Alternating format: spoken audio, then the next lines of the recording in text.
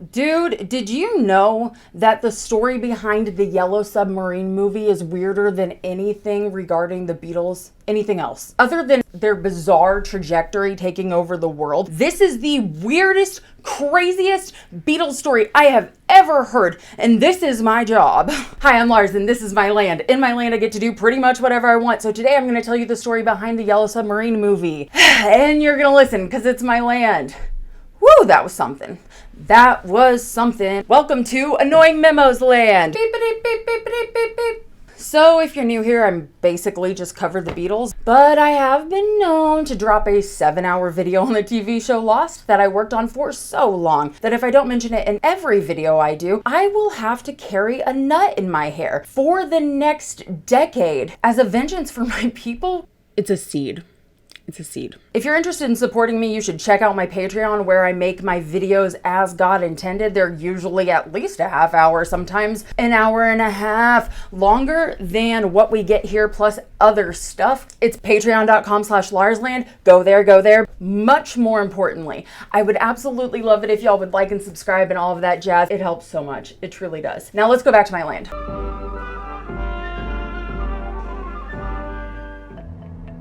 Most important thing, let's get it out of the way. I have been known to do the longest videos, including everything in projects. This is just about Yellow Submarine, the movie. The Yellow Submarine album,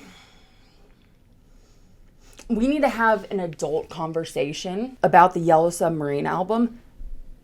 Seriously, I have a separate video coming for that. It's coming next. I have a lot of thoughts, and I would love for you to watch both because... I just lost my ring because this video is interesting, but that video is spicy. That video is a hot take. That video is gonna get me canceled. There are a lot of things that need to be said, and I don't think I can actually fit them in this video. Don't get me wrong. Yellow Submarine, the movie, is still very much a Beatles project, even though their hands weren't on it as usual. And while the men we love so much weren't drawing the figures behind this project, it's irrevocably linked, not only to the Beatles themselves, but to the popular zeitgeist of the Beatles, the branding, and in the world. But before we get into anything, we just need to address the pink CGI remake in the room. In August 2009, Variety reports that Disney and Robert Zemeckis will be doing a computer animated remake using motion capture. Just like Polar Express, Beowulf, etc., you know, those classics. And it was supposed to be in time for the 2012 London Olympics. Zemeckis said, Yellow Submarine is one of the greatest fantasy films of all time, and making this new 3D performance capture movie is a dream come true for me. With the latest advances in technology, we will be able to take moviegoers on a voyage unlike any other and bring new excitement and dimension to Pepperland and the various sea worlds that they encounter. I'm thrilled to be working with the good folks at AppleCore and our partners at Disney on this epic retelling of one of my all-time favorite films. The casting was Peter Serafinowicz as Paul, Dean Lennox Kelly as John, Carrie Ells, insert pronunciation, Carrie Elwes as George, Adam Campbell as Ringo, and David Tennant was in talks to voice the Chief Blue Meanie. But Submarine was already facing a rocky head start because some of those aforementioned classics kind of bombed in the movie theaters. Robert Zemeckis' $150 million budgeted Mars Needs Moms opened to just $6.9 million. So the project was dropped in March 2011, and Zemeckis said that he was still interested in shopping it around, but eventually he just dropped it, and he said, that would have been a great one to bring the Beatles back to life, but it's probably better not to be remade. It's easy to say it now after, well, this was in 2012. You're always behind the 8 ball when you do a remake. It gets harder and harder to make movies. With the current state of the industry, it's difficult to stay passionate about it. The hardest thing for a filmmaker as he's aging is saying, how much more of this crap can I take? It's tough. I can only do it if I have a script to believe in. Like Flight, I guess he was probably promoting Flight. So in 2021, old footage resurfaced of what this mocap was gonna look like, and ooh boy, we're gonna watch it right now. I haven't seen it yet, actually, so we're about to watch it. Future me. So we are going to watch the 10 seconds, 9 seconds of the Yellow Submarine remake snippet that was leaked in 2021. It's concerning to look at just in general. So there's John looking like, I don't know what the hell that's supposed to be. That is sort of George, but don't you think he's a little too jolly? I guess you can't really see him from here. He looks a little too jolly. And Ringo looks, I don't know, stupid. What's the matter, John, love? Blue meanies? Newer and bluer meanings have been sighted in the vicinity of this theatre. There's only one way to go out. How's that? Singing! Oh my God. What's the Wait matter, a John, minute. love? Blue meanies? Newer and bluer meanings have been sighted.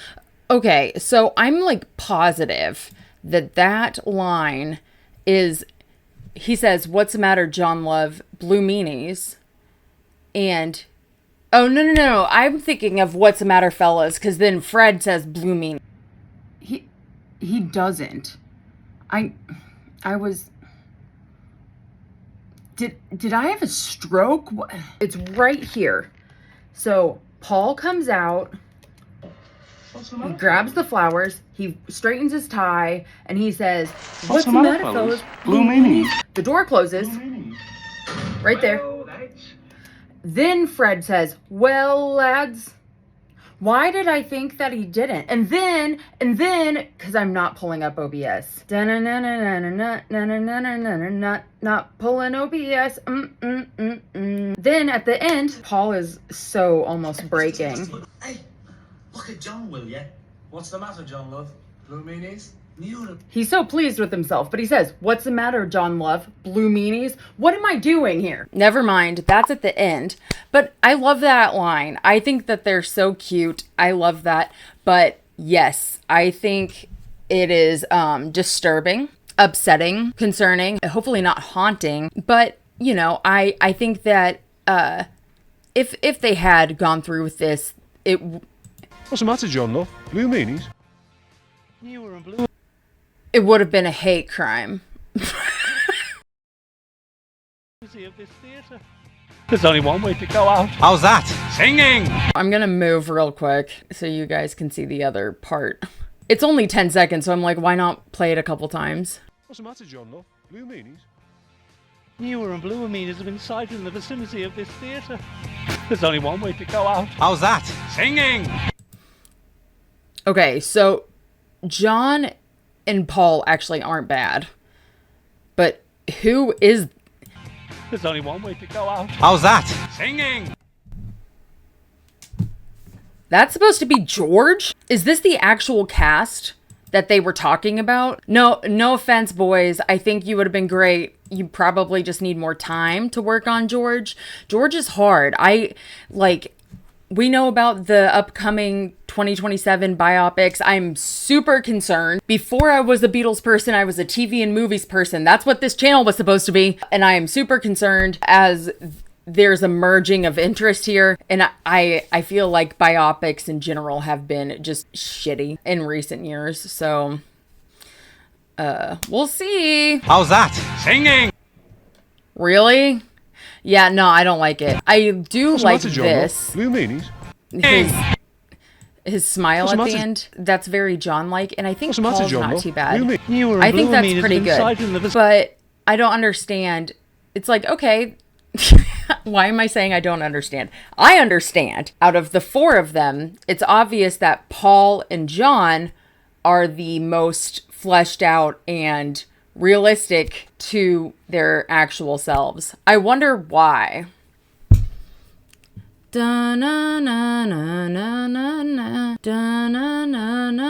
right, so that was upsetting. That was disturbing. We survived it. And now that we've done that, it's time for an introduction into the story behind Yellow Submarine and kind of a setup to explain the conspiracy board that you've seen a little bit of. I have a way of doing things. I typically start with the reason why, then I go through production, personnel, anything interesting. Then I go through the release and the reception of album, project, whatever. Then we listen, watch, whatever. It's rather chronological.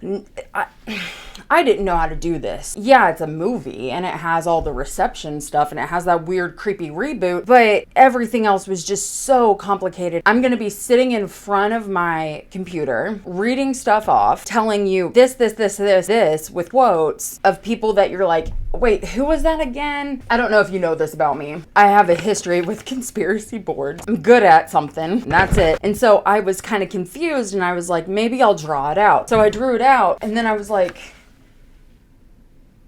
oh my God, it all connects. All of it connects. So I made a board.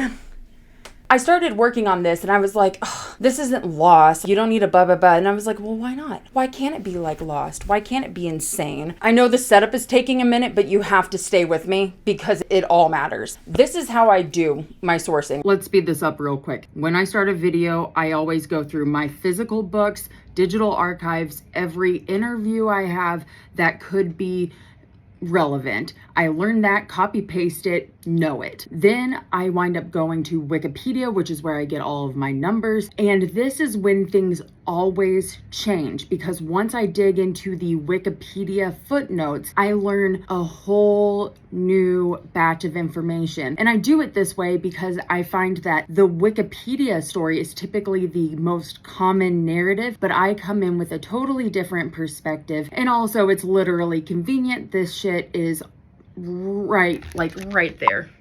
Don't judge the messiness. I wind up finding more information and I'm like, oh, that changes things. And then I will do something else and I'll find more information and I'm like, that changes things. And then sometimes I'll find more information and I'll be like, oh, fuck, that changes things.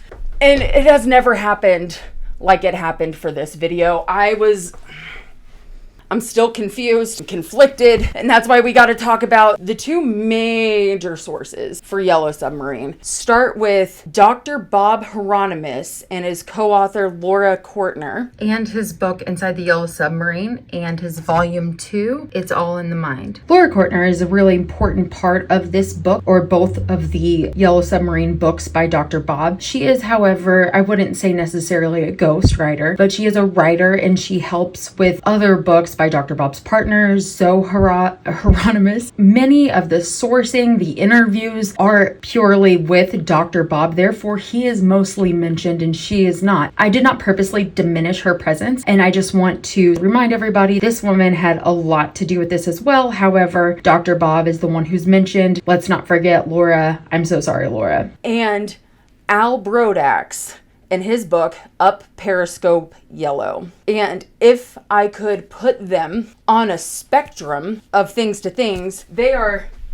diametrically opposed. Diametrically opposed. So I read Up Periscope Yellow. This is really interesting. I'll go through with this story. Then I go through the Wikipedia and I see this guy, Dr. Bob. He's repeatedly sourced. They all say his book is the Yellow Submarine book. You have to get his book. You have to read his stuff. I came across a couple reviews from him, a couple articles from him. I gotta find this guy's book. I don't have a lot of money, so I was like, maybe there's a way to access this for free. I looked everywhere. I pulled all the stops. I checked so many library databases. I had a friend in the UK look for me as well. There were so many strings I tried to pull because I cannot afford a $30 book or a $20 PDF or a $100 hardback. I believe in charging what something is worth, and from what I know about this book and how much work went into it, I think $20 is what it's worth. However, I don't have it right now. So I will eventually read the book, and I think I'm gonna do like a review for Patreon. But what's fun is I read Al Brodax's book, I find Dr. Bob's stuff, and the more I look, the more I realize that Al Brodax's book, from the producer side of the story, is highly disputed amongst everyone involved in the Yellow Submarine project. Everyone. To the point that Dr. Bob, he calls himself Dr. Bob, so we just stuck with it because it's easy, that Dr. Bob actually has an artist statement posted by the art director, the man who came up with this design here, Heinz Edelman, saying, we renounce this book. It is not true. And then Dr. Bob had an 18-page correction going through point by point about everything that was wrong with it. Here's the thing. It's an awesome correction. It's actually like slay, dude. I think it's great. It is a little problematic to be fact checking with your own book, but trust me, we'll get there. The problem is that I kind of love Al. Oh, he's super problematic and he's definitely exaggerating, and I will be telling you about some of the stupid lies that he comes up with to embellish his relationships with the Beatles and his knowledge about the Beatles. I'm like, dude, you did not have an editor, and he didn't. There are also parts of this book, and I mean this, that switch tone and are completely honest and so different, not relating to the Beatles or even the project. And some of them are the most beautiful words I've ever read in my life. I had a heart attack about one of them. And because of that, I have major beef with Dr. Bob. The angriest I've ever been about anything I've ever covered in a video. So this should be good. All of this video was filmed basically out of order as I changed a lot of things until I finally happened across the proper conspiracy board. Please don't let the conspiracy board distract you. I'm a little concerned and overwhelmed about trying to live up to the information that Dr. Bob has put out there. Even though this is clearly a rather in-depth video, there's so much more that I'm missing out on. Y'all, I know. I'm very aware. There are lots of things that would probably be considered important to others, and frankly, this is going to be, I think, a 4-hour video. Discretion is important here. I'm so sorry for the extensive explanation of a setup, but I have to explain how we got here, and I appreciate your patience. I love y'all so much. Thank you. Hi, you might be wondering why I've gathered you here today. Do you know someone you love or care about or admire who has glasses that make them look like an owl librarian chump? Maybe you do. And maybe you might think, should I say something? And maybe you should. But maybe sometimes, if we don't have anything nice to say, we will understand that our friend has broken glasses and had to tape these together and doesn't like how they look in them and much prefers these. But man, that scratch resistant coating has not held up and it looks blurrier than my old glasses from 3 prescriptions ago. Thank you for coming to my TED Talk. There's a reason why you as a Beatles fan, or you as a animation fan, or you as a me fan, okay, need to know about Yellow Submarine. The story, first off, it's just entertaining. I mean, you might as well just kick it with me for the next, let's guess, hour and a half. Hopefully not that long. The film had no direction whatsoever. When they started, they had no script. Things were a little confusing. So Heinz Edelman, the art director, starts drawing stuff. Then the animation team is put up against the wall and said, hey, here's the Beatles songs you know that you're gonna have in this movie. Animate to them. What should we animate? Don't know, don't care, animate to them. So these animation scenes, these songs, the famous rotoscoping Lucy in the Sky with Diamonds scene, that is all just coming, well, not that one specifically actually, but other ones. These are all just coming from the feelings, the inspiration, and the drive that comes from listening to the Beatles' music. The music drives the entire movie. Not to mention, the rest of the music was made by George Martin. He's one of many people called the fifth Beatle. Video on that. And he knows their sense of humor. I think it shows in his compositions in this movie. The script is influenced heavily by the Beatles themselves, the Liverpudlian sense of humor, the Goons, etc. So it has the essence of the Beatles driving them, even though they do not voice the actors, they do not draw anything, and they only appear at the very end of the movie. This is still very much worth learning about because it is how the Beatles themselves impact the world even when they're just kind of on the sidelines. Not like on the sidelines, they were very busy. They were too busy to do this, and they didn't want to do this, by the way. Found the pointer. It was in a closet. There's something powerful about the pointer. Charles Widmore. As John Lennon rejected the original script, or one of the original, we'll get there. So many will get theirs. We will get there. And one of the Beatles' friends / Mike McGear's bandmate, Roger McGough, was also an author of this script. So the Beatles are really actually very much directly connected to quite a bit of this. The main components of the board are the Beatles, the music, the Yellow Submarine script, the film itself, the animation, the art, all of that, and the money. What started the endeavor entirely for Yellow Submarine was the Beatles' need to fulfill their third United Artists contract for films. They had done A Hard Day's Night. That was fun. They did Help. They Were High. That was fun. By 1967, the Beatles were kind of over it. They'd just been working on Sgt. Pepper for a while, and they were still making a lot of music. They were focusing on important endeavors such as LSD and LSD. That's a gross oversimplification. Relax. Before you get mad, relax. The thing is, they didn't give a shit. They were never actors to begin with, excluding Ringo.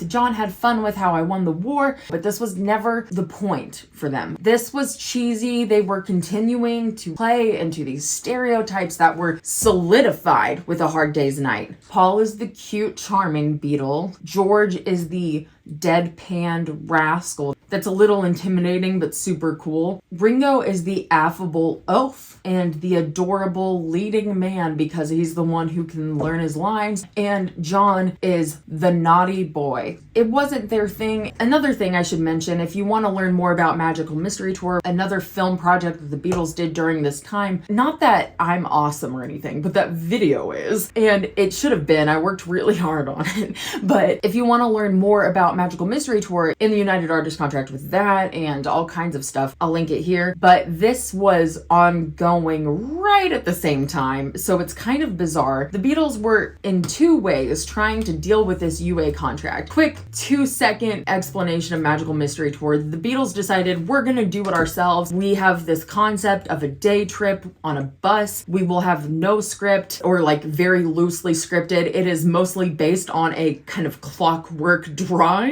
And they basically say, we'll go here, we'll kind of around, we'll edit it together, we'll go here, we'll around, we'll edit it together. And they didn't use clapperboards for most of it, so they had a hell of a time syncing the footage, and it wound up being about 56 minutes. Part of it was cut, part of it was censored because it was too racy for TV. And the first time it was aired, this very magical, trippy movie was aired on Boxing Day in black and white. So it was a bit of a flop. This did not happen before Yellow Submarine. This was all happening the same time. So the Beatles were hoping maybe this will fulfill our UA contract. But there was a backup plan because everyone was a little skeptical about this other home video compilation that the Beatles were cooking up. Before we really, truly, and fully dig into what happened in this, I'm going to go ahead and read that aforementioned statement. We do not consider Up Periscope Yellow by Al Brodax to be either a fair or an accurate book. We would also like to protest on behalf of those who cannot defend themselves, like the late George Dunning. That's the director of the movie. As far as the truth can be reconstructed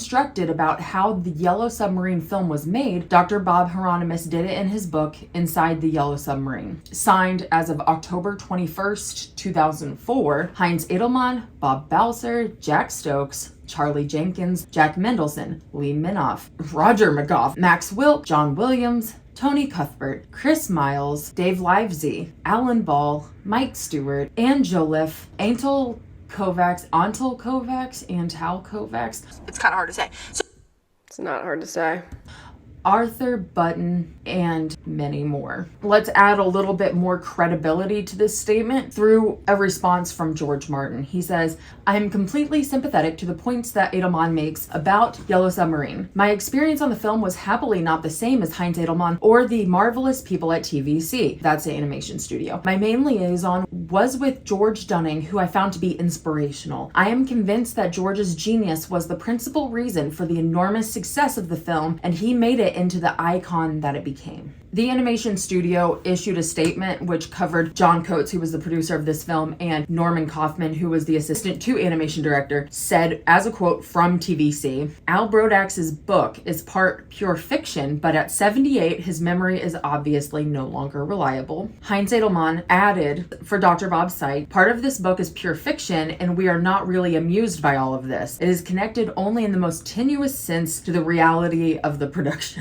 So Charlie Jenkins, who is part of the minds behind the Eleanor Rigby scene, said a lot of stuff, and he said that Al does deserve a modicum of credit, but only just a little bit. He went on to laud the real heroes of this, including George Dunning and Heinz Edelman, and we will talk a little bit more about John Clive here in a bit. This kind of starts with the Beatles cartoon, which I know almost nothing about. I've never seen it. I've only just seen clips of it or whatever. I know a lot about it now to the degree of how it started. So in 1964, Al Brodax, who worked for King Features of Hearst Publishing, went to Brian Epstein and said, hey, I was thinking maybe you should do an animated series, a cartoon. And Brian said, okay, here's like a really, really, really, really, really bad deal. It is rumored that Al said, sure, by the way, if this does well, maybe we get to take that third film contract. Maybe we do a full feature film. What you think? And it is rumored that Brian said, we'll see. Al does not say that in his book. King Features, they didn't have a technical storefront for where they made all of their cartoons and comics and all kinds of other stuff. Because they worked for Hearst Publishing, long story. They started with comics that were adapted into cartoons that include some names you might recognize, such as Beetle Bailey, Blondie, Flash Gordon, Jungle Jim, Mandrake the Magician, The Phantom, and Popeye.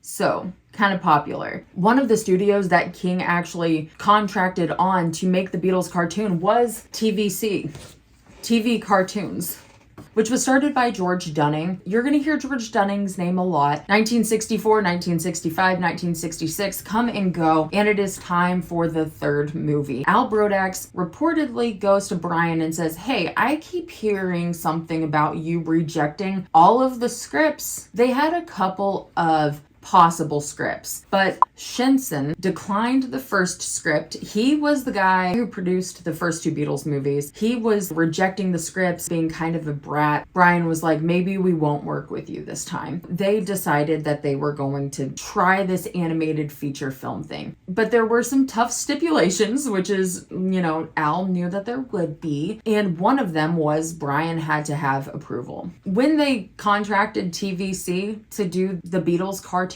the relationships that spawned so much animosity during the Yellow Submarine production started right there. This is, I think, a pretty good way to start with Al Brodax's book. He says, a very young man, the T-boy, greets me and introduces me to a seemingly anxious, rosy-cheeked man, John Coates, who explains that he is one of the partners of TVC London. He manages the books. George Dunning, company director, anointed with great enthusiasm by his mentor, Norm McLaren, smiling and diffident, greets me and introduces the third partner, Jack Stokes, a unit animation director. Bearded, clear-eyed, Jack exudes an intense energy. He has the look of a Viking with an axe to grind. Disney trained. In just a few short years, these four will become the core, the basic cadre of an army of over 200 for the production of Yellow Submarine. In a sense, most group creative endeavors become a struggle of variant instincts and cultural creative origins. At my initial engagement with the group on contact points, Coates indulges me to distraction. There is a cloyingness about him that is off-putting, or is it just English? About Dunning, there is a wispy tenderness, a soporific something that will hopefully translate into the creativity that McLaren promised. Jack Stokes' energy cannot be ignored. He exudes a sense of reliability. T-boy Norman, ... makes good tea. Al's book very much came off like, oh, well, I didn't know you were upset. I just thought this was the way things go. He's still the antagonistic guy. The Beatles don't love Al Brodax. They really don't. They found the TV cartoons to be a ripoff. They didn't run in the UK. They ran only in the US. According to this, it was pretty Americanized. I haven't watched it, like I said. And they were kind of just, ugh. Here's what George Martin says. In 1966 came Yellow Submarine. It was 1967. He messed up. It's okay. Came Yellow Submarine. That film was a whole package of problems, not least the fact that the Beatles were against the idea from the beginning. At that time, they were suspicious of anything that wasn't their own idea, and this was a deal that had been worked out between EMI, Brian Epstein, and the producers. In April 1967, The Times reports that the Beatles are going to purchase James Kennaway's latest novel, Some Gorgeous Accident, and it would be the first film that the Beatles produced that they did not star in. But that didn't happen, obviously. On September 13th, 1967, George Harrison comes out and talks about the UA contracts and the feelings toward filming. He says, the contract we signed signed with United Artists was for 3 films, 2 of which we've done. The third one we so far haven't done because we didn't want to film just to make some money. We wanted to do a film that might mean something to either us or to the people who are going to watch it. So the thing is, over the last year or 2 since Help, we've had thousands of ideas, but they've all been Help or A Hard Day's Night revisited, and it's no good. We've got to make something good. How we visualize the film, it's got to be at least the difference between Help the Song and Sgt. Pepper. So the movie has got to be that progressed too. So we won't make it until it's right. I think we should start it about next February. If we do, we'll probably end up by not having a big production team and we'll film it all. Hardy har har har, that is not what happens. Bob Balser, who was brought onto the production later, he was also a unit director. He did Nowhere Man in like the traveling scenes. He's really cool. I don't know him. I'm like, bestie Bob Balser is so cool. He seems cool.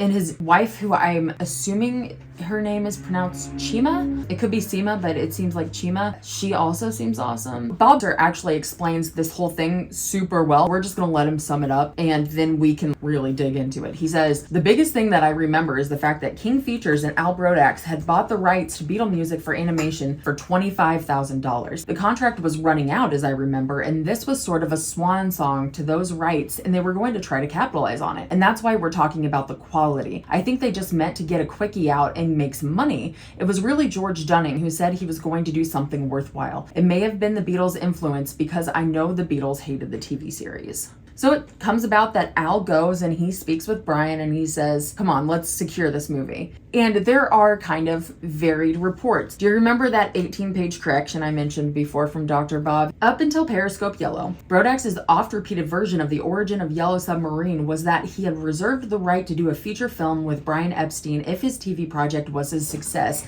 Then, when it became a huge hit, badgered Epstein until he agreed to live up to that agreement. On page 28 of Inside the Yellow Submarine, he said, the cartoon series was highly successful, and during that whole period, it was my ambition to do a full-length feature. Brian Epstein, who was a very difficult person, he says some stuff about Brian, who was a very difficult person, but he did make the promise that if the cartoons were successful, I'd have a short feature. Grabbing at this straw, I understood that the Beatles wanted more than anything else to go to India to get their lives straightened out with this guru. I suggested that they could go to India with my blessings, okay, thanks Al, and have a feature produced while they were in residence in India. In Up Periscope Yellow, there is no mention of the promise for a feature if the TV show was a success. In fact, in this version, Epstein's people come to him hoping he can suggest a writer for their next film, at which he had the idea to suggest himself and an animated feature to help them out of their bind. So I think that that's important to know. Al's important and he did everything. He did everything. I still love him. This whole entire video is going to be a practice in learning how Lars can shit on someone and love them at the same time. But the idea of an animated feature film, not popular. Al talks about David Picker, who was the vice president of sales at United Artists, and he says, and I think that this section from Al's book properly sums up the vibes. Now, here's something that Al is super guilty of, and it's embarrassing. It really is. And I think we all do this to a degree, but it's egregious. He definitely lets his friends and the people he was having conversations with have the opinions. And then Al can either agree or, commiserate, or he can push back and say, no, we don't mean it. So that's the way that he would fight against some of the personnel claims that I understand exist in Dr. Bob's book. And Al will sometimes be the sensible one, but most of the time it's just him going like, oh my God, this is so stressful. When I'm reading some of these excerpts from Al's book, which will not be the majority, when they show up, they show up. Even though he might not be directly saying, this is the vibe, this is the vibe. He says, David Picker is quick to tell me there are a host of problems, that his salespeople cringe at the thought of pitching an animation to a theater owner, that the word pariah is accompanying angry hangups, that Disney hasn't had a real winner since 101 Dalmatians in 1961, and the English haven't produced an animated film in 14 years! Exclamation point. He takes a deep breath. I order another round of drinks. Another thing, they toast things all the time. He's like, we did this and we toasted it. We did this and we cheers to that. We did this and we cheers to that. Okay, and we toasted that shit. He sets his drink aside, hard focusing. He continues, you realize those two gents down the road just tossed us one hot potato, meaning they got the deal. Follow 2 smash Beatle hits with an animation. You can't give that stuff away. Nat and Arthur, these are the 2 agents and deal makers between UA and King Features, are sitting back there computing their mutual corporate charities and comparing their latest prostate prognosis. 2 old school warriors. They do combat with pencils and logic. We are the vanguard to their rear guard. He smiles, reaches for his drink, leans toward me. Thing is, their pencils and their logic are forever right on. We're blessed. Working in the shadow of that particular twosome, somehow we'll make this fucker work. Vibes upwardly summed. While Dr. Bob does take a lot of umbrage to how Al writes, I just think it's how people write to make themselves look better. You have to read it through a filter, you know? I might jump around a little bit because I have 4 documents. The longest one is 110 pages. That includes some album stuff, not all the album stuff, but I will have a base to start off for the next one. But so it's all over the place, but it was going to be a feature-length Beatles cartoon movie. It was going to be like the Rugrats movie. That's what Al wanted it to be. He thought, cheap, easy, quick, bang it out. That is not what the Beatles wanted, okay? And while the Beatles had nothing to do with this, they still have the final say on what goes on their work. I mean, they get what they want.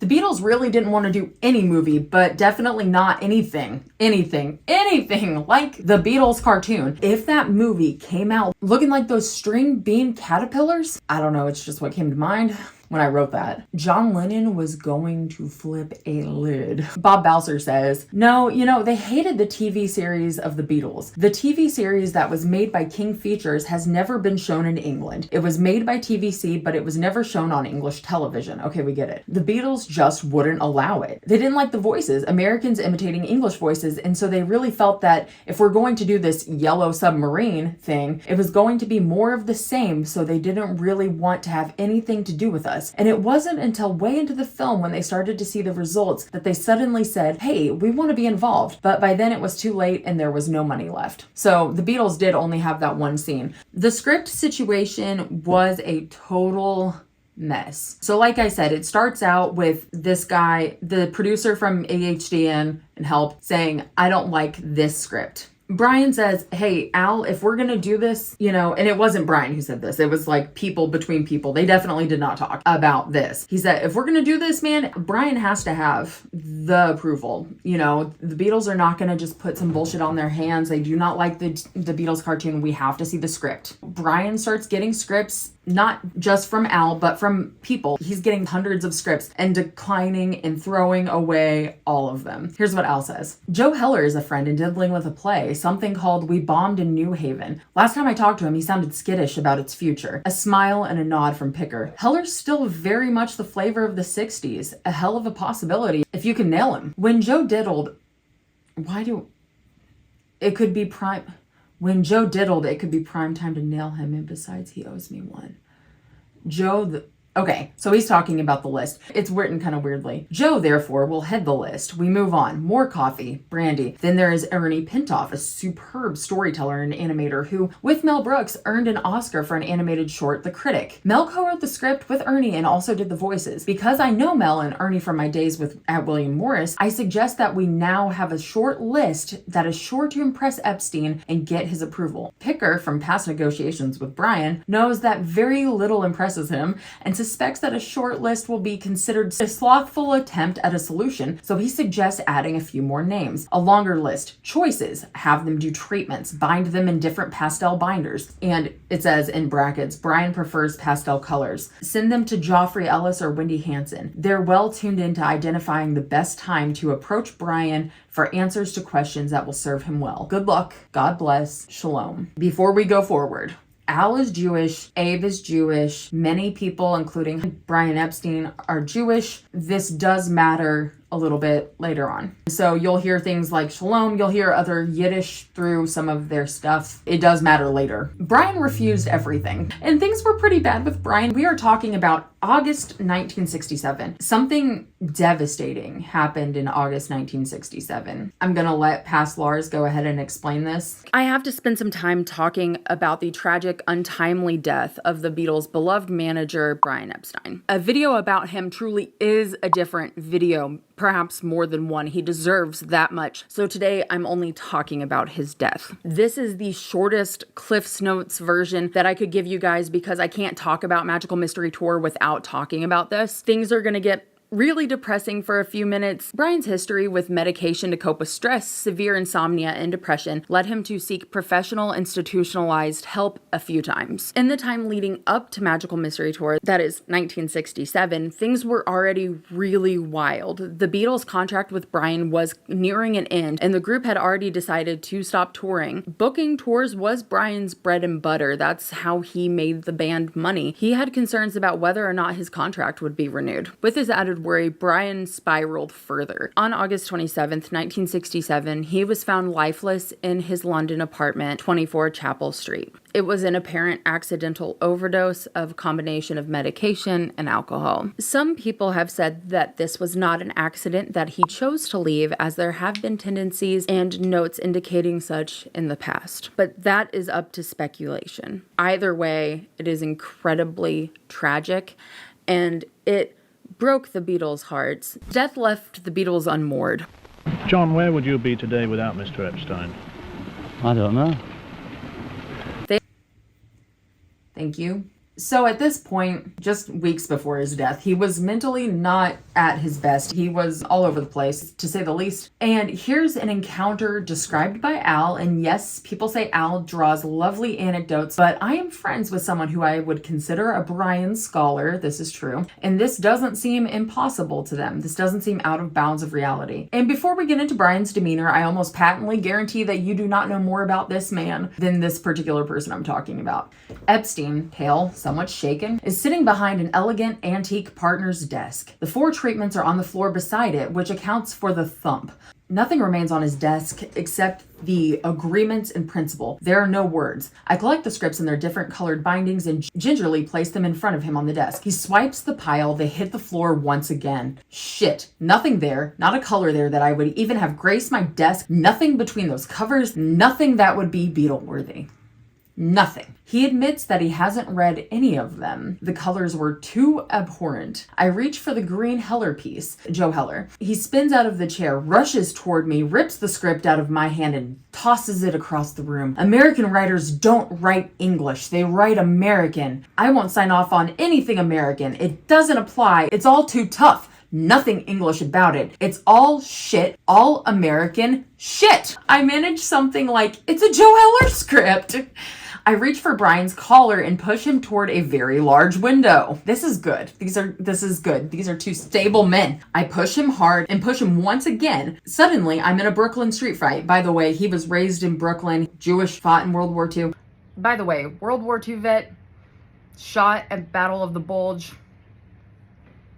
Just minor things. He's very tough. He talks about being a Brooklynite all the time. He says that he's foul-mouthed and quick-tempered. I don't think that has anything particularly to do with where you lived, so I think people today maybe who are Brooklyn natives might take offense to it, but whatever. This is not me who wrote it, it's him. Suddenly, I'm in a Brooklyn street fight. I wait for the counter push, and there isn't any. Just a kind of puppy yelp as Jeffrey bursts in and separates us. Wendy gathers up the manuscripts. Jeffrey is Brian's solicitor, and Wendy is Brian's personal assistant. Brian stares at me menacingly and shakes his head. Wendy declares that she is making tea. Jeffrey very calmly seats Brian and announces, United Artists is getting very antsy. I'm concerned that this deal might blow away. If there's no third picture, there will be, I assure you, a significant lawsuit. Close to midnight, Wendy and Jeffrey turn up at my flat. Fearful of a lawsuit and the loss of revenue a third picture might well yield, has succumbed to Jeffrey's legal argument, but has announced that another such incident designed by Wendy will cost her job, and that, quote, Brodax, that bloody, violent American son of a bitch, I'm never to meet with him again. Not here, not anywhere, not ever. Wendy pours champagne while I stare at the signed letter of agreement handed to me by a weary but grinning Jeffrey Ellis. It's a green light. I'll arrange some other toy for Brian to play with. Stipulation about writer approval is out. Game is all yours, Brodax. Cheers and whatnot. Fabulous, mythical, ineffable joy. So remember all the things I just said about Al's kind of putting words in other people's mouths to say his opinion. I think we just heard those people say what he thinks about Brian. And sadly, Brian died shortly thereafter. Now, Al's reaction to Brian's death is one of those honest passages that I talked about before. It's just so true to the human nature, shock, grief, and reality. A late night newscast reports the death of Brian Epstein at the age of 32 on August 27th, 1967. Shocking, sad, difficult to comprehend. But in retrospect, my initial thought had little to do with Brian's untimely death, but more rather with the fact that just one day after their arrival in Bangalore, which he thought was in India, not Wales, it will interrupt the Beatles' much-needed rest. This death will upset them terribly, considering their affection for Brian. They will undoubtedly return to London on the first available flight, in effect to do a Huey, an airborne U-turn that has the distinct advantage of keeping one's body more or less in the same time zone. No jet lag. For me, this thought brings such an overwhelming sense of relief that it seems to overshadow the unhappy fact of Brian's demise. A long, uncomfortable night measuring my cockeyed sense of priority. No jet lag for the boys. Brian, gone. I try to like myself better in the morning. It's weird because sometimes when someone dies, the first thing you think of is something weird.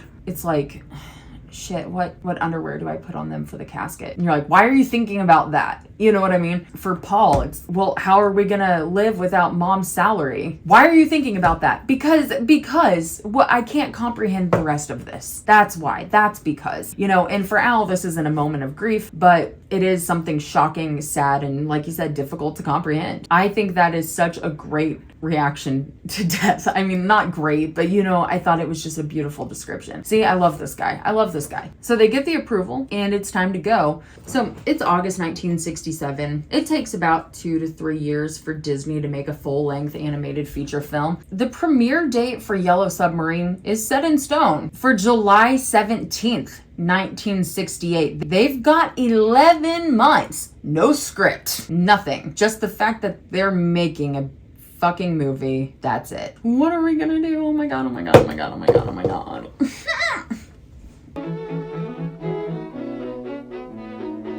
Earlier, I said that on the board, the Beatles would be connected to everything. Just for simplicity, because the Beatles are not directly connected to the money, they're not going to be... Is this bad? This like peeling up? Let's fix it real quick. For simplicity's sake, I'm just gonna keep talking and you're gonna just not look. I decided to go ahead and keep the Beatles connected to the more obvious bits here. They are connected to the music, of course. They are connected to the film because they are directly in it at the end. And they are connected to the script because the Yellow Submarine song actually influenced the beginning of the bare bones of the original story. So they are directly connected to the script. That looks better. I believe I can go on with this. Happy Pride Month. This does get convoluted, confusing, and overall a little backwards. And that's the reason why the board has to happen. Now that the deal is on, there are bigger players in this game from outside of the Beatles circle that you and I wouldn't typically know. So in addition to Brodax over at the King side, we also have his right-hand people. I decided to take note of them with these orange stars because King is in New York City. And Al spends a lot of time coming from New York to London, which is where TVC is. Okay? So consider this the Yellow Submarine, the leagues under the sea. This is the Atlantic. This is New York. That's London. So Al is here and he deals with... So over the course of like 6-8 months, a lot of the production, he was going back and forth, and spending more time in London probably than in New York. However, Abe Goodman, the production coordinator, and also one of Al's right hands, basically stayed in London almost all of the time. So I put his star here, And Mary Ellen Stewart, who was the associate producer, she spent almost no time in London because she was on the ground in New York City and also in a couple other places, but doing things over here and over here with the script and the cash. The Boy Meets World moment. Denver, high atop the majestic Rocky Mountains. Elevation 5,000 feet. Philadelphia, lying low in the Delaware Basin, 250 feet above sea level. Found it. With the cash. Mary Ellen Stewart was very important, but almost unknown to this entire part of the board because they wouldn't know what she was doing. And one thing that I want to mention is all of these sections, except for the music,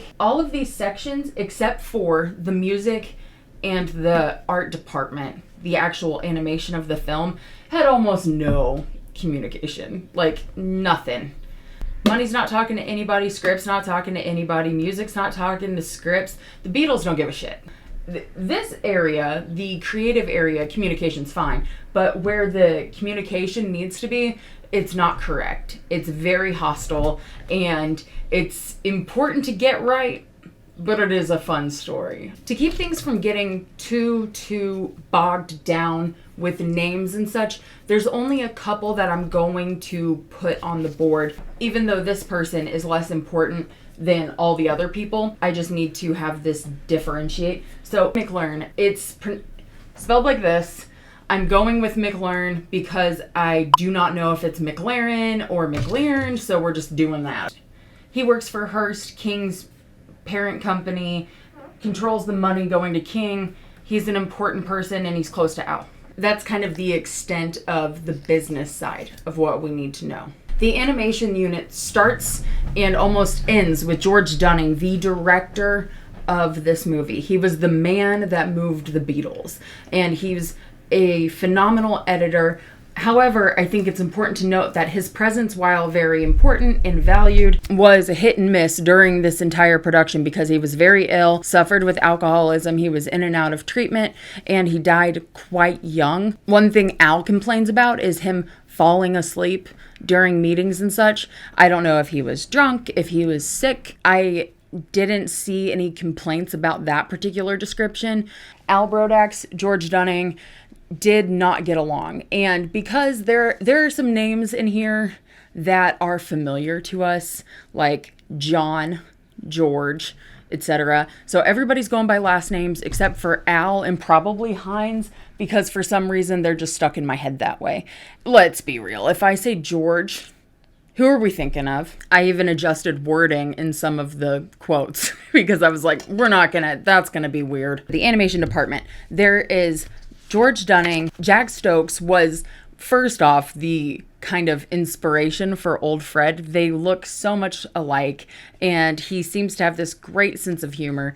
Jack was the animation unit director and storyboarder who also did the All You Need Is Love sequence. Oh, by the way, George Dunning did the Lucy in the Sky with Diamonds sequence with Bill Sewell, and they did that rotoscoping technique. It's a beautiful piece. He's also credited for keeping the production on the straight and narrow to ensure a quality artistic piece. I've already mentioned Heinz Edelman is the art director. He drew the Yellow Submarine and all of the other creatures. Everything you see, the art style, that's all him. The animation style is the rest of them. He had at that time very little experience with animating his art like this and was very particular about it. We'll get into it. Heinz is the genius behind the Yellow Submarine. Don't judge this, okay? I obviously traced it. By the way, we're ignoring any sort of bleach stains that might be on the shirt, okay? It was one of those days I wanted to wear the comfy shirt and I was just like, fuck it. It's also stitched up at the armpits. I don't care. I obviously care. Just ignore, like, the format things, the format changes. Like, what are you, my mom? What are you, the cops? Leave me alone. Charlie Jenkins was absolutely integral to the production. He's the one who found Heinz when he was looking through Twin magazine, and he originated the loose paint rotoscoping of live action images. He also made Eleanor Rigby, The Journey Through Time and Space as it leaves Liverpool, Northern Song, and the All Together Now end sequences. And Bob Balser. He directed and storyboarded all the scenes that were pre and post Pepperland, Liverpool, the travel sequences through various seas, and the return. That's the animation unit. George Dunning, Jack Stokes, Bob Balser, and Charlie Jenkins. Now, John Coates. Oh, wait. No, this is how this. I'm sorry, guys. Come on, animation unit. Give it up, give it up, give it up. Okay. Animation unit goes here. Coates goes here. Yeah. So John Coates, he went on to be, I think, the president or something of TVC. He was the producer of this movie. He was not credited as that. He was credited as the line producer. I'll tell you all about it later. He oversaw the production unit of the movie, and he runs a tight ship, and he makes everything work. He is a problem solver. John Coates also worked with Abe Goodman. Al describes it as a contentious relationship. Abe was dead by the time all of this work was being done on books, so we don't know what he saw it as. But there was kind of sometimes disagreements between these two when it comes to scheduling, money. Abe was concerned about deadlines, all kind of, I'm actually going on right now. We need to get back to what we were doing. I've got like something on my lip, but I feel it. What is that? There are several writers of Yellow Submarine, the story. This story was turned into a book written by Lee Minoff and Max Wilk, and I will be reading that on my Patreon. If you want to see that, go get your gold passport. Monsters to suit every taste. Like and subscribe.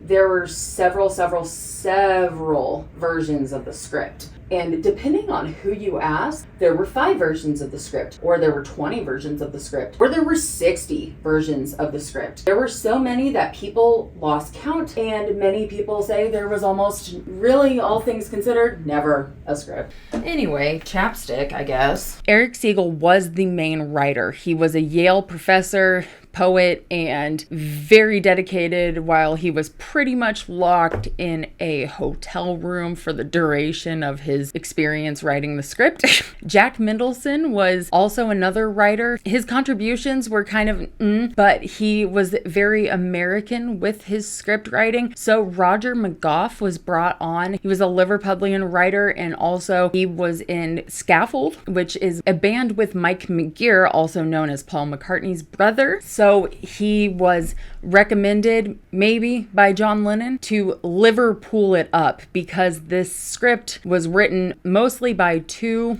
Americans, 3 if we're counting Al. So Roger McGough had to come in and actually fix it. In order to keep this simple, here are the writers. The voice actors are complicated, but let's just give it a list. Peter Batten, he's uncredited, voiced George Harrison for the most part. Paul Angelis voiced Ringo, the Chief Blue Meanie, the narrator, and the rest of George Harrison. John Clive voiced John Lennon. Jeffrey Hughes voiced Paul McCartney. Dick Emery voiced Jeremy Hillary, the Mayor, and Max. Lance Percival voiced Old Fred. Brian J. Bishop was the editor. He's not making it on here, but I just thought that I should mention him. The background supervisor was Alison DeVere. She's also Eleanor Rigby in Eleanor Rigby sequence. And Millicent McMillan was Heinz's assistant and also credited with turning the meanies blue. They were originally red. As previously mentioned, It's not hard to say. As previously mentioned, the deal is on. It's $1 million. King finances, UA guarantees, TVC is contracted to make the animation. King is responsible for supplying the script. Beatles are responsible for supplying the music. And the delivery date is a lofty 11 months for July of 1968. It needed to be ready, but there was very little time. Norman Kaufman actually matters a lot. He started as an intern at 16 years old, then joined TVC when it became its own company. Then he went on to be a co-director of TVC, so he has been there since the beginning. In an article by Carl Cohen is an animation author and professor, and he is, or was at the time of publication, the president of the San Francisco branch of the International Animated Films Association. International Animated Film Association. It's not hard to say. Having to create the film in a short period of time was a nightmare, but a lot of fun. They got used to working long hours and had to run 2 shifts in the ink and paint department. Today, once work on the animation has begun, it takes TVC 9 months to do a half-hour TV show. That article is from I think 2004. So at that point, TVC had 9 months for a 30-minute show. Disney, with all of its resources and expectations, had 2 to 4 years for animated feature films. Some people wanted to compare this or keep this on the same wavelength as Fantasia. Fantasia was in the works for about 4 years, conceptually at 4. Planning started at 3. They had 2.5 full years for production, I think. I looked it up on Wikipedia real quick. So Lee Minoff writes that story, and John Lennon takes a look at it and says, this is absolute crap. This is like a bloody Flintstone script. I want nothing to do with it. And the Beatles found the cartoon to be such an embarrassment that they were not going to be having that for this. Back to the drawing board. The Yellow Submarine concept stays to a degree, but the author changes, and we're starting with Eric Siegel, who is the Yale professor. People started to get to know him, and he even experienced a little bit of Beatlemania once people realized that he was helping write the new Beatles script. These extra script writers, authors, and even in later crunch time, animators from around the world are found by Mary Ellen Stewart, according to Al's book. I'm sure that there's more that I'm missing from Bob's book, but we know that I do not have Dr. Bob money right now. Once again, I believe that creators should be able to charge for their shit, okay? Al Brodax from London. He said, Siegel, this is Big Al Brodax. I'm going to give you the chance of a lifetime. I said, what? He said, I need a rewrite fast.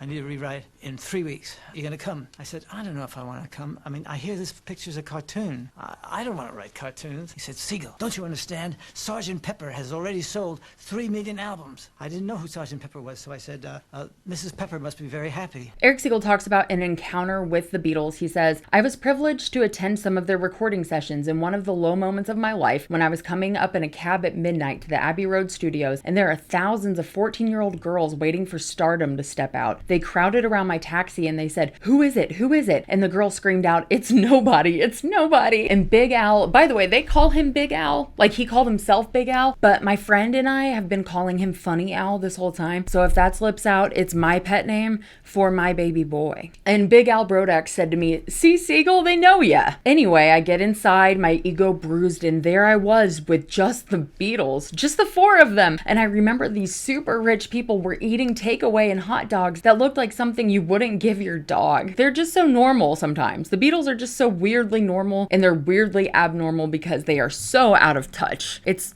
hilarious. Speaking of Eric Siegel, he actually wrote the foreword to Dr. Bob's book, and I would like to read that real quick. Bob Hieronymus's book is an eye-opener. When he first told me he was writing about the making of Yellow Submarine, I assumed it would be one of those gossamer puffball showbiz numbers that seem to clog our bookstores. How wrong I was. He has created something more significant than perhaps even he himself realizes. The only thing that comes close to it is John Gregory Dunn's The Studio, 1969. This is probably a more important work than the film it documents. Perhaps the secret of his success is the use of first-person narratives which provide more than ample corroboration of the adage that, quote, movies are not written, but rewritten. I played a small part in this panorama of vanities, but I did not know how small until I read this book. I had blithely assumed that I was the last rewriter on the project, and I took some satisfaction that I had put the film to bed. Now, 30 years after the fact, I discovered that there were a handful of successors after my definitive version. Indeed, while I was in London slaving away at the script, there was someone slaving away equally hard on the west coast of America. Hieronymus's book is certainly spellbinding, especially since no words are put in other people's mouths. No one can therefore complain to have been misquoted. I myself was fascinated to find some of them claiming to have written lines I remember clearly have fashioned myself. Is it deja vu or is it deja écrit? Fuck was that? Okay, I asked my friend if they know what that means. Deja écrit. A dramatic reading. Hey, did you say you speak French? Wait, I don't think this is French. I don't fucking... Tell me if you know what this means. I'm filming, and I got stuck. Deja écrit. Help! Also, sorry, it is French. It's a pretentious way to say already written. Basically used interchangeably to mean it was gonna happen / it's been done to death. Literal translation is repeat written. Or perhaps merely waning memories that always tend to put the witness closer to the center stage than he really was. Main character syndrome. We've all been there. The Yellow Submarine marked a milestone in my life. It was the first film script that I wrote, or to be correct, rewrote, that actually made it to celluloid. For this, I will always be grateful to Big Al Brodax & Co. Funny Al.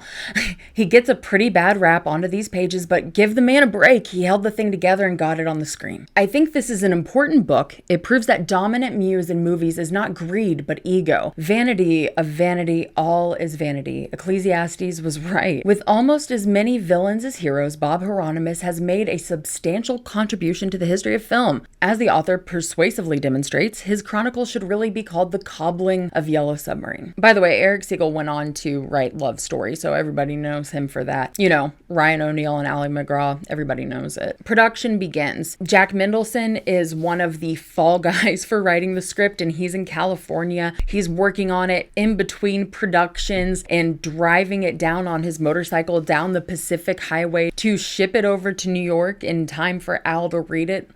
And no script, but production begins.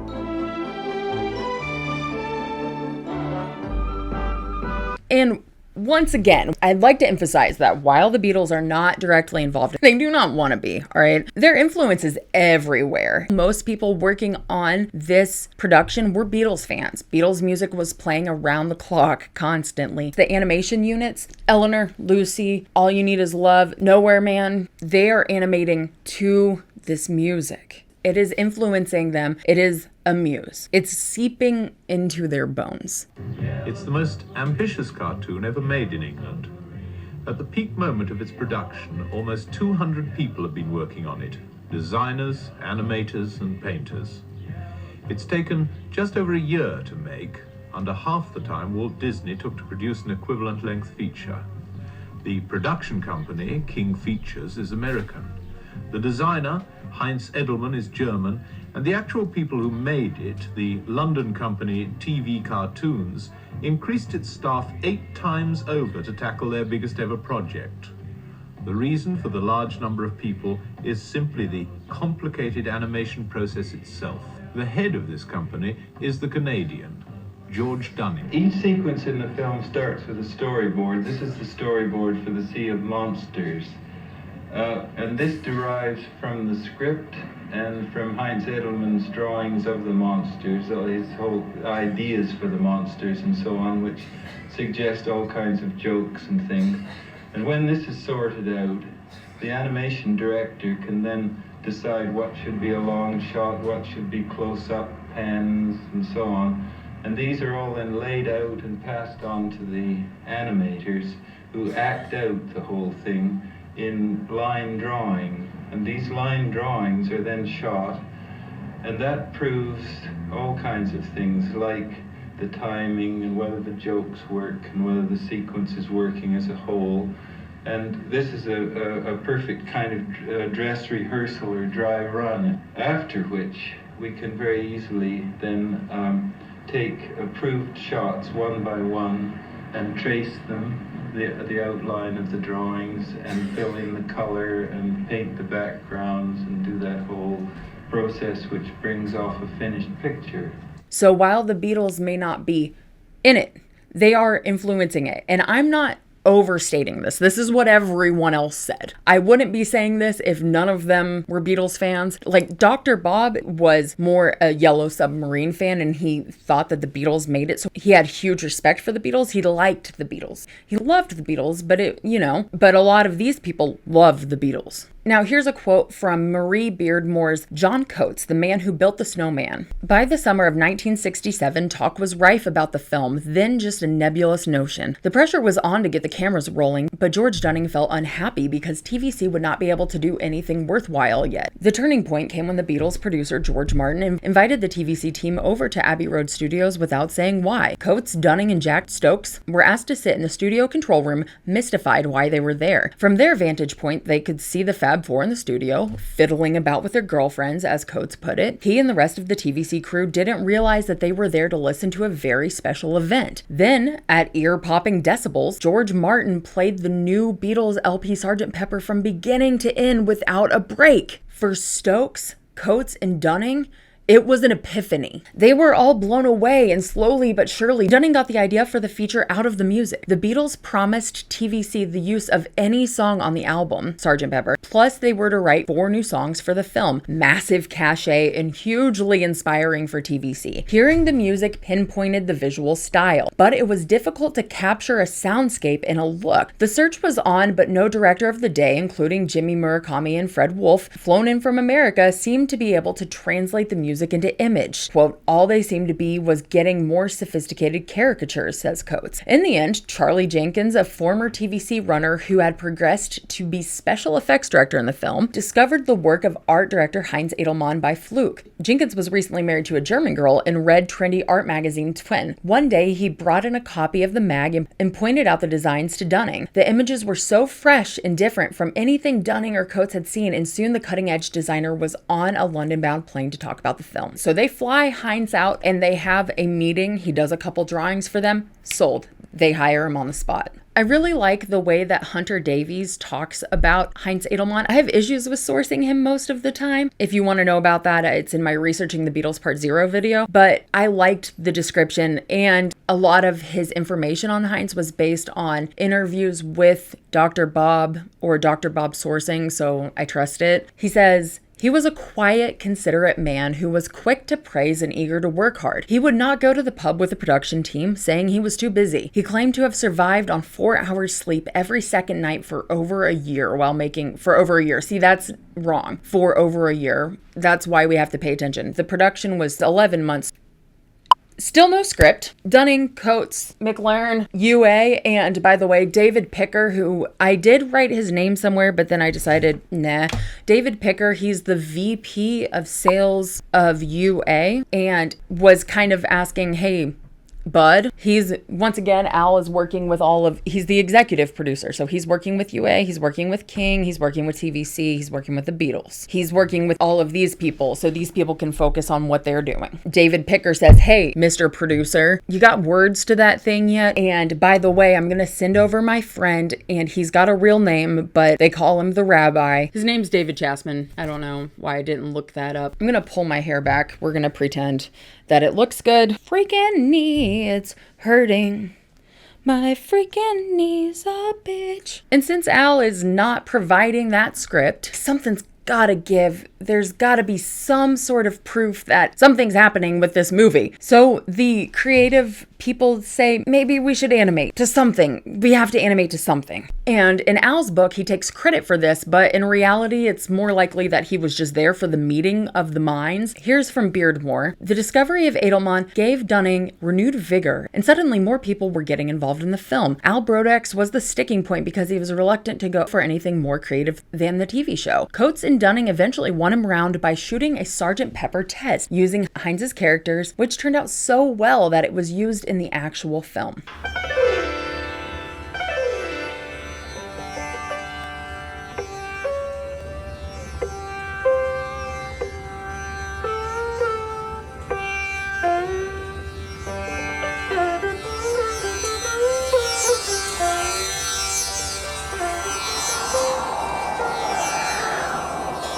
This little bit of test footage actually knocked my socks off. The first time I watched it, I got very emotional. I was so moved by it. I felt like it just so encapsulated the Beatles, and the way that they made that little clip of George and the wavy notion of him standing there, it was just so perfect. It was just so perfect. And I just thought, man, they nailed it. They really nailed it. And the way that they really nailed it was what solidified my need to learn more and more about this movie.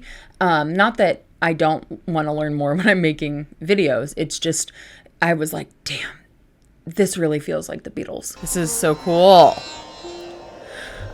Oh! This is so cool! Now, Al's description of it is so entertaining and definitely conflated that I'm gonna read it. At his desk, Dunning is studying Heinz's sketches of the four Beatles. He asks me about my lunch with George Harrison. I go on at great length. I'd seen very little of the boys during the cartoon series production. Okay, we're gonna skip this part. Dunning shuffles the sketches. I reach for the sketch of George. Dunning anticipates a statement, a judgment. Dunning, what? Al, they're extraordinary, all of them. Dunning, but... Al, no buts, just the thought that we should get on with it. We have more than a skeleton crew milling around out there. Let's take a whack at it. Let's animate. Dunning, is there a script that I don't know about? Animate to what, for heaven's sake? There are no words, Al. No sound. We animate to sound. At least that's been the tradition. Al, but there is George. There's the sound of music. I bite my tongue, a half-assed joke. He doesn't get it, but just keeps shuffling the sketches and staring at me. Silence. I try to top his silence with my own, but think better of it. He has a habit of staring, of pausing at length before framing a response about anything, even the time of day. Dunning repeats, no words, Al. I simplify. Music is sound, and we have lots of it. Beatles sounds, no less. We animate songs for starters, he counters. Songs have words, but those words should somehow fit into a story. No story yet, unless there's some kind of state secret. A quiet but palpable hostility building about Dunning teases my street-bred response time that, when stretched to the max, can tend to explode verbally and on rare occasions physically. I did not plan to introduce that information right before this. There's a lot of stuff that I've forgotten, by the way, so sometimes I will occasionally react because this script is 64 pages. It's been a minute since I put in a lot of this. Been working on it for a while. I sit on it. Dunning is stubborn. Dunning is hostile. Dunning is trouble. I declare that songs have instruments, sounds without words, lots of them. Let's kick off with simply an instrumental. Dunning, just like that, animate to an instrumental, a single instrument or some such, without purpose, direction, story point. I don't understand. He doesn't. He can't. It's going to be a long war. I gently pluck the Harrison sketch from his hand. Animate George. Put Charlie and Heinz together. Make use of Minoff's mixed media notion. Have one of the sound editors pull a sitar section out of the Harrison piece. I'm sure there are lots of clean, wordless pieces to choose from. Animate a few minutes. I'll call Picker first thing in the morning. Tell him production is well underway and that soon I will be in New York to screen some sample footage that will knock off his socks. Roger? I don't wait for confirmation. It's been a long day. I just want out. One thing that Al repeats, he's like, it's my ass, okay? So do what I say because it's my ass. If the chips fall, it falls on me. That's one thing that he repeats. So he's bossy and shitty, but does it matter? If it fucks up, it's all on me. You know what I'm saying? So obviously, shortly after production, things turned pretty icy between Dunning and Al. This is from an interview with Bob Balser. He came on actually a little bit later onto the production as things were moving forward. I believe it's later in the fall, winter time when they brought Bob Balser on there. I'm sure I could have found it somewhere, but that's what Al's book kind of intimated. He came on and took a big role. He says, this is an interview with Bob, his wife, Chima, and that's how I'm choosing to pronounce that, who was there for this whole experience, and Dr. Bob Balser. There was no love lost between George Dunning and Al Brodax.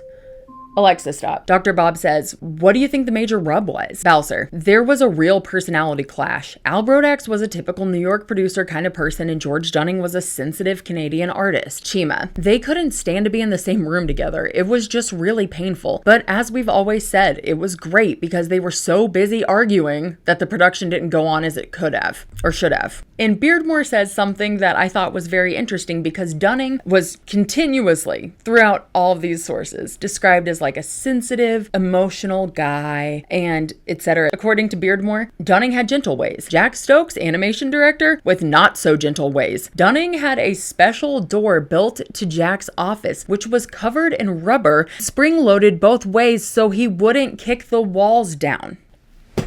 My God. Toxic workplace environment. I'm kidding. A lot of the people in the art department say that it was a really crazy time, but it was fun. There were lifelong friendships, pregnancies, the ends of marriages, divorces, the beginnings of new marriages, lots of stuff, lots of pot. Lots of pot. There was a lot of speculation about drug influence of this movie, and I will get into some of that here in a bit. I've titled this section, Fuck It, We Ball. So Hines was getting tired of waiting and they needed more characters. One of the famous quotes surrounding him is that he's tired of talking about Yellow Submarine. And I believe this was in 1998. He said that he's like the old mariner and Yellow Submarine is the albatross around his neck. And people will say, I love your work. This was the best thing you ever made. And he's like, who wants to be known for their work at 33? Well, I mean, thanks, Hines. He talks about it, humors it, and there's a lot of reasons why it was a stressful and kind of rough memory for him, but he likes his work in the way that it grew over the years. For those reasons and for the description of how he worked from everyone else, that he was diligent, that he was kind of obsessive about being over everyone's shoulders and making sure that they animated in a true to form way. It's kind of hard to say. For his stuff. And so I find him to be a very reliable source. He says that there were only 2 character names pulled from the original script, Lemonoff script, Old Fred and Boob, who I will be calling Jeremy Hillary because and there's a maritime story and a list of music to use. Hines says, and this is what survived from the first, second, in the several versions of the script who got weirder and weirder. And there was one that concentrated on the marital problems of Mr. and Mrs. Old Fred, in which the submarine only appeared as a ship in the bottle. It did get weirder and weirder. As production drew close in the final presentation, I was given to do some Davy Jones and to illustrate Davy Jones and Davy Jones' locker, together with some mermaids, and this was on a Friday afternoon when everybody else went away for the weekend, which was at that time religiously observed in London. And there I was feeling sort of depressed, and I was supposed to have one assistant come in on Saturday to help me on the coloring work. Now, of course, I was not very happy with doing a Davy Jones. And also, I've never done a drawing of a mermaid in my life, and I hope to go to my grave without ever doing one. And so I was working a Friday night till Saturday and feeling frustrated, and I just wanted to go back home. And just as a point of professional pride, I did not want to leave and resign without having at least proposed something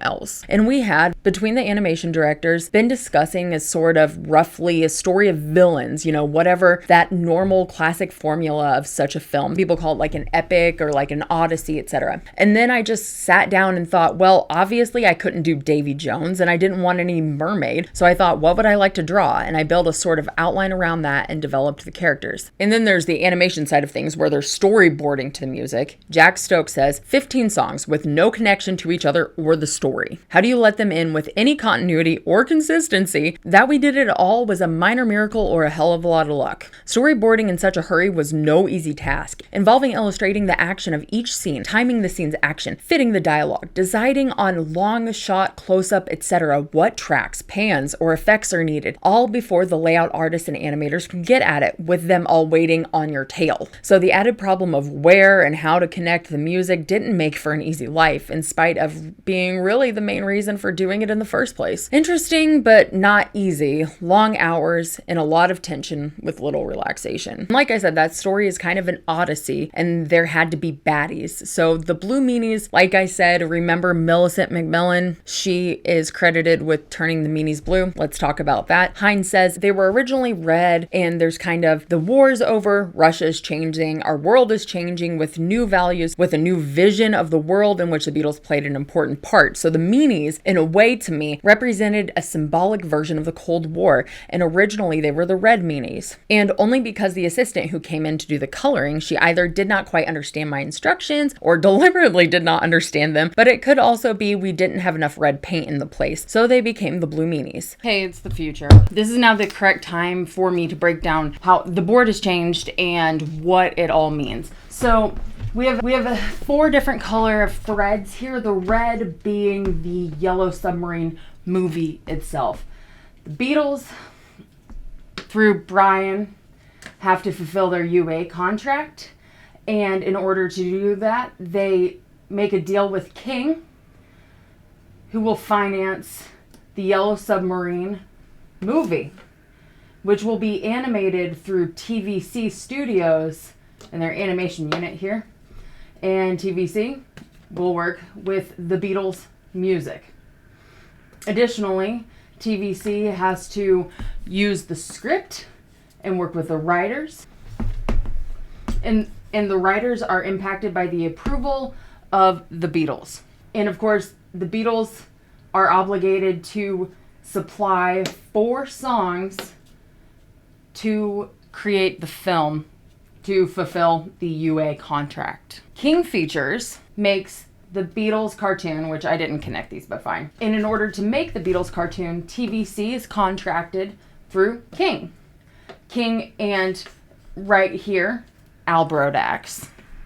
Al Brodax is the executive producer of the movie and the all-around accepted bad guy, especially with his tenuous and usually difficult relationship with the animation unit, particularly Dunning,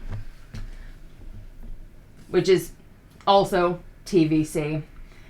And that story is told heavily and promoted by Dr. Bob, the big yellow submarine. If I probably could have made a little thing for him and the yellow submarine. The yellow submarine scholar who has a contentious relationship with Al Brodax. Finally, the Beatles have to supply music. George Martin, who I just wrote on the board, is the composer for the movie, and he makes the music through the Beatles, etc. Beautiful. So simple. So lovely. The Big Blue Meanie was also Al Brodax and his buddy Abe. Edelman said, I didn't particularly mean it in any vindictive way, just a bit of wickedness, I guess. I'd been mixed up with both of them for quite a time and all the way through the series, where I guess even then I was giving Al ulcers, which I might add with all our grumbles gave us the yellow sub, for without the series' great success in America, the yellow sub would not, I'm sure, have been made. As I said before, Hines has no experience with animation, and he and the animators not tend to come at odds, but kind of are like, dude, you don't understand, belaboring points.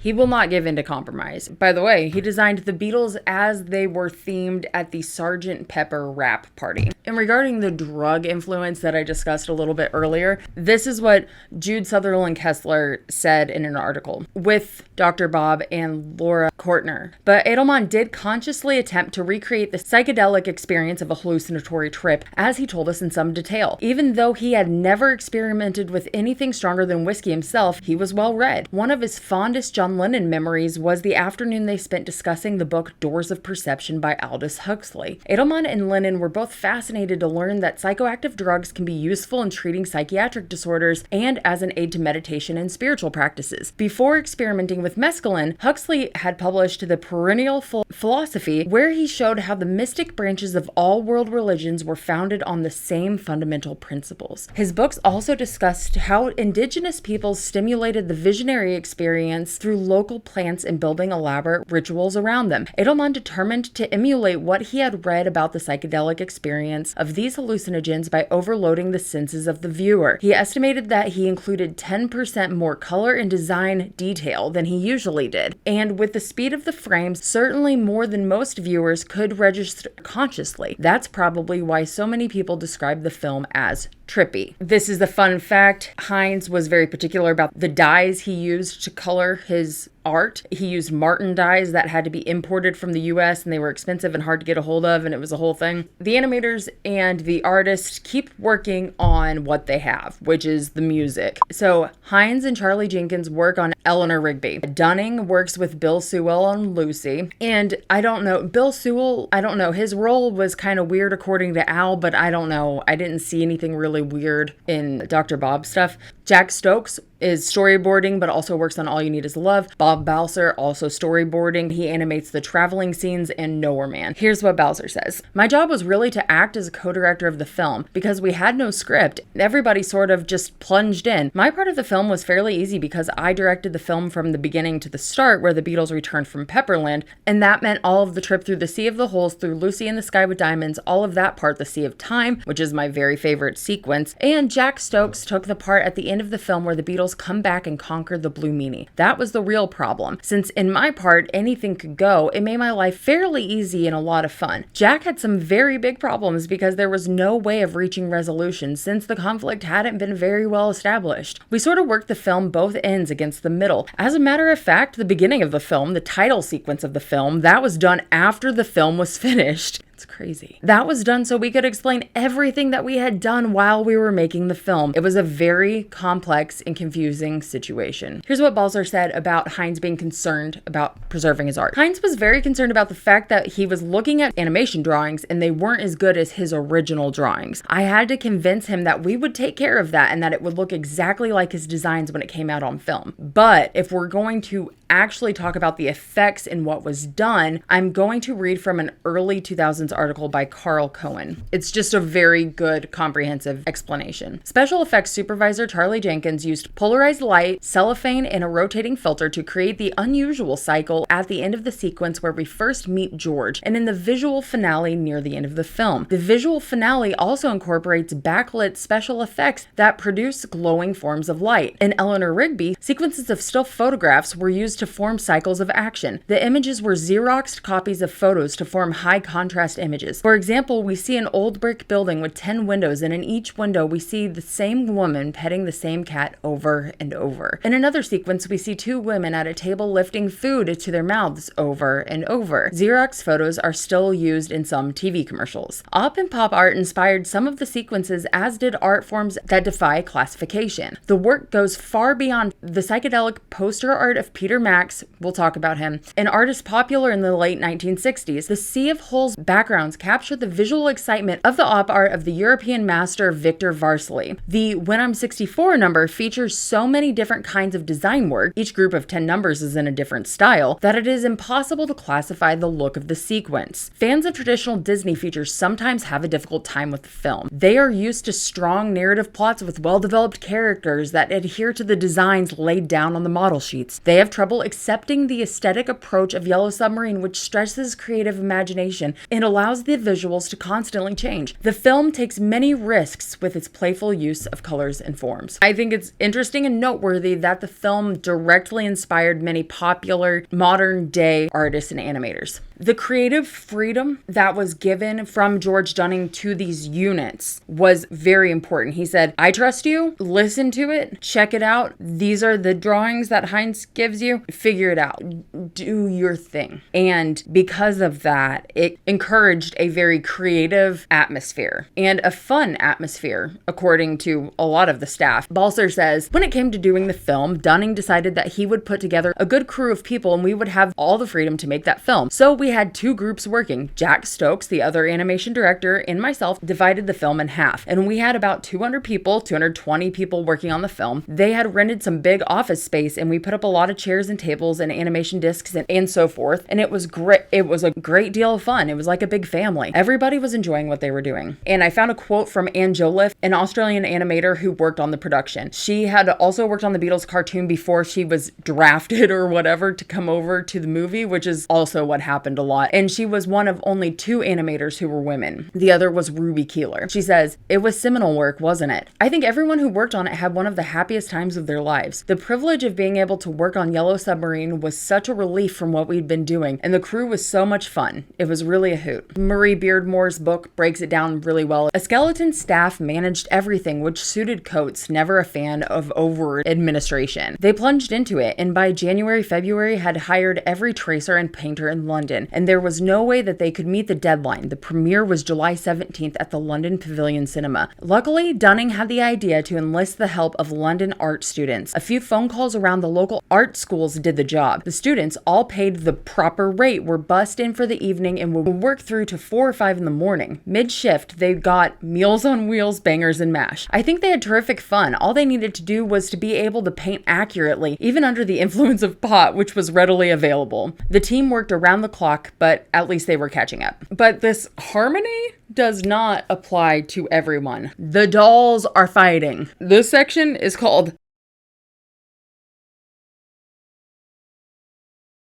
Trust Me, because so much Oh my God, so many times in Al's book, he says, trust me, you gotta trust me, you gotta trust me, because he doesn't ever have a fucking script. David Picker, the guy I mentioned, calling Al. He's saying, hey, bud, do you have words, something? And Al's like, hey, we're working on it. I've got Eric Siegel on it. And we're doing something. Trust me, baby. Trust me. Luckily, David Picker's buddy, the rabbi, comes in and he gets along with Al. They're buddies. But the rabbi is like really skeptical about this delay. So Al takes him out to dinner and he just butters him up. The rabbi's eyes narrow as he pushes aside his drink, leans over the table and says, Al, baby, words. A script. A very rough draft. Something. I erupt in manic hyperbole. Standing up, I flail my arms around to recite something akin to a rave review of a movie yet to be produced. Beatle music enhanced by extraordinary artwork. Not cartoon art, but fine art rendered in innovative, stunning mixed media. It will knock your fucking socks off. Rabbi blinks and shakes his head. I'm relentless, if not shameless. 3 animation teams working independently. Each team with a song of its own. Each song moving the plot along. Correction, did I say 3 teams? Fact is, there are 4 super teams at their discs as we speak, creating a motion picture that will out Disney. Just yesterday, we had the good fortune to sign on still another director, Bob Balser, an outstanding animator director, left his own studio in Barcelona to come aboard. More festival prizes than you have hairs on your head, a high-priced bit of talent. I've spared no expense, David. This guy's name is David too. And while Al is telling Rabbi to trust him in taking credit for those artist ideas, the creative team is still without real direction. Balser says, well, this is very interesting when you say the storyline, because unfortunately there was never a storyline. They had an idea to do a film about a trip in a yellow submarine, certainly because of the Beatles' Yellow Submarine song. And when I got there was really no concrete story. And this is, I think, probably one of the most interesting aspects to it, that this film was created as we went along, and it was a fantastic experience. It's something that could never happen again, and you could never gather the kind of people that we had together. And probably the most important person in the film was Heinz Edelman, who came up with the concept of the Blue Meanies, because that didn't exist when the film started. When you say, what's the story about? It started out as a trip in a yellow submarine, and then little by little it evolved into a situation with the forces of good and evil. Don't forget, that was a time of flower power in the world, and it just evolved. And from another interview, Balser talks about how there were several endings, and it just, remember how Heinz earlier said that things got weird? The film was finished at one point and it had several endings. This was a big problem, and the film never had a real storyline or a real script which we followed. It was just, as I say, evolving. Even the songs were. We just knew that we had certain songs, and we just sort of, okay, this is an interview, so we just sort of, as you said earlier on, many times artists do things that they don't really realize what they're doing. We were just having fun. And at the end, though, you see, everybody realized that the film had to have an end. So we worked very hard to come up with an end. And I'm very happy with that end, where Max turns, where the music comes, and he, the Chief Blue Meanie, gets covered up with the flowers, and they can no longer be blue and mean. And so they join Pepperland. I think it's a very simplistic, maybe, statement of what people would like, but I think it's a positive influence and a positive message. I agree. I think it's cute. It's very simplistic, but it's cute, When it comes to writing the stories, and like I said, I'm skeptical about Al's contributions to the writing, to be honest. Stood really hard behind the bluish joke. I address the bluish joke later, but other than that, I don't know. He takes a lot of credit for things, but in his book, he also talks about all of these ideas that he's like, oh, this would be interesting. I'm thinking about Maxwell's Silver Hammer and Eggman. Walrus had not come out yet. Walrus had not come out yet. It had not come. I mean, it could have, because it came out in November, but come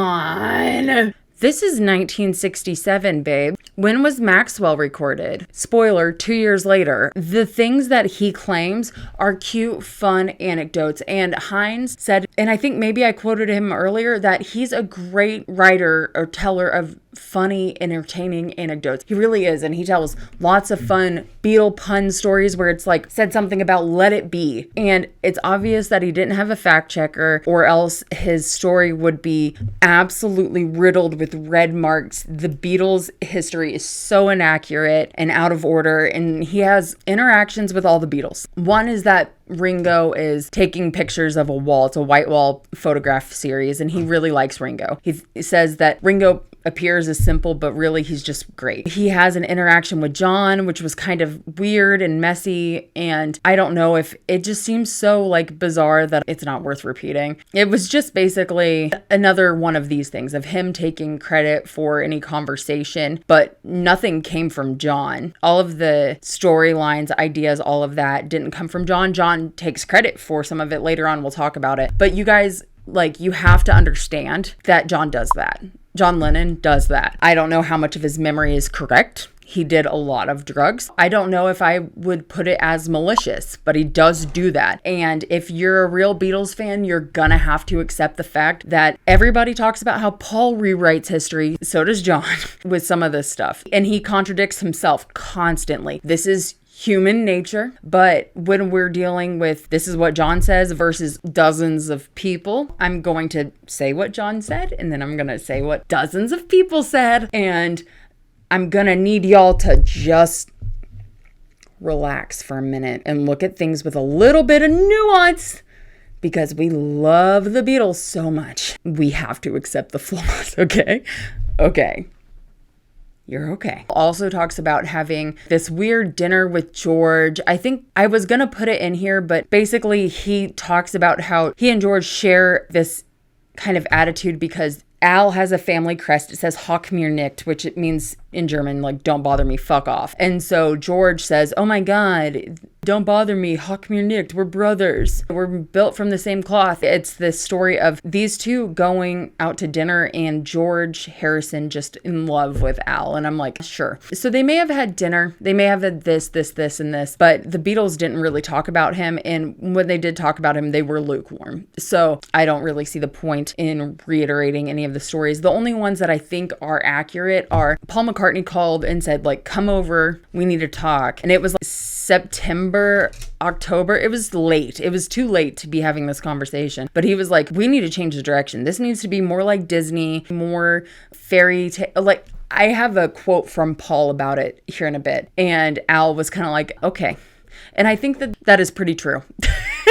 That seems real. The Ringo one seems real. The John one seems exaggerated. It seemed exaggerated, and the George one seemed fake. So that's just my opinion. And I would love for you guys to trust my opinion on this. Back on the script situation. When it comes to stories of writing, all of Al's stories regarding Eric Siegel are pretty much the same. Al runs around from London to New York with his head cut off, going crazy and being kind of just a negative steam cloud ordering people around. And this young man, this Yale professor, is locked in a hotel room, eating room service and driving himself insane at a typewriter. I really do try to not indulge Al's insanity, but maybe I should just a little bit. Here's what he says. There is something infectious about fatigue. I fop heavily into the overstuffed armchair behind me. He mimics my move in a chair opposite and yawns pointedly. I tally our assets, the state of our state as I see it. A virtual buffet of words, concepts, and possibilities scrambling for identity exists. There's Minoff's contribution spread out on the sofa, on the whole much too bland, poorly realized, and damned by Lennon as not Beatle-worthy. Damned Flintstone script. Original take on the direction in which we should go, a Beatles version of a Homeric kind of odyssey, a hazardous journey through many seas. From day one, we've been feeding into this concept in some of the many seas suggested by Minoff that fit well into it. Impeding the journey are a variety of Homer's monsters. Scylla, the six-headed monster, which becomes our bulldog, as well as some kind of sign from above that destiny guides our work.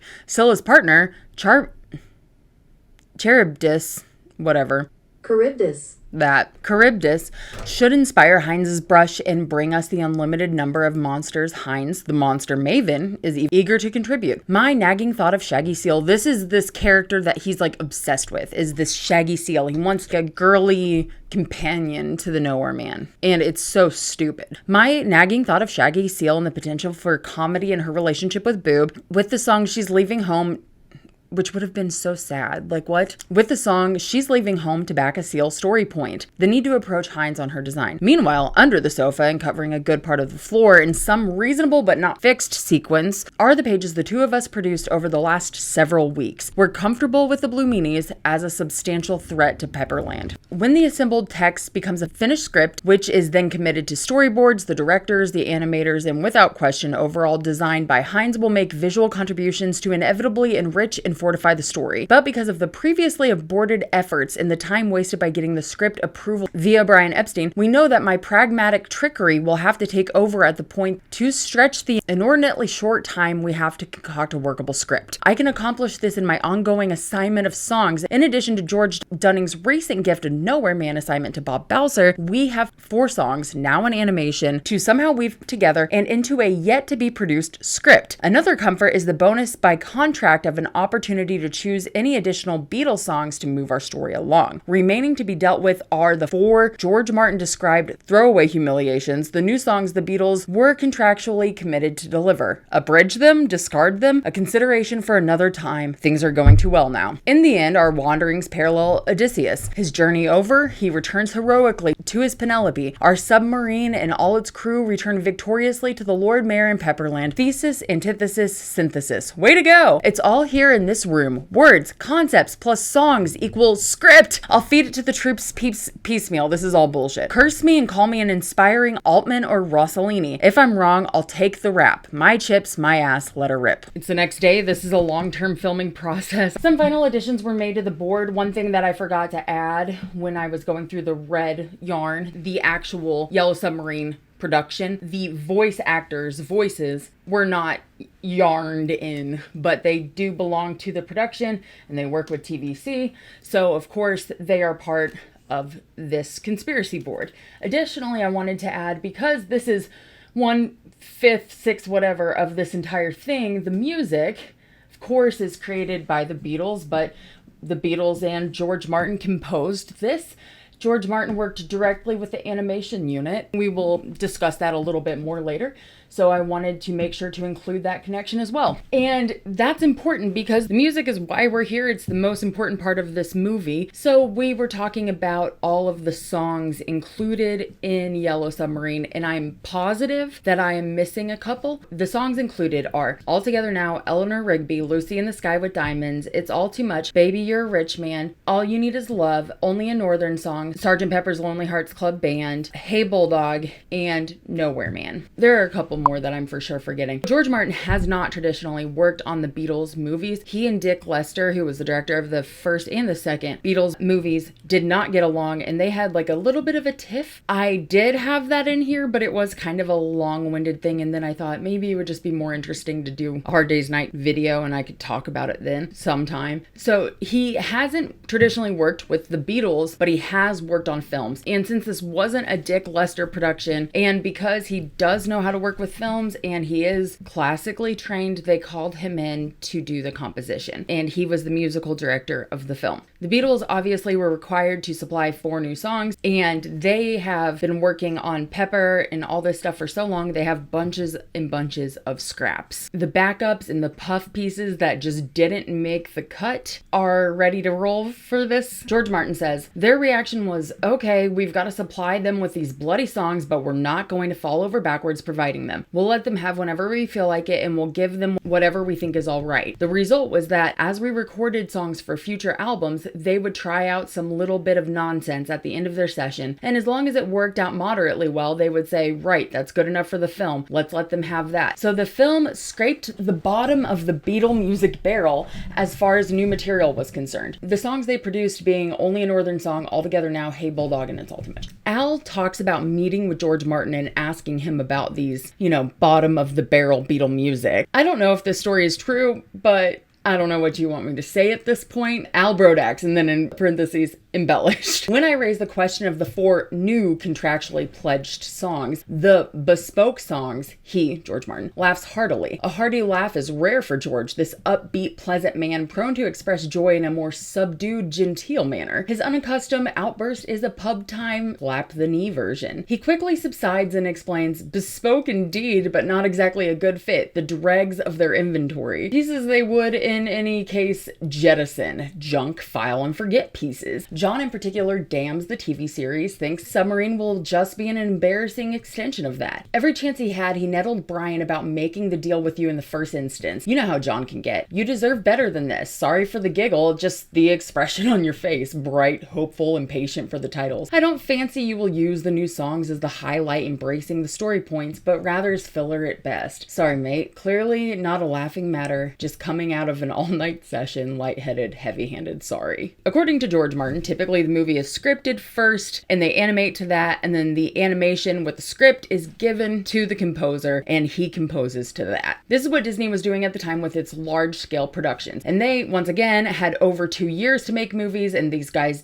didn't get hardly any time, so they sent George Martin a reel at a time of animation with no script, and he wrote the music as they were writing the story. George Martin says, Dunning wanted, in view of the time allowed, to get writing and visualizing straight away, and we had to work out a system by which I would work side by side with him and his team. He told me, we can't take time for you to write the music before we start, and we can't take time for you to write it when we finished, so the answer is that you'll have to write it while we're making the picture. How on earth am I gonna do that? I asked him. Well, going to do that. He would never say gonna. I asked him, well, I'll send you a reel at a time whenever a reel's near completion, and you'll just have to write and record as quickly as you can. I haven't got time to consult with you on where the music should go. You should just write it where you think it should go, and we'll fit it in afterwards. It was nice enough to be given carte blanche like that, but it was an incredibly chaotic way to work. I might get reel 4 followed by reel 7, and even then there might be a couple of scenes missing, with a little notice on the reel to tell me how long the scene would be. I spent a frantic month writing the music, 55 minutes of it, in this haphazard way, and there was no room for mistakes. Everything had to be tailor-made to the picture. If a door opened or a funny face appeared at a window, and those moments needed to be pointed up, it was the musical score that had to do the job. And I think that really shows in the movie. George Martin used, and sometimes I always say his full name because of our George, so George Martin, GM. Sometimes I say GM in typing all the time. So he used a click track to make sure that he could punctuate those spots correctly. He says, the answer was really very simple. You plan whatever tempo your rhythm is going to be, and then you lay down what is called a click track. That is a separate track which contains a click sound which appears every so many frames of film. You know that 35mm film runs at 24 frames a second. So knowing what tempo you want, you simply ask the film editor to put on a click at whatever interval you want. Then while conducting the orchestra, you wear headphones through which you can hear the clicks, and by keeping that particular beat, you quote, lock in the orchestra to the film. In that way, you can write your score knowing that even if something happens a third of the way or halfway through the bar, you can safely put in whatever musical effect you want with the absolute certainty that it will match the picture. That was how Riddle did it, and that's how I did it with Yellow Submarine. I wrote very precisely with avant-garde and weird sounds like Sea of Holes, which I love. Keeping to the bar lines, knowing that the click track would ensure it fitted. This is George Martin explaining the sound effects for the vacuum monster, which I've heard called a plethora of things, but I just call it the vacuum monster. It's like a little too close.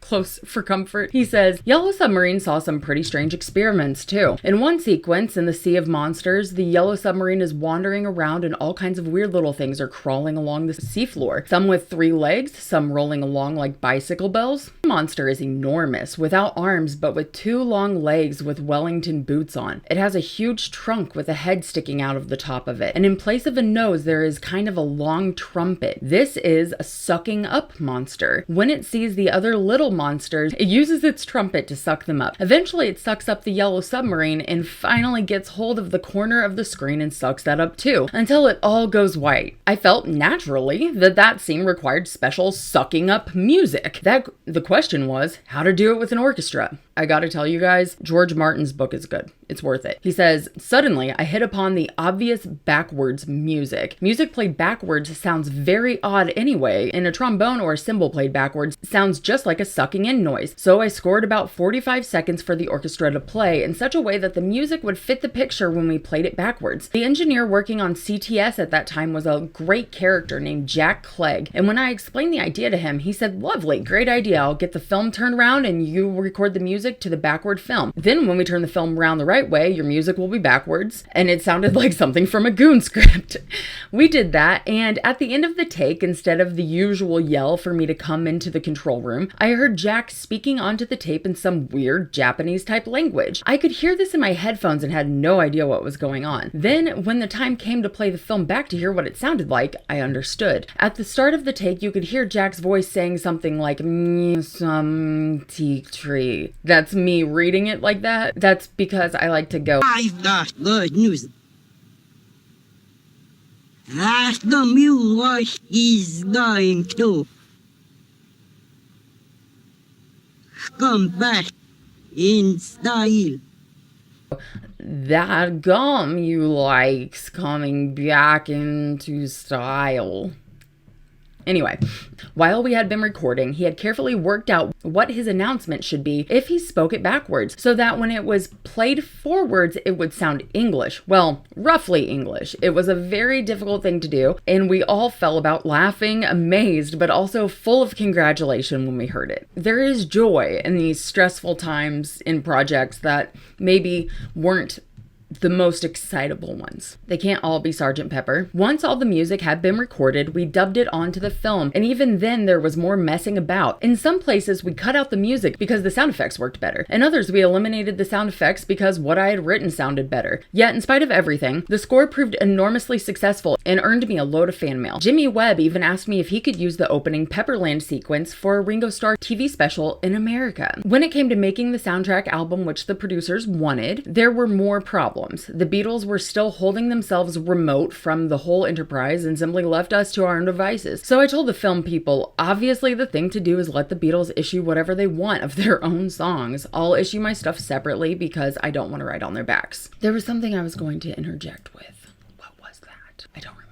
Here's an interview between Dr. Bob and George Martin, and George says, well, again, working strictly to the film, where you had this lovely, lovely land of brightness and color, and everybody is smiling and happy and butterflies flitting around, and it was that kind of image that it was like a dream world, really. And it was slightly old-fashioned. All of the people were wearing dresses that didn't seem too contemporary, but that fitted in with the dream, too. And so I thought it needed a classical approach. I didn't think it needed contemporary music. And I approached my score from that point of view, and I thought, well, I must convey a theme here that is light but classically orchestral and something that gives me a happy feeling at the end of it. And so, well, I guess that's all I tried to do, and the result was Pepperland. I don't know if it does or not, but that's what I tried. And just for good measure, and not to be a dick, because I love John so much, John Lennon says, after the Yellow Submarine album release, Brian made a mistake by letting George Martin put in all those fills in Yellow Submarine, the Sea of Holes shit. He recorded all this terrible shit that went out with our LP, you know. If you check it out, it's a whole sort of joke. George Martin is on one side of our album. Oh, we didn't notice. Oh, I think that's coffee. Hang on.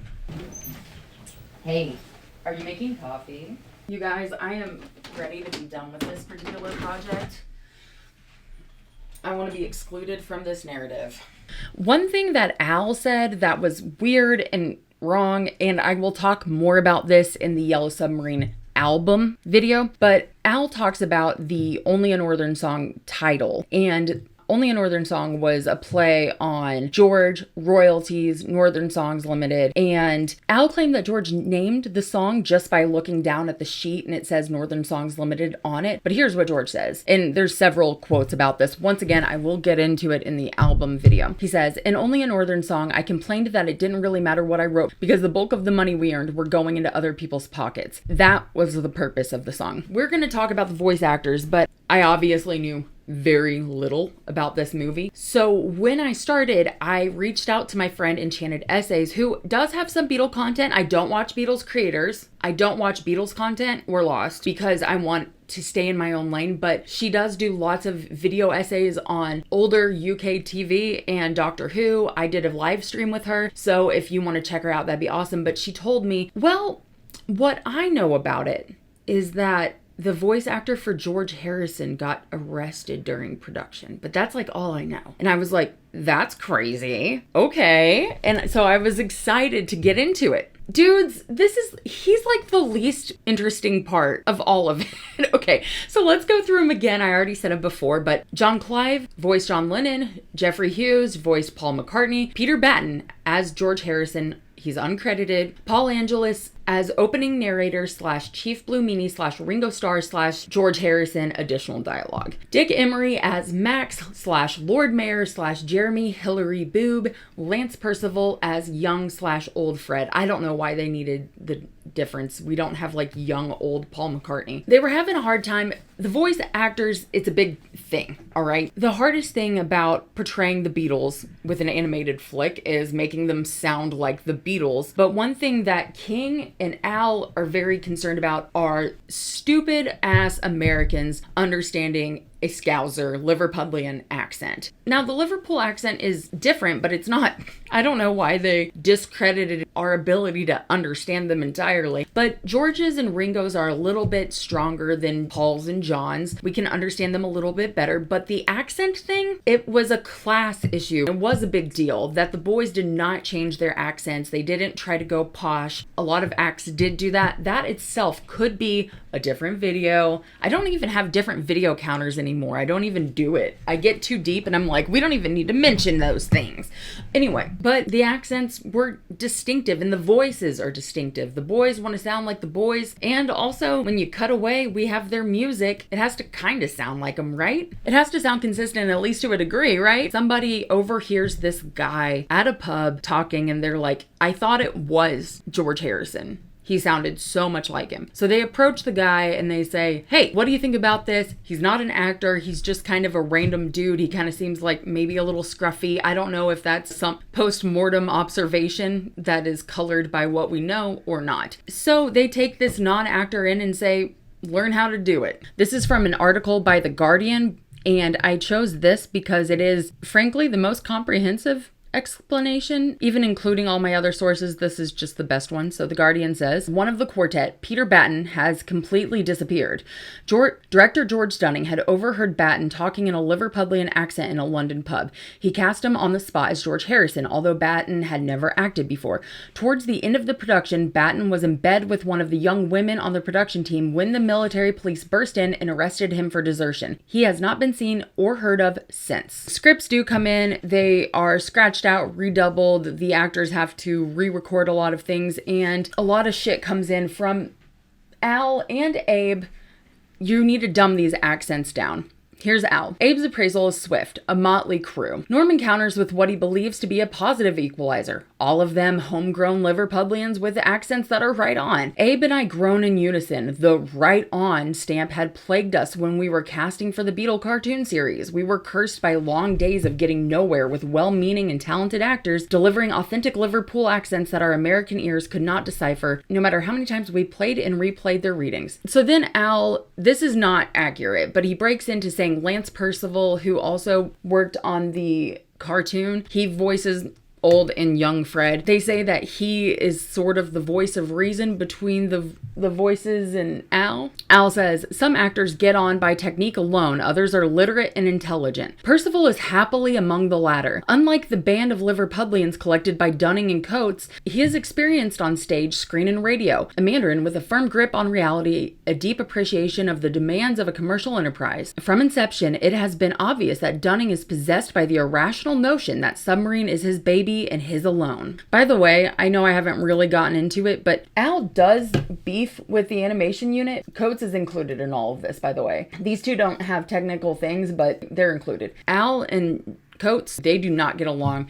And the way that Al characterizes John Coates, it was mentioned in the statement earlier, is not kosher with nobody likes it. They say that it is inaccurate and pissed a bunch of people off. He says, perhaps he is seeing it as a token of appreciation from King Features for his good work on the Beatles TV series. Never mind that Dunning had almost nothing to do with the series, had seemed embarrassed by it. Stokes, Coates, Abe, and Norman had carried the ball on that production. Norman Kaufman's claim to Beatle fandom fame is that he hung out with John Lennon under a table one time. It's a funny story. I was going to put it in here, but once again, trying to be mindful of time. However, Dunning and the account ladies had appreciated the cash flow from King Features, Submarine is an entirely different thing. Abe and I are convinced of this and felt we had to deal with his fantasy from the start. At the same time, we had never lost any of our respect for Dunning's directorial talent. Also, I'm pretty sure that Al literally said that the actors tend to work better with scripts. I looked for it in the book, can't find it, haven't found it, but I read it and then I was like, where is it? So I'm gonna take another look for it and I'll come back. Insert, I'm hopefully me like looking like shit on my phone, vertical video saying it. And we cannot forget that the voice actors had to scrap for their credits in the film. This is from Dr. Bob's corrections to Al Brodax's book. Dr. Bob says, Clive, that's who voiced John Lennon, was the most descriptive in recounting the disagreements between Brodax and the rest of the crew on the accents. I think once he realized how determined we were to do this our way, and if we didn't like it, we said, you can go and jump in a lake. You know, go fuck yourself, I think we said. Knowing that George Dunning was going to stand behind us gave us the power to say that, and we were quite prepared to face the boot. If he wanted to fire us, he could. Once we made that point, we were much more relaxed. Yes, we were a little more friendly toward him, and consequently, he was able to go away and absorb it and decide, well, now do I bite the bullet and fire these guys, or go through that whole process again and dump all the recordings that they've already done? I mean, he had to face a lot of decisions there, and largely they were tied up with finance. Jeffrey Hughes, the voice of Paul in the film, confirmed Clive's account. He said, as John Clive rightly says, Al was concerned about the strength of the accents, but whenever Al asked us directly to calm them down, Dunning would tell us to carry on the way that they were. Al usually backed down on the floor, but I'm sure that he and George pursued it later. Let's break away for a second, away from the board, away from all of it. We need to talk about production and anti-Semitism. Are you, bluish? You don't look bluish. I was not there. I want to remind everybody that Al Brodax fought in World War II and he is Jewish. He says that one night he was in the bathroom, things were getting really tense. I'm going to get into the money being tight in just a minute. I'm going to read the story because I think it's important, or at the very least interesting. Dr. Bob's correction had no mention of this. I want to talk about the only other hint of a source regarding this is from an interview with Hines and Dr. Bob, and he says, and it's like, it's not even close. Dr. Bob asked, how did you direct the artists? Because you said you did the master drawings and they looked at them and you talked to them about how you thought it should be or what? And Hines says, well, you know, they were mostly present, and just like the schoolmaster that I basically am, I just watched over the whole thing. I did sneak around at night and check up on the work, and the animators leave rude notes if they lost the original design. And Bob says, did that happen? Well, it probably didn't happen frequently, but did it happen often? And Hines says, well, it could happen because these were people who were brought in. We started with about 20 and over 200 were there by the end of the production. And so we were behind schedule, and of course we were being rushed all the time. So rude notes. That's what we have. Al goes into the bathroom, and this is what he sees. He sips up in a sort of hostile way, jerks his head upwards to the wall above the urinal before he spins out of the room. Scribbling above the urinal reads, Brodax, you Jew charlatan bastard, go back to New York. I back out of the room, feeling flushed. Try hard not to make eye contact with anyone as I rush to the production office. Only Abe is present. You all right? You look like shit. A philosophically serene Abe attempts to comfort me by attributing the graffiti to, quote, one limey piece of dreck who writes a stupid thing on a bathroom wall. One of those fucking wannabe artists/animators that we rescued from that schlock art school. Don't even sweat it. Ignore it. Not worth a dime of your time. Schmuck can't even spell. Early the next morning, Abe rushes to the loo to sponge out the ugly words. He finds an addendum scribbled directly beneath the Brodax message. And you, Abe Goodman, you fat little Jew prick, get yourself a ticket. While reviewing my storyboard with Stokes, I see Abe rushing toward me. He tugs at my elbow and leads me to the production office, his face tinted gray-yellow. He slams the door behind him and leans on it. He points over his shoulder toward the loo. Did you see? I'm quick to remind him, one limey piece of dreck, not worth your time. But Abe echoes and multiplies the terrible sadness and anger I first felt the day before. So they go on, we talk a little bit, and then Al brings together a meeting of everyone there, and he says, okay, I saw what y'all did. I call a staff meeting for the following noontime to talk about the scribbling on the bathroom wall. For the most part, I find myself addressing a sea of young people who make up the ink and paint department. I insist they all assemble in the middle of Soho Park at noon the following day, where I will challenge the scumbag who wrote the message on the wall to a fistfight. Furthermore, I will handicap the experience that comes with age and survival on Brooklyn Street. I half shout, the handicap, one hand tied behind my back. Recalling the vacant looks at a previous meeting in which I had quoted from the Bible, I conclude the meeting by quoting Thomas Gray, "Thoughts that breathe and words that burn," which is something he repeats throughout this book. We just can't fuck with those words. High on noon, Soho Square Park. I arrive early, but the park is already brimming with studio faces, ink and paint faces, very young, red-checked English faces. I look around for Abe. Nowhere. A few minutes short of the hour, Brian, that's the intern who has a limp, and it's like a conversation piece. It's kind of weird. Brian scurries toward me in his lopsided way, and he offers me a length of rope with which to tie one hand behind my back as promised. I return the rope to him, place my left hand behind my back, and wave him off. He turns to the crowd for some kind of affirmation. They are silent, motionless. I once again scan the small park. No Abe. So he says it was going to be tied behind his back, but then he's like, no, I'm good. Okay, whatever. I feel a combination of the heroic crowned by a sense of the ludicrous. Will the fascist nit, the bovine twit that scribbled that hate on the bathroom wall crawl forward? Your Jew boy is here as promised, so where are you? You poet laureate of the Lou. Where the hell are you? I'm all yours, come make me bleed. Quiet, but not altogether. A rustling in the bushes to my side reveals Abe lying there in a tightly coiled position. He points the bat he hugs and whispers hoarsely, "Wee Willie Keeler, a bat just like his, fat, short, hard, does damage." Brian hears him and points excitedly into the direction of the bench. Abe, without leaving his strategic blind, curses Brian in impeccable Yiddish. The mob is hushed, transfixed.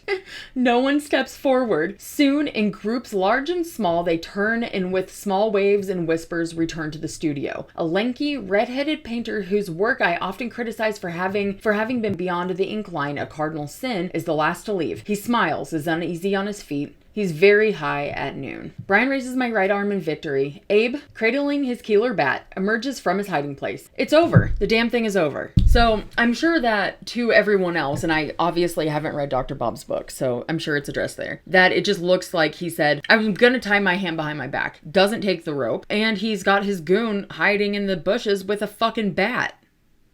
So that's what his story is. But it's crazy, isn't it? Crazy.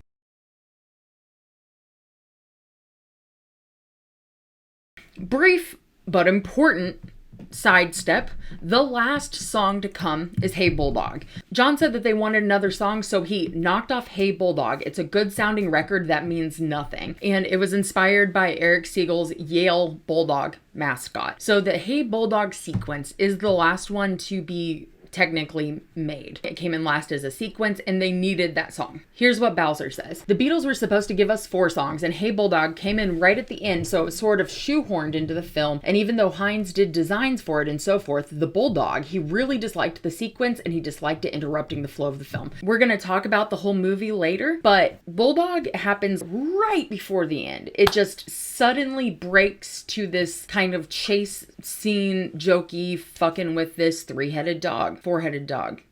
Several-headed dog. And it does interrupt the flow. It doesn't bother me too much. But, okay. So he was probably one of the major voices saying that we have to change the ending of the film. But it was Hines. Even Al Brodax, even George Dunning at the time felt that. But everybody loves the song. It's a beautiful song, but being done the way it was done, it was certainly not in the same style as the rest of the film. And you can tell. Hey Bulldog was very controversial in the staff. And it's cut entirely from the US version of the movie. And Al says the Americans will not have the attention span for it, which I think is stupid because if they were already at that point, they would just sit through the rest of it in 1968. This is Al Brodax through an interview with Dr. Bob. There was a kind of anticlimax, and that had to do with Hey Bulldog, which was really written for Eric. You know, he who went to Yale, and that Bulldog is their mascot. That was written for him as one of the 4 songs by contract that they had to write for the movie. The first cut had Bulldog in it, and we all looked at that, and they were all there. The Beatles were there, and they said, too long, and I made the cut. Dr. Bob says, the slapstick-driven Hey Bulldog was storyboarded and animated by unit director Jack Stokes, who was also the director of the ABC TV Beatles cartoon series. With the doors popping open and shut, dynamite handed down the line to explode in the villain's face, and revolvers that squirt water, it is the sequence in Yellow Submarine that most closely resembles its television ancestor. Most of the co-creators agreed that the fighting scenes dragged on too long at the end of the film, but many believe believed that Hey Bulldog should not have been cut. George Martin was not the only one who considered Hey Bulldog the best of the 4 new songs that the boys contributed to the movie. So here's another interview with the Balzers, Chima and Bob, and they talked about how they felt about the sequence. Chima says, and not with the quality, it was just crude. It's not anything comparable to what the rest of the film was. And Balzer says, it was rushed, certainly, but everything was rushed. The film had its delivery date, the premiere was July 17th, and they had the cinema reserved, and the print came out the morning of the show. So whatever happened was sheer miracle. We talked about this before. The fact that it came out the way it did is a miracle. According to Al, some people did not want to cut it, and that becomes a point of contention, and we'll talk about it in just a second. Remember Mary? Let's talk about a trip that she took over to London. She spent a couple weeks observing what was going on, and this was in January 1968. After she spends her time in London, and she gives Al and Abe a very thorough and honest breakdown during a picnic at Trafalgar Square. This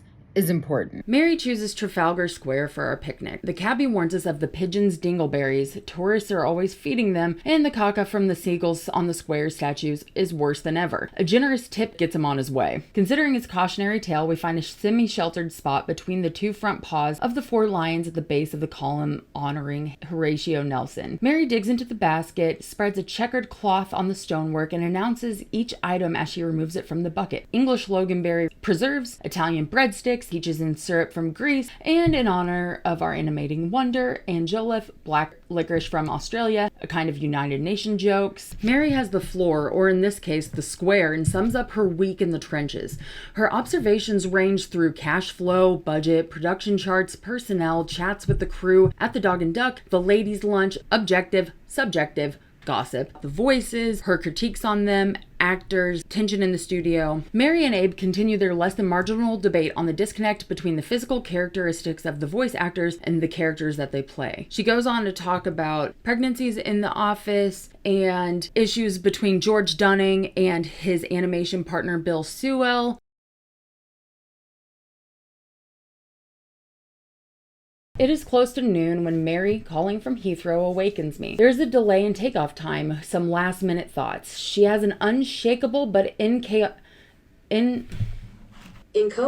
being only partly in existence or incipient, inchoate sense of severe budget shortfalls, something she will address with McLaren as soon as possible before her trip to LA. Remember, she's always traveling. She's going from coast to coast, all of that stuff. It won't be pleasant, but it is a must. At the current rate of cash flow, there just won't be any by April Fool's Day. Empty pockets. Nothing. With 3 months to go to the finish line. Another thing, something silly. Delayed takeoffs have a way of making room for all kinds of less than rational, over-the-top thoughts. Trafalgar Square, Lord Nelson. It was my last choice. An absolutely subliminal, altogether unconscious choice. A really off the top of my head type notion. In my delayed takeoff mode, it occurs to me that you and Abe and Mary call each other Abla and Maryla. Al does it too, but it's Abla and Maryla. Okay, I'm attached. Fuck off. You and Abla, in this time of the submarine, the tension, the differences, the words, the time pressures, all of it is, I reason in my deluded state, comparable to Nelson's diminished state at Trafalgar. Jesus, beaten, bloodied, blind, minus an arm he survives to fight on, that is, until he was brought down by a sniper's bullet. The budget, among other things, could be your bullet. So you and Abla,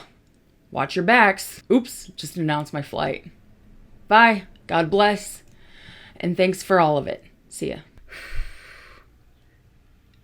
Oh, if you thought that we got into the good stuff, we aren't there yet. But I gotta take a break, or else I'm gonna lose my voice.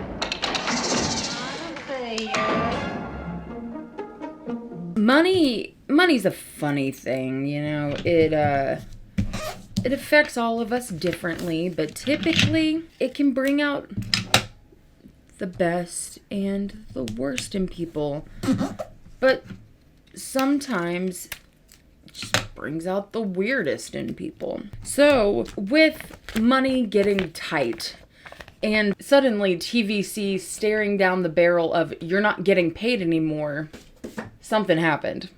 Yoink! This is not a swastika, I promise. Actually, I will say that there is mention of Nazi weirdo-ness that, okay, In Al's book, he says that Abe says, like when he first meets Heinz, he says, couple of things. Heinz doesn't take orders or even suggestions too well. No matter what I tell him, suggest to him, he just shakes his head and does whatever the hell he wants. I think there's a touch of the Nazi in him. Think about it, Heinz. And he never looks me straight in the eye. Al says, that's because he's wall-eyed and that eye can't even see wall to wall. I get the same treatment when I even look like I'm about to bring up the seal question. That Nazi business is out and out, Meshuggah. Abe, off the wall, there's more Edelman in him than Heinz. What's your problem with him? Abe goes on to say the paints, those dyes that I talked about earlier, and that they're expensive and money, blah, blah, blah. So that Nazi thing did not sit well with Dr. Bob and co. because it's kind of fucked up. When I first read that, I was like, what is happening?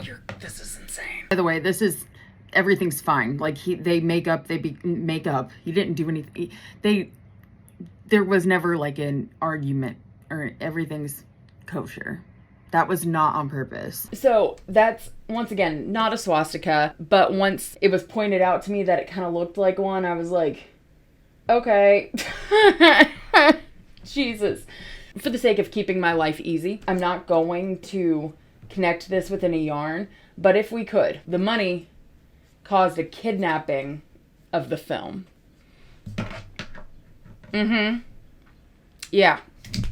According to Al, Abe and Mary said, hey, bud, once they looked at the deal, $1 million a year, you're going to get 75% through this production and you're going to be out of money. But suddenly they're getting close to that thing and everything is fine, right? So Al hears nothing about the money and he finds out that they are completely fucked. They have no cash. I'm going to read Al's full story, full account, and then I'm going to read a couple of people's accounts in stories about this, including Bob's correction. It's a lot of reading, but it is piping hot tea. I'll read it in an entertaining way and you'll play along. That's what we'll do. So Al talks about Abe's explanation. Here it is. We wobbled for a little while. The money to the staff, it wasn't sinking our ship. But one thing or another, 6 weeks ago, I did an analysis. It looked like we were going to make it. You were taking your lumps with that cockamamie song, the Northern Nothing song, and some other problems I didn't want to bug you. Then suddenly there's this bubble that lasts for weeks and somehow a crazy amount of money is going to the Lucy piece. Bill Sewell is a long time gone, not working with Dunning anymore, off the payroll, but Dunning shanghais some girls from the paint department to help out with rotoscoping. A few other departments were hurting, but Coates' buddy, Dunning, gets more than his fair share of the moolah. The miscellaneous column got fat too, and many expenditures they couldn't explain or justify. Speaking of which, they seem to have given themselves a post-Christmas bonus. A fiddle is what the English call it, or maybe it's just bad arithmetic, mine and Coates. Meanwhile, like I said, we're in deep shit, Abe concludes. I call an early morning meeting to thrash it out with Coates. He vehemently denies any misappropriations, including song sequence allocations running heavily in favor of Dunning's Lucy in the Sky. With a pronoun change, I crown Coates with Abe's intimidating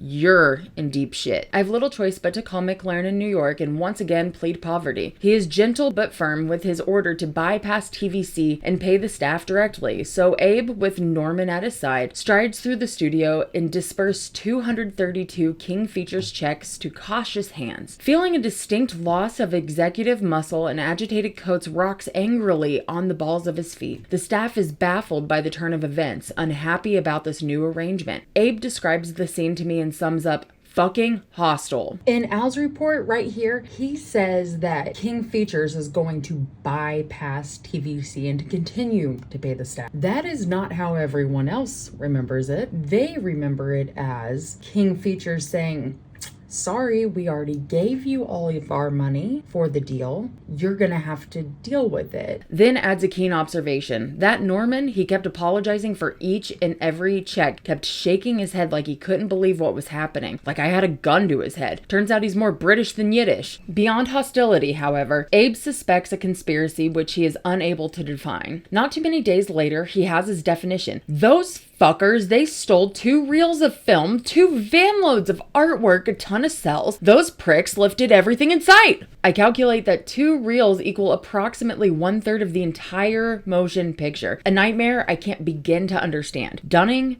Coates, certainly not Stokes, Edelman, or Jenkins. Balzer can be a pain in the ass, but he's certainly not a common thief. But how? Abe explains. Brian, our messenger, tells me this story. Last night, very late, Gov, the doorman, locks up and leaves. Brian gets no further than across the road, about to walk through the park, when he sees someone opening the front door, doesn't recognize him. There were a few of them, and he's smart enough to hide. Not sure who they all are, recognizes Coates and Dunning, not the others. He returns to offer to help. They're in a rush and carry a lot of bulky things out of the studio. He's told they don't need his help, to go home, that they can handle it and not to tell anyone what he's seen or who he's seen. And if he does, he will lose his job. They threaten him again and again. Confused, tears in his eyes, he tells me this story. Fuckers.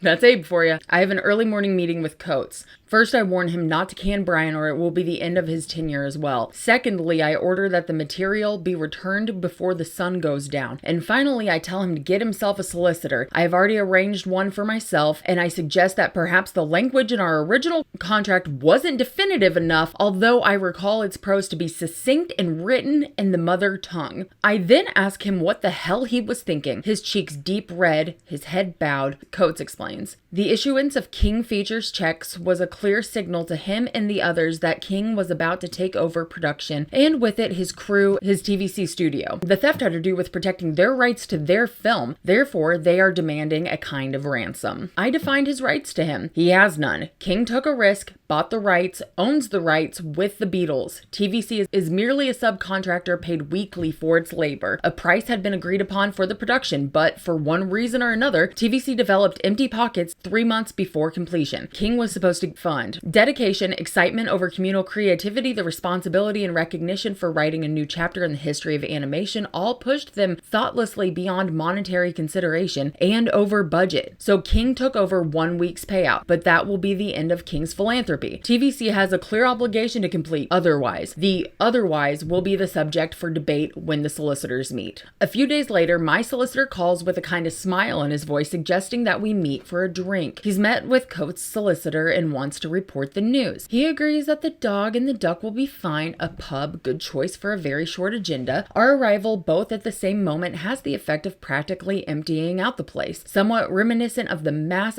exodus of movie cowboys through swinging saloon doors when they anticipate fireworks. Studio people somehow avoid eye contact with me. Unavoidable greetings are hasty, but this is a meeting of collaborators, not opponents. My solicitor smiles a lot and orders a double scotch neat. He settles in and tells the story. After he, Coates, and Coates' solicitor carefully reviewed the papers between King Features and TVC, the meeting went as follows. Coates' very patient and, I must say, sapient solicitor expounded on the legal errors, the ineptitude, the gross dim-wittedness of Coates' actions. He noted TVC had absolutely no legal or moral reason to ask King Features for additional funding to complete the production. He continued it would be wise for TVC to address the problem of completing the picture per the contract and to be most grateful to King Features for not removing the production from Coates in the hands placing it with professionals, with a Disney or a Hanna-Barbera, which King has every right to do, as well as press suit for damages, fraud, and indeed petty and perhaps grand theft. And that's how it went down? I joyfully ask. In essence, he replies, downing his scotch. Al's resolution to this talks about a meeting between Stokes and him in a stairwell, basically arguing it out about the Hey Bulldog scene. They come to the agreement that the Bulldog scene will be cut in the US and kept in the UK. And then he says, reasonably satisfied with the Bulldog situation, Stokes bolts from the stairwell, telling us some not too surprising news to end our agenda on a positive note. Coates found some money in the contingency. If we watch our shillings, we can muddle through. Some not too surprising news. So he's calling into question where exactly he found that money. Here's Murray Beardmore's description. Dunning and Coates had a meeting. At that point, they had 2 of 7 reels negative cut at Rank Labs, and until delivery of the film, everything was in TVC's name. They phoned the night supervisor, drove down to Rank Labs, arriving there a bit after midnight, and took delivery of the negs. Next morning, they took them into Dunning's bank, the Bank of Montreal. It's the only time I've seen those big steel bank doors, Coates said, and put them into the vault where they couldn't be removed without the signatures of both men. There were all sorts of wild stories that Dunning had hidden them in the bottom of his garden, but the truth was far less dramatic, though still very effective. The 2 men had minivans for their wives because there was no purchase tax on them. That night they decided with their wives and their vans to go around a Nightway house to take the artwork that matched the negatives so they could not be reshot. Maggie Geddes, a girl John fancied, Coates, was in charge of the night shift. He explained to her that everyone had to leave the premises there and then, but he could not say why. Maggie was distraught. She was overloaded with work and didn't want to go anywhere until she had the scenes ready for the camera the next day, and Coates reassured her and told her to go. She burst into tears. The team was under that much pressure. When the girls had gone, Dunning, Coates, and wives carried the boxes that matched the 2 reels, loaded them into the 2 minivans, and hid them in the basement of George's house in Pembroke Square. By then it was 4:30 or 5 and getting light, and they decided to go for eggs and bacon at the Londonderry Hotel. No one knew anything was amiss, and it was ages before the boxes were missed. Yellow Submarine came to a standstill, with the papers saying it was a strike supported by the Union, Association of Cinema and Television Technicians. Jack Stokes carried on storyboarding regardless, as he knew if they fell behind, they would have a hard job to catch up on when this mess was sorted out. Having reached an impasse, Coates and George Dunning were advised to seek counsel, who suggested TVC's only way out was to say that they could not pay the staff and therefore had no choice but to put the studio into voluntary liquidation. After that meeting, into Lincoln's Inn Square in a state of shock. Their lovely company might have to close, but bearing in mind the cost of seeking counsel, they thought it would be the best to take this advice. The lawyers for TVC and King Features gathered for a showdown, embarrassing as King Features' UK legal team also acted for Coates' mum. TVC's lawyer reiterated what the council had suggested. If King Features didn't continue the payroll, production would be brought to an end and TVC closed. Just in case they were unsure about English law, the home team lawyers politely spelled it out. The unfinished Yellow Submarine would be taken as TVC's only major asset, and it could be 3 or 4 years before the legal side was sorted out. The Americans had not expected such a turn of events, and the news struck Al Brodax like a gong. While he composed himself, the lawyers gathered up their papers and briefcases and said, "We don't think we should continue this meeting." It broke up. Al Brodax had little choice after that but to immediately start to fund the production. But that put a chasm between the 2 camps, and they never spoke again. Throughout the rest of the film, the US and UK teams were very separate. We, TVC, viewed the answer print at Rank Labs in the morning and they in the afternoon. And though we were both at the premiere, we were carefully not seated together in the party afterwards, says Coates. Here's an interview between Dr. Bob and Coates. What happened that day? Did you work that day after the kidnapping? Coates says, yes, everything in the morning was back to normal. Dr. Bob, back to normal, so nobody knew what happened. Yes, only those people who wondered why they'd been sent home that night. Norman got shouted at by Abe Goodman because the stuff wasn't ready in the morning. But they didn't suspect Abe Goodman and Al Brodax had no suspicions? No.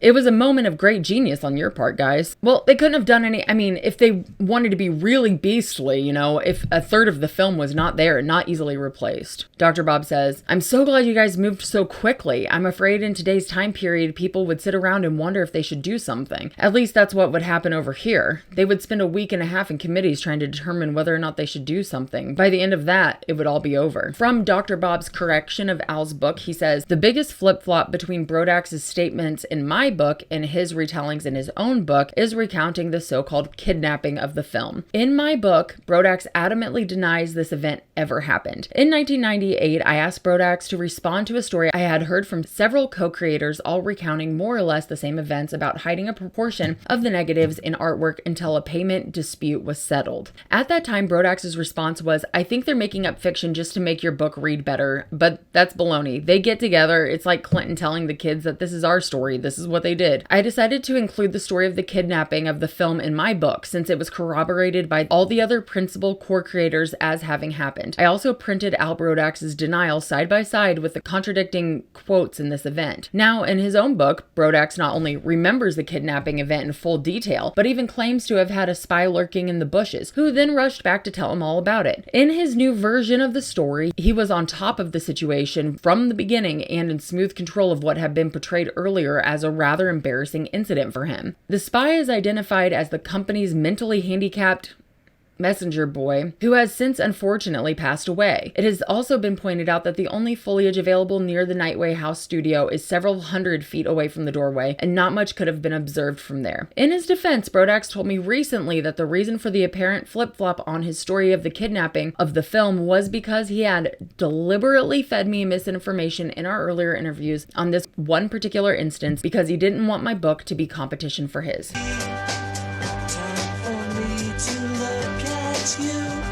And all of that for what?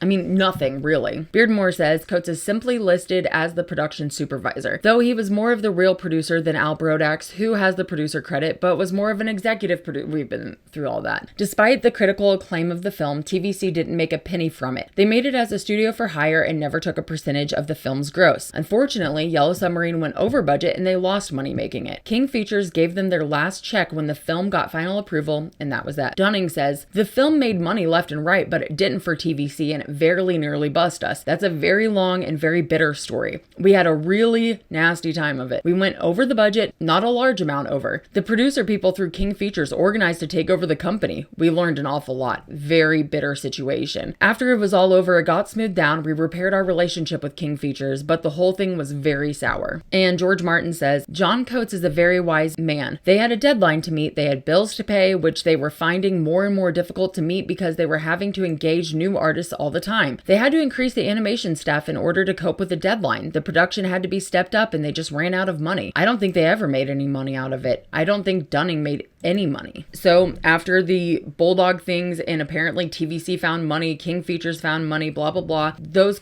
credits slipped away. This interview between Coates and Dr. Bob, Coates says, on all our films, I have a minimum of administrative people. I like to think all the money goes up on the screen. And so I worked quite hard actually, nights and days and weekends. And they didn't have that term in those days, but nowadays they have a thing called a line producer, which is very much the hands-on of a live action film putting together, wheeling and dealing. And I suppose that was my job on Yellow Submarine. I was a line producer on it. I think it says in charge of production or something like that, but Brodax didn't want to give me credit at all. Dr. Bob says, he didn't want to give you a credit at all. Coates says, no. Dr. Bob says, gee whiz, John, how can that guy live with himself? That's unbelievable. Coates says, I know. That's true too, I can't believe it either. He didn't want TVC's name on there, and so some credits became sort of a compromise with TV cartoons in mind together. I can't remember how the wording goes, to be honest. No, he didn't. There are so many things, like I said before, that I have neglected to mention. This was in my original document. I've obviously refilmed this throughout. It's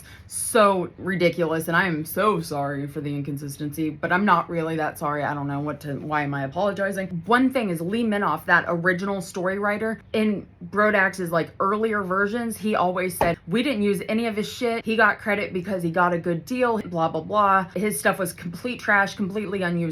After the movie came out, they had Lee Minoff and Al had back and forth angry letters in the Times. So that is insane. I think that's crazy. Did I look into it? No, because up until me re-looking at it now, I just now remembered it, and it's been 3 weeks before, and I'm not doing it, guys. I'm done.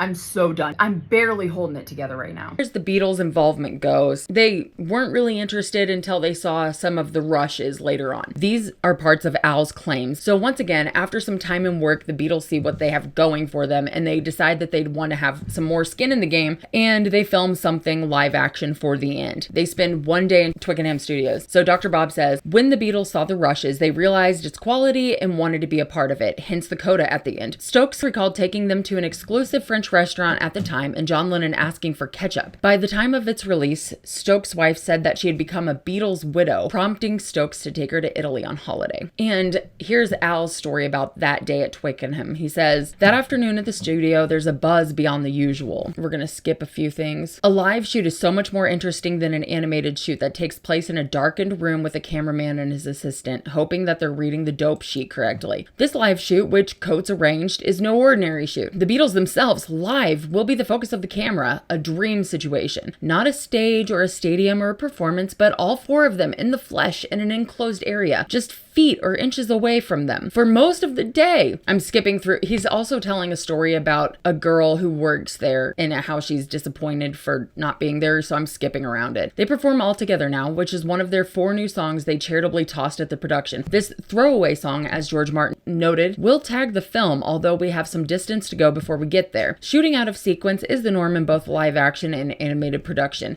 Having seen some footage by this point, however, the Beatles were enthusiastic about the movie. They are available. Soul, a sing-along at the end of the film in which we have John Lennon's admonition that newer and bluer meanies have been sighted in the vicinity of this theater. There is only one way to go out, by singing, and then we will put the song into play. The shoot becomes a party, a reunion of sorts. Our upfront benefactors, Wendy and Jeffrey, show up. Eric, released from his hotel room, and Ringo take turns at the piano. Ringo has a great affection for Rodgers and Hammerstein and Broadway tunes in general, which Eric is well versed in and plays well. Paul and I have some difference about the shoot, but they are quickly resolved with a mock boxing match. Stokes is unhappy because he had a considerably more complicated scene in mind, one that would have required special lighting for an approach he and Jenkins had conceived. The idea was to have photos taken by Jenkins superimposed and continuously played in the shadows on the Beatles' faces. It's the reason why they are dressed in black, a final touch of psychedelia and a wonderful concept, but we have neither the time nor the money for it. The shoot and the socializing run long into the evening. John reminds me to call McGough's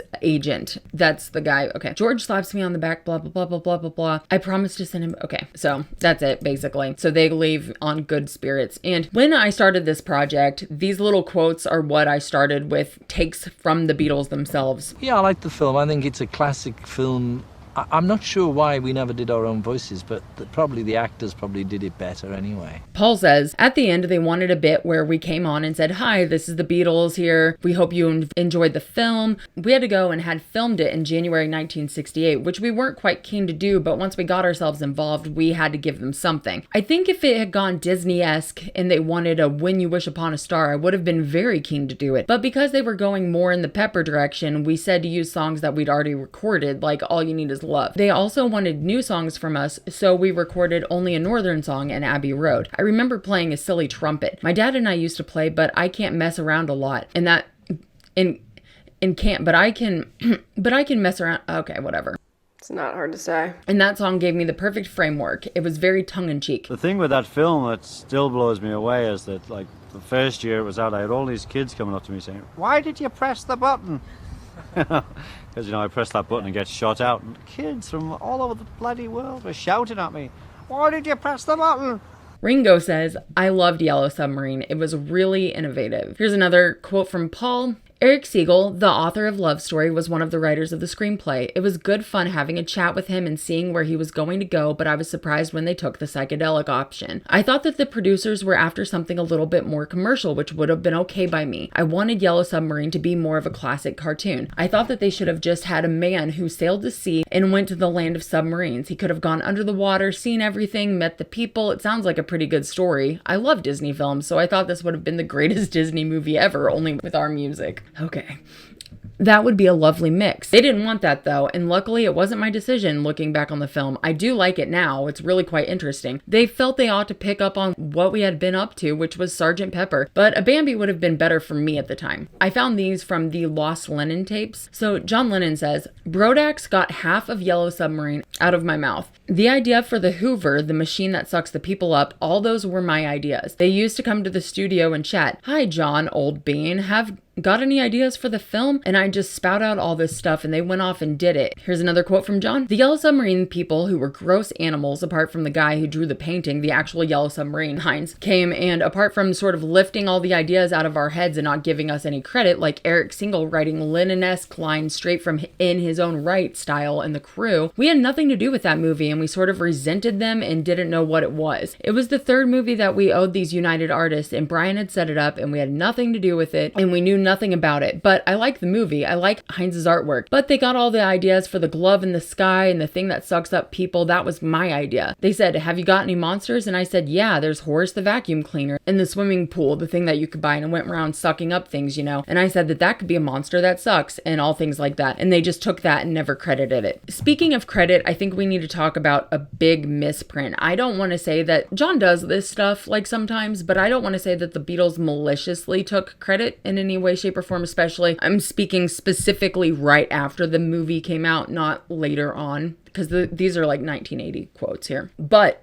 the media did miscredit. From Dr. Bob, there is no question that the first unnamed Time magazine reviewer was influenced by one or more of these publications. I don't know. He started the rumor that the film and its title were a sly euphemism for a drug-inspired freakout, and that the movie ends up as a curious case of artistic schizophrenia. The animation was too square for hippies and too hip for squares. He incorrectly identified Heinz Edelmann as West German, he was Czechoslovakian, and described Edelmann's unique creations as the upholstered monsters of comic strips, and then he had the audacity to compare Edelmann's work with that of Peter Max. Thanks a lot, Time magazine. Bob is so angry about this because Peter Max just got credited for the movie. And it took off in the US, so a lot of people thought it was Peter Max's movie. And Dr. Bob is very defensive of the credits. And here's John Clive. The Daily Mail, which is a big national newspaper over here, did an interview with us, the voice actors, and they had a photographer on it and they took our stories. And I remember a female journalist, and it was supposed to be going in the newspaper on the Monday in the week before the film opened. The idea was the Beatles meet the Beatles. We were looking forward to it, and we told our folks back home and everybody that we were going to be in the newspaper on Monday, and it wasn't there. I was appointed spokesman because I had been in the business a bit longer than the other guys. I rang her up and I said, what happened? And she said, oh, I can't really talk about it. And I said, hey, come on, do me a favor. I mean, everybody knows about this. Our folks know about this. There's all kinds of people that were looking forward to reading it, and we're left with egg all over our faces. And she sympathized, actually. She was not an unreasonable human being. And she said, well, if I tell you, it's just off the record, all right? It's just between you and me. And I said, okay, well, fire away. And she said, well, I understand that what happened was that the Daily Mail was told by United Artists that if they printed the story of it not being the Beatles in the film, United Artists would withdraw their advertising from the Daily Mail in perpetuity. And that was a lot of money. They don't want the public to know it's not the Beatles. And I said, well, that's not very fair. I mean, how are you guys going to bill us? We've got our names on the film somewhere. We hadn't seen the film yet. Speaking from a professional point of view, I think we did a bloody good job because the fact is the public didn't realize it was the Beatles. That is what matters. We really captured their wordplay, their humor, the way that they related to each other, the way that they loved and made fun of each other. It was good. But if you ask me how I felt about it for a very long time, I felt that we'd been cheated. It was very early in our careers as actors, and to have created something that is going to stand the test of time and yet the public will never know was the ultimate put down. The actor has a right to his round of applause and to say thank you and take a bow. So we're going into the last minute crunches, and Heinz says, you know, the production was one of the most chaotic in the entire history of film, and the sequence of work was not as in live action movies. And also, this was not starting on scene one and working all the way through the film. What we had was to start off with a test, which was later included in the film, and revisions were still made right up to the very end in some of the original Sgt. Pepper's Land, which came in very late to the movie, which sort of, in my mind, does not sit very well with the rest of the story. What is the main influences are, or the main sequences are, is the trip to Pepperland, which was more or less improvised on the basis of the characters. I did without any script, like also the Sea of Monsters, and Charlie Jenkins' contributions made Liverpool scene and the psychedelic scene right at the end. Even that, at the end the production was closed down and people working on the film went off and discovered that the film did not have a proper ending, so the psychedelic end sequence was put together by the four of us using existing artwork over a weekend again. Dr. Bob says, Heinz, I'm telling you, one would just never guess. Heinz says, I mean, that's the way it is. One would have liked to consciously be a part of what is a great masterpiece, but in a way, it was, as the old pilots used to say, this was one I walked away from. It was a communal effort done under pressure, so nobody had the time to really control one's input. And in a way, I think Yellow Submarine is the ultimate piece of white noise. There's so many things that went into it uncontrolled that everybody can build on his own levels of meaning out of that. Typically, I spend a lot of time on the release and the premiere and the reception, and I do have quite a bit of that. However, as far as going through all the tidbits like I normally do, I'm not. We've already been through it. We've been through it all day. The premiere was banging. John Coates said that he'd never seen anything like it. He said that it was awkward because there was obviously that rift between TVC and King. Jack Stokes said that the night was chaotic, and Coates says, Dunning and I didn't know whether we had made something good or not. It seemed so frenetic, but at the end everybody said that they enjoyed it, and that's what it's about. The Daily Telegraph printed, more than 10,000 fans of the Beatles bought traffic to a standstill in Piccadilly Circus. They were waiting to see the group arrive for their film Yellow Submarine at the London pavilion. Police had difficulty in controlling the crowds, many of whom were singing Beatles songs. Suddenly, the crowds broke through police cordons when it was thought that the Beatles had arrived. About 200 people who were perched on the base of arrows were allowed to stay after several attempts by police to move them. 2 young men were charged at the West Central Police Station, one with assault and the other one with obstruction. Will appear at Bow Street today. It was held at the 102-seater ground floor preview theater at the Bowder House Cinema in Knightsbridge, London. Paul, George, and Ringo attend a press screening of their latest film, Yellow Submarine. Before the screening commences, Paul, George, and Ringo pose with large models of the characters of the film and a life-size cardboard cutout of John, who could not make the presentation due to other commitments. Carl Cohen says, when the New York Times reviewed the film, November 14th, 1968, they called it a truly nice work and said there are completely lovely visual ideas in it. One exciting visual is the moment that oh, by the way, Variety says that the Beatles' voices are instantly recognizable as themselves, which it's like, no, it's not. Especially you hear them at the end and you're like, well, that's not. Anyway. Whatever. When the New York Times reviewed the film, November 14th, 1968, they called it a truly nice work and said that there are completely lovely visual ideas in it. Film critic John Russell Taylor reviews The Submarine in the Times, and he says, early Disney had stories. Yellow Submarine has none or none that make any sense. But nowadays, audiences take much less interest in stories. Some of it is, anyway, quite good to work timelessly. For instance, the episode with the dancers set to Lucy in the Sky with Diamonds, I must confess, I really enjoyed it. The Independent says, at the time, many people thought it was a product of psychedelic 60s and the hallucinogenic drugs that prompted its storyline, vivid colors, and kaleidoscopic images. It's not true, said Stokes. I only drink red wine myself, and if I had taken LSD, the film would have been in trouble. This is from Cohen. Norman Kaufman says that when they made the film, they knew it would influence the art of their times. Today, he wonders if the film would have still had the same impact on the art world and public if it hadn't featured music by the Beatles. It is still a fresh and exciting film with brilliant and innovative visuals. The surreal animals, mechanical inventions, use of words and numbers on the screen, and other playful touches remain wonderful, whimsical creations. The awful puns and non sequitur jokes remain delightfully corny. The simple plot is still plausible enough to take you along this adventure to save Pepperland. Only a sour old cynic would want to see the Blue Meanies win. If you love the music of the Beatles, you will probably have their tunes dancing around your mind for days after you rent the film at your local video store. Let's just date it a little bit. Usually I also go into re-releases. We're just gonna bulldoze through it, okay? Had quotes and shit like that. I'm not gonna do it. Do you even want it at this point? If you want it, I can... No, I'm not. No. We're not going to do it. September 14th, 1999, there was a release with an audio remix with cleaned up film and boosted color, plus a soundtrack version of this album was released. The DVD was released without any dialogue and was definitely boasted as a plus, which I'm not sure how I feel about. In 2012, there was a DVD/Blu-ray release. Once again, 4K resolution by hand, done frame by frame, supervised by Paul Rutan Jr. And I have some interviews from him that were like decent. This is the only one that I would like to quote. And he says, ethically, you want it to look like it looked when it first came out, and that is going away because the colleges are no longer showing films that show the history of filmmaking, and the kids that are getting in and working on it don't understand what it's supposed to look like, which is why I'm glad that I got Yellow Submarine, because it's something that could have gone someplace and they could have turned it into Nickelodeon or something like that. As far as the art impact goes, it's everywhere.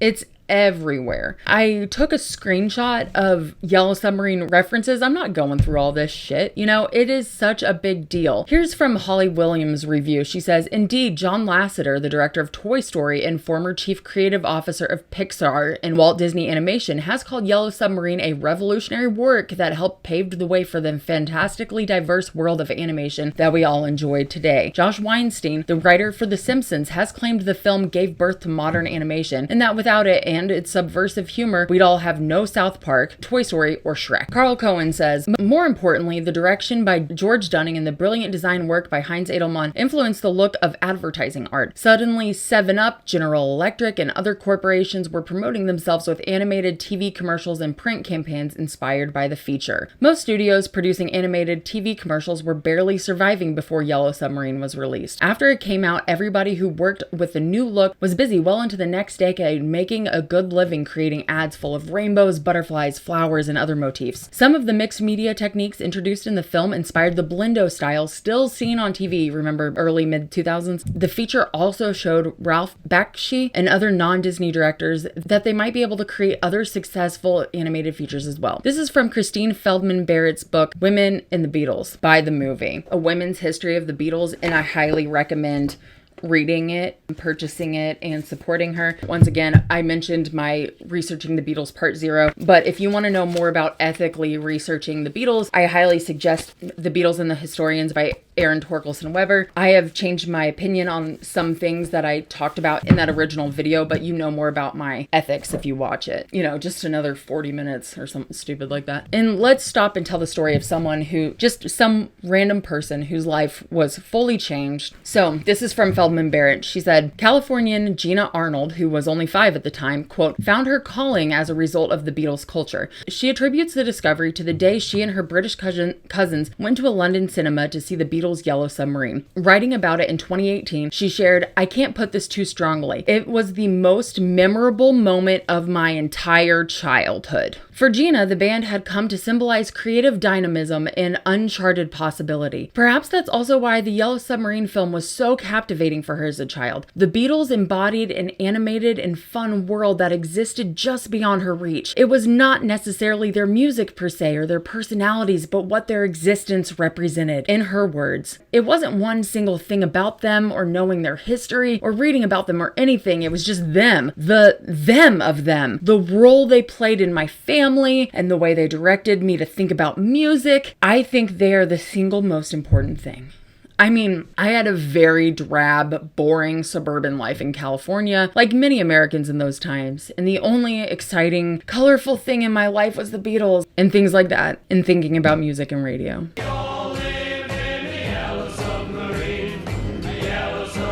Earlier, I said that there was something that made me angrier than I've ever been for a video, and I think that that says something because I've been super pissed in certain videos before, but outside of Lost, nothing like this, and this has real world consequences, and therefore it is more important than my anger toward characters in the Lost video. Sourcing is important, and I have done my very best, and I think I've done a good job of giving Dr. Bob so much credit during all of this. He's worked so hard to document everything he possibly can regarding the Yellow Submarine production, and I have to give him props for that. I have reason to believe that Dr. Bob might see this. He is obsessed with the Yellow Submarine and he wants and cares about getting everything correct. He's very defensive about getting things correct. In fact, I want to read a few things because he does give Al some credit here and there. He says, I like Al Brodax as a person and I'm glad that he's published his memoirs of his days as the producer on the Yellow Submarine. If my critiques of his book are perceived as overly zealous, that is probably because I'm a highly detail-oriented person.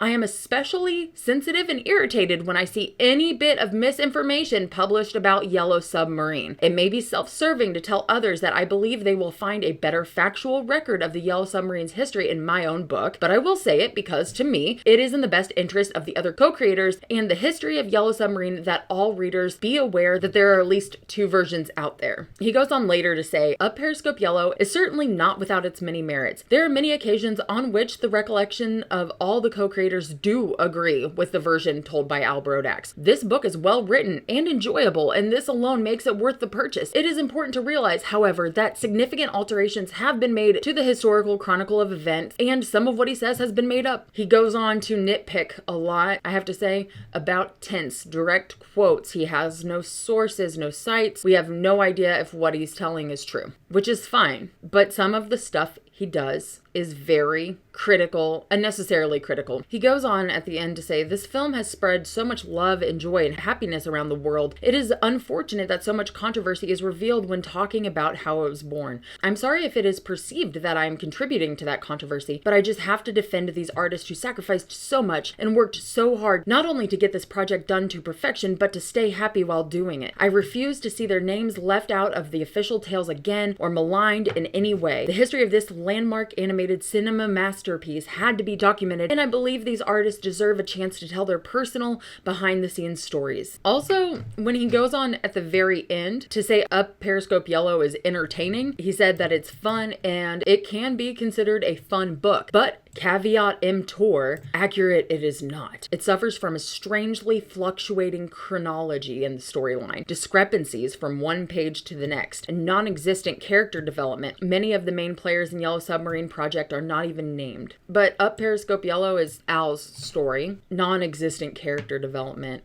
Like, what are we doing here? The thing that really gets me about picking apart tense and not having quotes or a bibliography is that this was just a memoir. You know, this is just him telling a story. I read somewhere in a review by, here, we'll just pull it up. Why am I gonna do the I read somewhere shit when I have it? I don't understand how I just don't have it.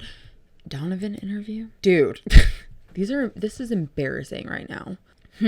I found it. It's Jeff Sanchez's blog, and I'm going to just put it on the screen, but I wanted to just read this because honestly, I agree with the guy. He says, upon finishing Inside the Yellow Submarine by Dr. Bob Hieronymus, I started Up Periscope Yellow by Al Brodax. It's possible that Al wrote his book because he gets a bad rap in the former. Brodax is the guy who produced the cheesy Beatles cartoons. Does anybody remember those? The basic story of Inside Yellow Submarine is that the Beatles had very little to do with the film, and that the studio animators who actually created the film are its unsung heroes, and that Brodax was a big shot American producer who didn't care if the feature came out looking just like the cartoons. Maybe Al read this book and decided to write his own, sorta set the story straight. The difference between the two books couldn't be wider. Inside is obviously written by an obsessive fan, albeit a highly intelligent one, who not only tells the story of the film in the co-creator's words, but also goes into almost excruciating detail of every piece of Yellow Submarine merch, which I'm not gonna lie, does not interest me. And if I do a review of this book on my Patreon, I'm gonna skip over it. It doesn't matter. Anyway, evidently written a few years after the digitized re-release of the film, it also appears that the author spent almost 30 years obsessing over the movie and its memorabilia. Brodax takes the high road, and Up Periscope Yellow is a poetic memoir. He was keeping diaries at the time and only fleshed them out slightly for the book, which makes some sections almost impenetrable and yet highly enjoyable. The two books are based on the same facts, but many times it seems that they recount two different stories. Brodax says he and Eric Siegel came up with the idea for the Blue Meanies, and Hieronymus quotes Heinz Edelman as taking the credit. Many differences like this point to Brodax writing his book in retaliation, but he is still more personal and original. After all, it was he who made the deal for Yellow Submarine to fulfill the Beatles' 3-picture contract with United Artists. Read both of these books for the full story, and again, watch the movie. The digitized re-release is out on DVD, and it will knock your socks off. This is the most critical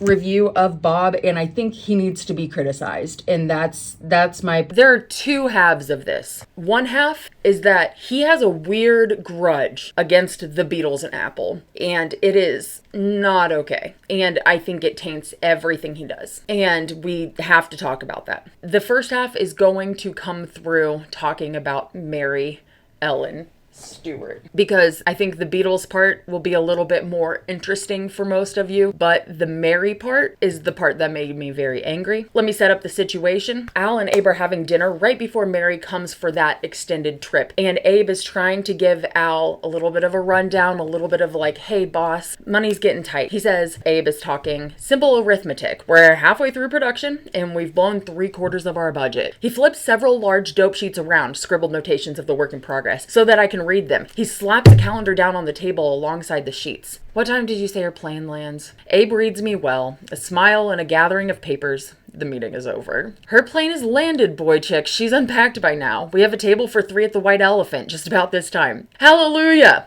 All caps. A nonsense routine is ever present at watering holes that cater to a showbiz clientele. The hugs and the kisses, the squeals and of greeting are de rigueur. The 3 of us do a lot of that after the maitre d' sits us, Abe and I behind him, worms his way to the table where Mary is waiting. Mary's timing, as usual, is superb. Intuitively sensing low points, she magically appears to lift our spirits and provide a much-needed restoration. Besides which, in spite of the Blondie pilot, which is another project King is working on, not related to Yellow Submarine, but is involved and explained in the book, Periscope Yellow. This third side of our triumvirate has been sorely missed, and Abe and I have been urging her to get on a plane. The celebratory champagne Abe ordered early that morning loses its cork almost immediately. We toast Mary's arrival and marvel at her ever-reliable energy. As for the jet lag that usually plagues the transatlantic flyer, Mary will have none of it. Mary has a lot of irons in the fire. She's not only an associate producer on Yellow Submarine, she's working on the Blondie pilot, a couple other things, but she's doing a lot of work remotely. And as I mentioned before, when they needed more hands and they were running out of money, Mary is the one finding these people. Hey, these super talented people are in Australia. We should get them. We can get this. They're contracting studios all over, not just those students, but also all around the world. That's not just TVC, that's King Features doing that. That's Mary. She's doing associate producing stuff that is not really seen over here because these are two different things in addition to her other job duties. But she is sometimes referred to as an assistant to Al. He does not refer to her as that. He says that she is a former model, former paralegal. What did he say?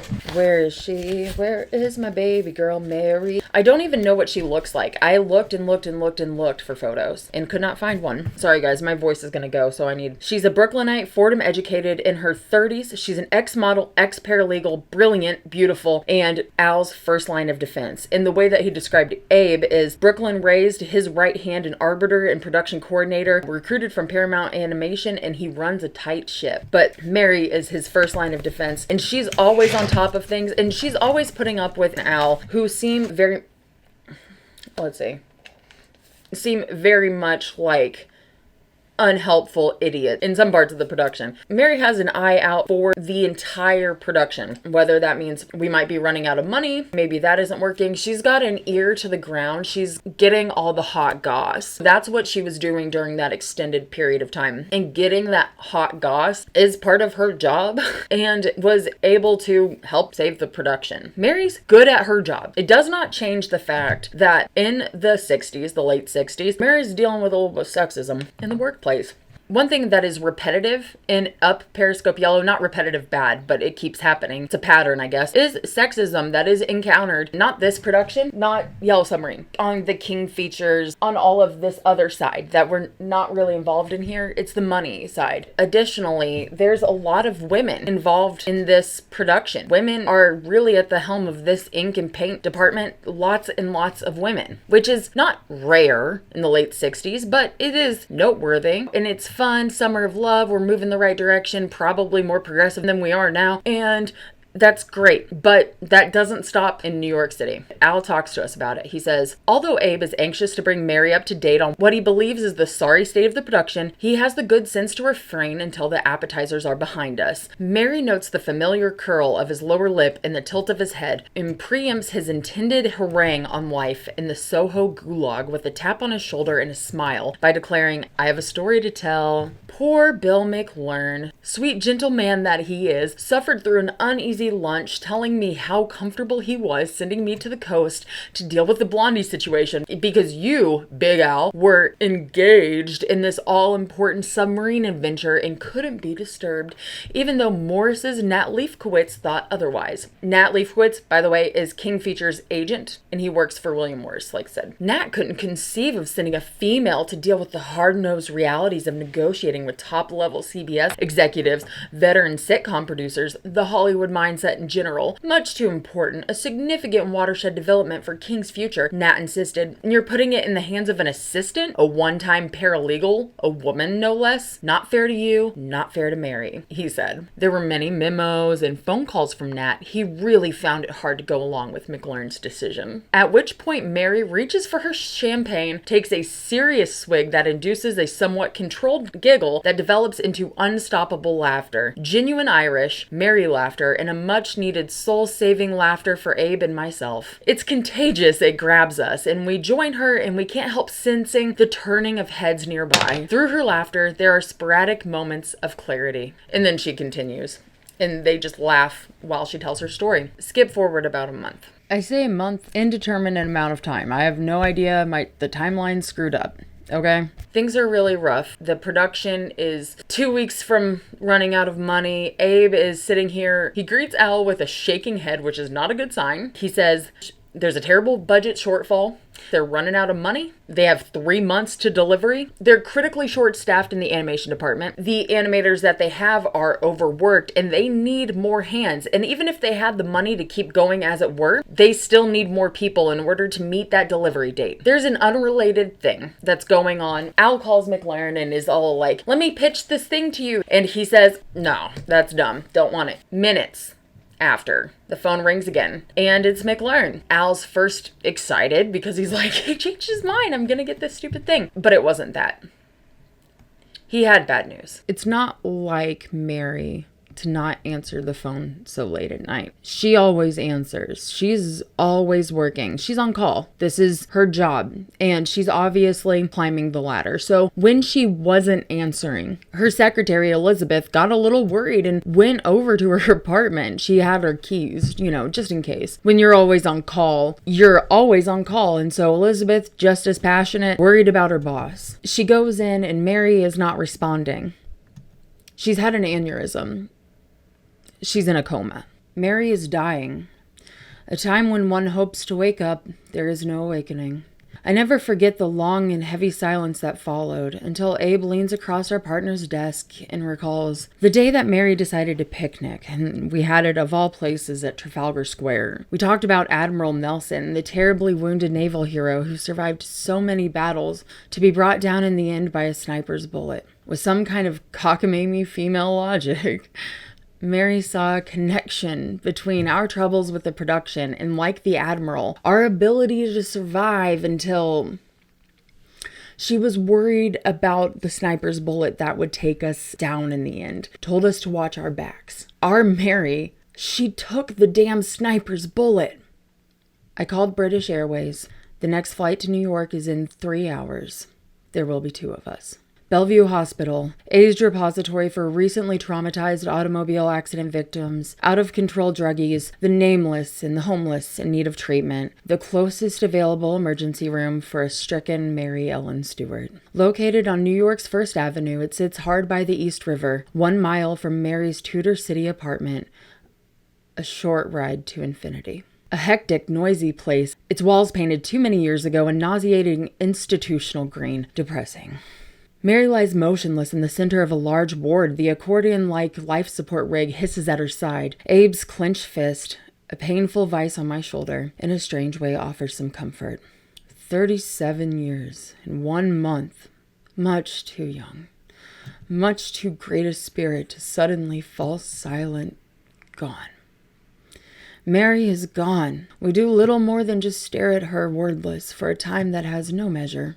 At the elevator, Carol, her younger sister, and a small cluster of other siblings meet us. There are hugs, there's more silence, and there are tears. In the crowded elevator, Abe and I also lose it.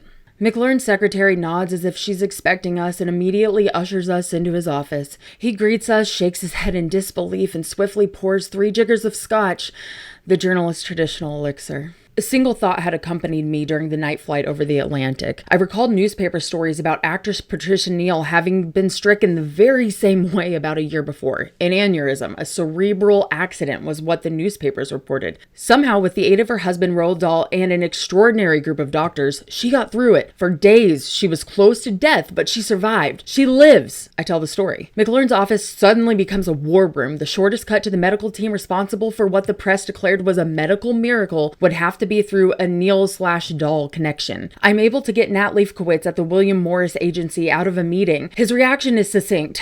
Mary? No. Perhaps Neal is a client. If not, he will immediately assign an agent to locate her. On another phone, McLearn calls the head of the magazine division. Roald Dahl, his agent, his publisher. We have to get Dahl like yesterday. That's when. Abe excuses himself. He will be at his son Bert's if I need him. McLearn tells me I look like hell. To get home, to get some rest. He'll stay on top of it. He'll let me know. Numbed, heavy-hearted, I make my way to Grand Central in Connecticut. Reconciling myself to Mary's death would take a long time, if not forever. The caring and urgency with which McLearn and Leifkowitz brought to marshaling their forces will never be forgotten. Within 24 hours, the Neal medical team has been contacted. The lab reports, the x-rays, the timeline from accident to the emergency room, all made known to them. Their prognosis is haltingly given to me by a very distressed Bill McLearn. Mary is going to die. In less than a week, she is gone. They bury Mary on Long Island in the cold, hard earth of January 1968.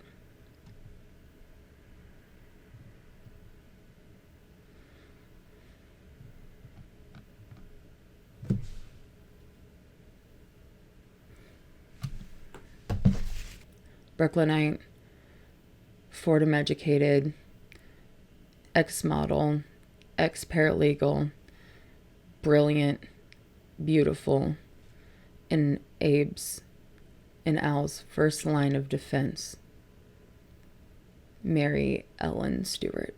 It's one of the most heartbreaking things I've ever read. It moved me beyond measure. I take a lot of issue with a lot of the mistakes in Al's book. I talk about all of the inaccuracies in Up Periscope Yellow constantly. And in fact, in that clip that I just read, there was a typographical error that, because of how difficult that subject matter was, I fixed it and read it properly, as Al would have printed it had he realized. He didn't have an editor. He wrote it himself and edited it himself, and it's just very Al, but mistakes were made because that happens when you write a book and you're 78. This typographical error had to make it into Dr. Bob's 18-page correction. Let's read it. He says, on page 242-43, Brodax remembered the sad day that his producer, Mary Ellen Stewart, was, quote, buried in the cold, hard earth of January 1967, end quote, and that her obituary was printed in Variety. Since the film did not begin production until the summer of 1967, that date jumped out at me as incorrect. And I set about verifying if the publishing company had made a typographical error or not. According to Jenna Young at Limelight Editions, she, quote, wanted the answer to be, end quote, that this must be a typographical error. When she had called Brodax on this, she explained his answer had been simply, quote, those were the facts that he had, end quote. But that didn't exactly answer our question, so we kept looking. I don't want this misconstrued as any slight against a woman who sounds like she was a very hard worker and a valuable assistant to Brodax and all his productions at King Features, but it was important to verify since the microfilm for Variety from November 1966 through February 1969 did not turn up her obituary. We have since verified by other investigative means that Stewart did indeed pass away in January of 1968, not 1967, as it says incorrectly in Brodax's book. I readily admit, therefore, that this makes invalid the conclusion I would have drawn otherwise regarding the level of Mary Ellen Stewart's participation on the Yellow Submarine. You let me be more vulnerable right now than I have been in all of my videos, which I cry in a lot. And let me tell you guys the truth right now. I go on to kick ass and say a lot of awesome stuff, but this is my final watch through and I've added in a lot of things. What I said next, I can't leave that in. It's like too mean. But also some of the other stuff, I'm like, what are we doing here? I start yelling at this man, and I will, like, a lot of it is pretty good. So I'll leave in the parts that matter, that are funny, but also pop off. But I have to say, the root of the issue here is that final line that this man says. And he says, I readily admit, therefore my conclusion that I would have drawn was incorrect, right? That's what he just said, paraphrased, huh? He literally just said, if I hadn't heard back from whomever that confirmed her death date, I would have assumed that this woman's role, who, once again, Al talks about all this like sexist shit she was dealing with, would just be invalid. He would have just assumed it. And that is not ethical. You can't just assume it because you don't like the guy. And I know he said, you know, he's like, I like the guy. No, really, I like her. That's a reference from Nadia from Who We Are in the Shadows, what we do in the shadows on, I'm losing my mind. I'm losing my mind. Okay, what I was saying, I get very angry at parts. I want to defend John Lennon for, I love my baby boy, but I talk about how he lies, right? And so I go into certain places, I start talking about that, and then suddenly I'm yelling at the guy again. I'm losing my mind. I can't keep in what I just said next, but the point is, he would have drawn the conclusion anyway he just couldn't handle the fact that yet another story changed and maybe this woman deserved more credit where credit's due. Once again, not once again, you're about to hear it. For someone who cares so much about credit, it's kind of weird. I'm just saying, read the room. Goodbye, good night. Dr. Bob took 18 pages to explain a chapter-by-chapter breakdown correction of Up Periscope Yellow by Al Brodax. And I get it, because I am like that. I obsess over things. I want answers. I want corrections. This should have been a correction. Tops. Typo. 1968. Not 1967. Typo. Through other investigative means, did you call up her family? Dr. Bob goes out of his way to call Jenna Young at Limelight Editions and says she wanted the answer to be a typographical error. She probably said it like this. I want to say it's probably a typo. Not, I want to say that it's a typo, I hope.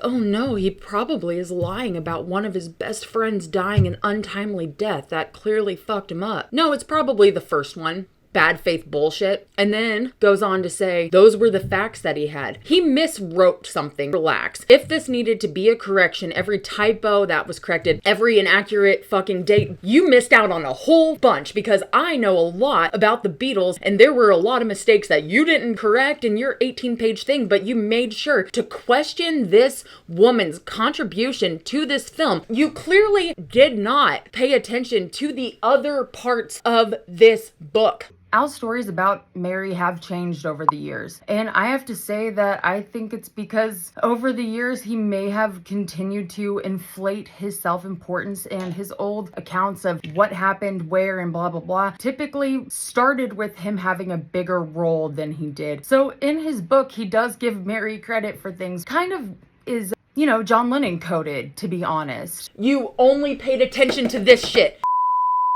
As a professional journalist, I went to school for this. I was a reporter and an editor at several newspapers. This is a one-line correction and an apology email. This makes me so mad, considering everything that is such a slight against Dr. Bob. And you gotta take this. I've read Up Periscope Yellow cover to cover twice, maybe twice and a half. I don't understand. There's so many things that he doesn't care to mention in his corrections because, like he said, a lot of it was probably the same. But he also goes on to say in his corrections that, everybody seemed to bury the hatchet in his book. No, they didn't. Didn't I read you some of those John Clive quotes about Brodax and they were like, go fuck yourself? If all these people go out and give Al a pretty hard rub, is being taken out on Mary? You're taking your personal vendetta against someone that you do not like. Al is not a likable guy. He's a dick. I think I like him because he's a messy girl, okay? But he is not a good guy. And you are taking that on other people in the most hypocritical fucking way I've ever seen. It is so sexist, especially something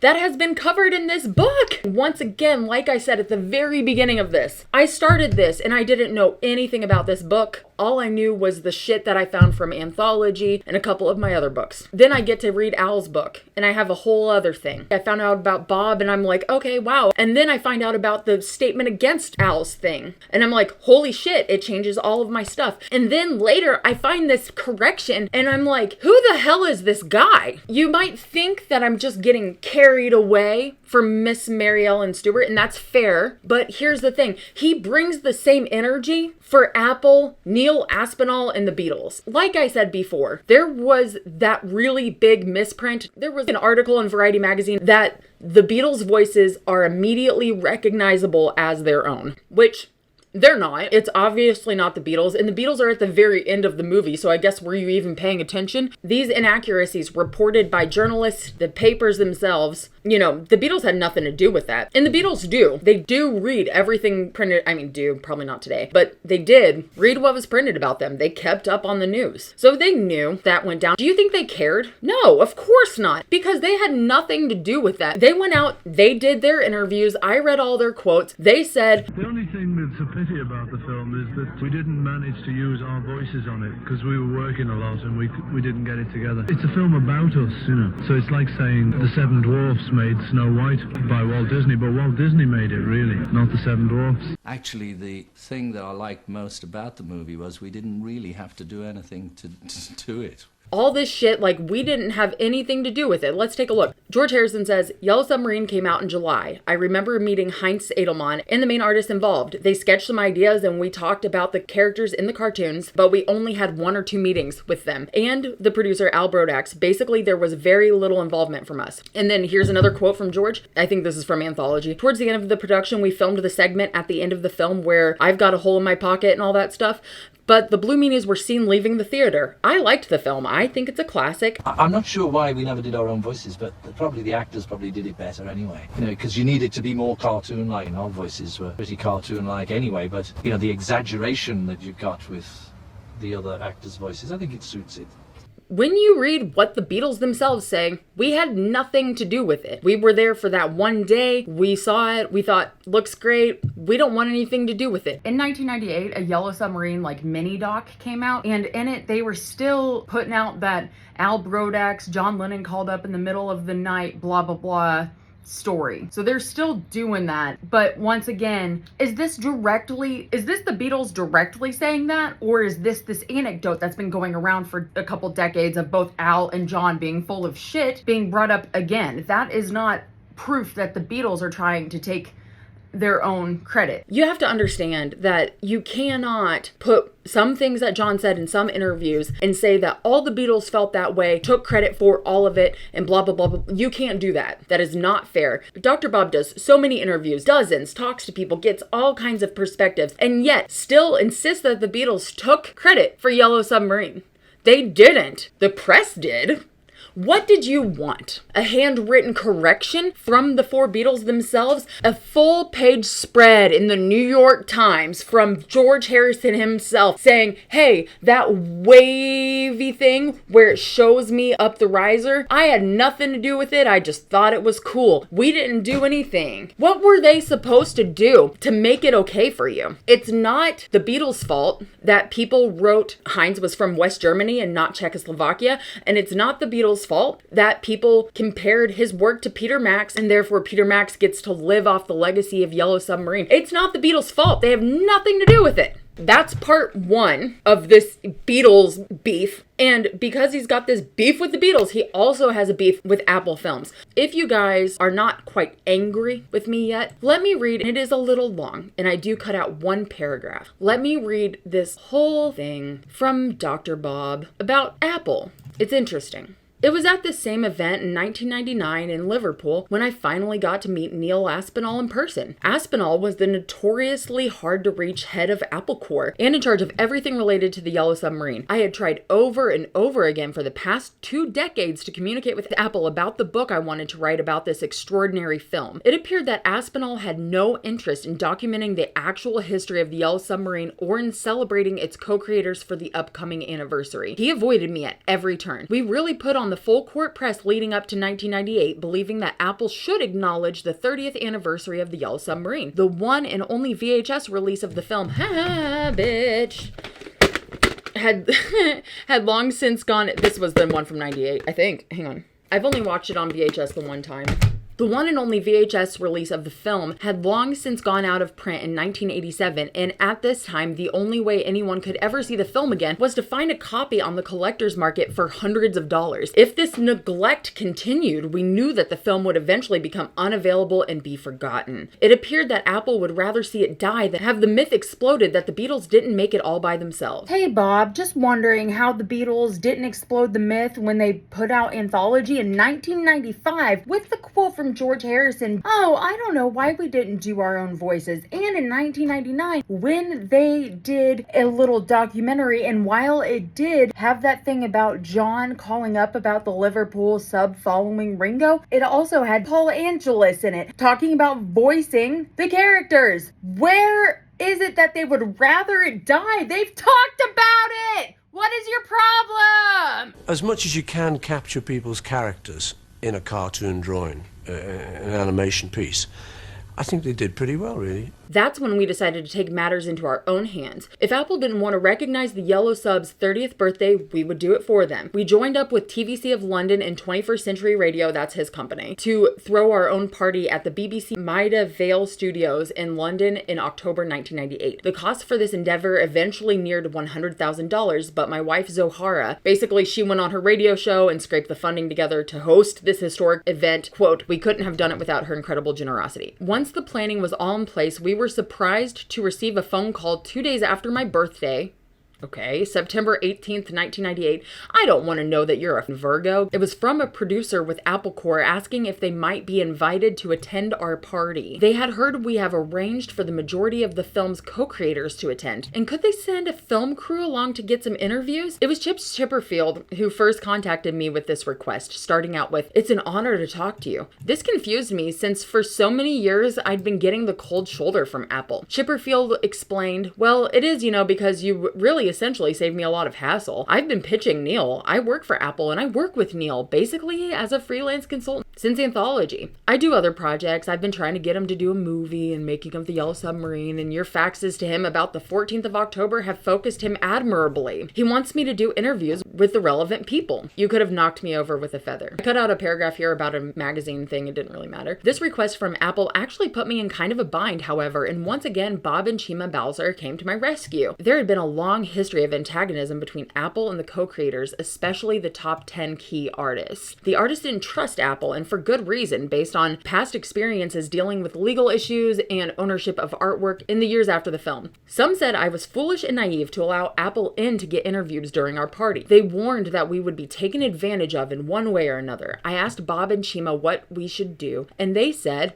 invite them. So we did. The October 14th, 1998 party at the BBC, okay, blah, blah, blah. He sits here and plugs his own. The party was a great success. We were very proud to help push Apple to restore, Jesus, God, this thing is... He is so, We were very proud to help push Apple to restore and re-release the film the following year, especially the interviews with the crew they had included as special features on the DVD. The interviews they captured at our party would never have been obtained without our mediation between the crew and Apple. We like to think that it was our continued pressure on Apple over many years that resulted in a re-release of a much better edition of the Yellow Sub film, meaning we millions of fans could now purchase a copy for around $20. Not terribly surprising that whoever warned us that Apple would take advantage of our kindness turned out to be correct. Not even a thank you acknowledgement in the special features credits for where and how they got those interviews. No recognition to TVC or 21st Century Radio for opening the doors for Apple and saving them tens of thousands of dollars in interviewing the key artists for their new DVD.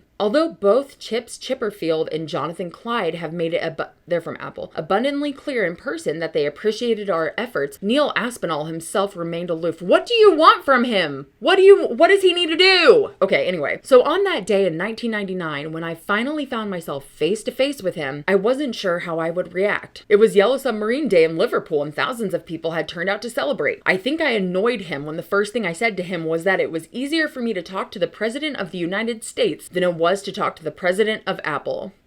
I wonder why that would be annoying. That was literally true, as I had personally met 2 presidents and 1 vice president by this time.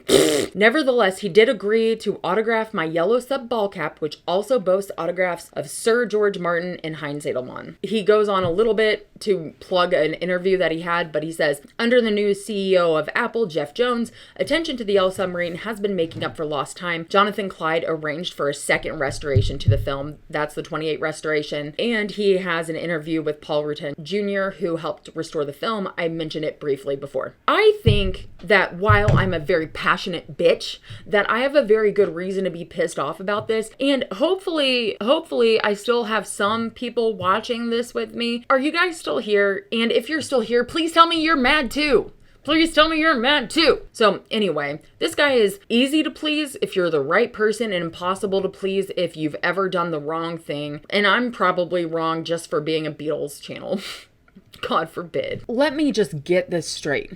Obviously, I believe in creator credits. This is very important. These guys were ripped off so bad, and it's not okay. They deserve to have their own credit screen on there now that says their names, and they should have had it to begin with. The actor deserves that. The creators deserve that. And that's why Dr. Bob insists on calling them the co-creators, because there were so many collaborators in this that created what became the Yellow Submarine. I don't disagree with that.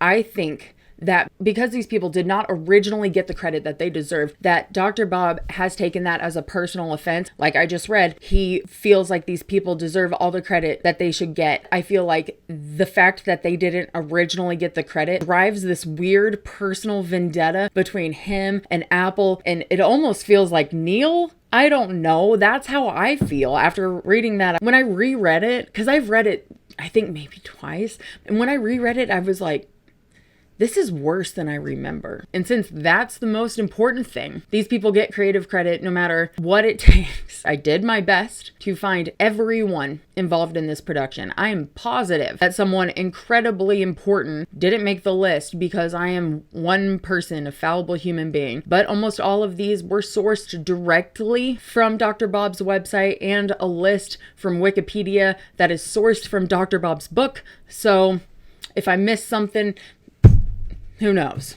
I bet in the book there's like an actual list of everyone. And if I had it, I would just put it up here, but I don't. Please forgive mispronunciations. George Dunning, Bob Bowser, Jack Stokes, Charlie Jenkins, Alan Ball, Ron Campbell, John Chalice, Hester Koblenz, Jeff Collins, Rick Cox, Dwayne Crowther, Tony Cuthbert, Malcolm Draper, Paul Dreesen, Cam Ford, Norm Drew, Tom Halley, Dick Horn, Arthur Humberstone, Dennis Hunt, Greg Irons, Diane Jackson, Ann Joliffe, Dave Livesey, Reg Lodge, Jeff Loynes, Lawrence Moorcraft, Ted Percival, Mike Pocock, Gerald Potterton, Peter Tuppy, Allison DeVere, Millicent McMillan, Heinz Edelman, Arne Gustafson, Arnie Gustafson, Ann Joliffe, Brian J. Bishop, John Clive, Jeffrey Hughes, Peter Batten, Dick Emery, Lance Percival, Lee Minoff, Eric Siegel, Jack Mendelson, Roger McGough, David Elvin, Mike Stewart, John Coates, Norman Kaufman, George Martin, The Beatles, Al Brodax, Abe Goodman, and Mary Ellen Stewart. Bear with me for a second, all right? You may have noticed that I like makeup. I wear about 84 pounds of it most of the time. I used to be in the beauty industry to a degree, okay? And I did a lot of like special effects makeup, props, weird shit. I haven't done it in a long time, and I'm not necessarily good. I just enjoy doing it. So for that reason, I'm coming back looking like Jeremy Hillary Boob Fudd, okay? We're gonna see how this goes. I haven't done a fun look in a while, like years. So I have no idea how this is going to come out, but we're going to be nice, and we're not going to bully Lars. We're going to support. Yes? Okay. I'll be back in a bit. Who wore it better? What do we think? It's messy and it's very sloppy, but we had fun. We had a good time. I want to say that people in pop culture, people that matter and people that don't, guess what? They know something about the ocean. Never. We have no business down there. Bioluminescence. We have no business down there. We got no business. The movie begins 80,000 leagues under the sea in Pepperland, once upon a time or maybe twice. This opens to a technicolor land with animals, beings, and vivid imagery unfitting for our world. A lovely composition shows us the land. People are flying kites, playing instruments, stopping to smell the roses. Music seems to be an integral part of this place, a place where no one seems to work or toil, just revel in this piece. A crowd has gathered at the park to see Sgt. Pepper's Lonely Hearts Club Band playing the bandstand. Then we see the Blue Meanies. We hear Chief Blue Meanie say, "Pepperland, a tickle of joy on the blue belly of the universe. It needs to be scratched." The Chief Blue Meanie comes into view with his army and minions of blue. Max is right there, saying, "Yes, your blueness." Chief Blue Meanie reminds him that they only take no for an answer. The army takes attendance and each is ticked off with a no, but it sounds like nah. And it's weird. No. Clowns? No. Snapping turps? No. Anti-music missiles? No.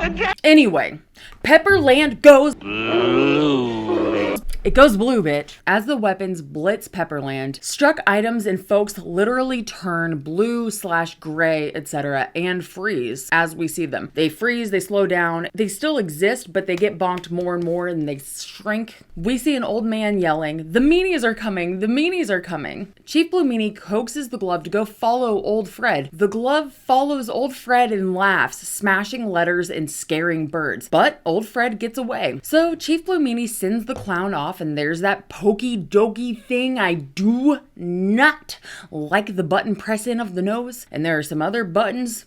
I don't like it. I don't care, I don't like it. Old Fred encounters the glove again and reminds him that it's not polite to point. Not polite to point.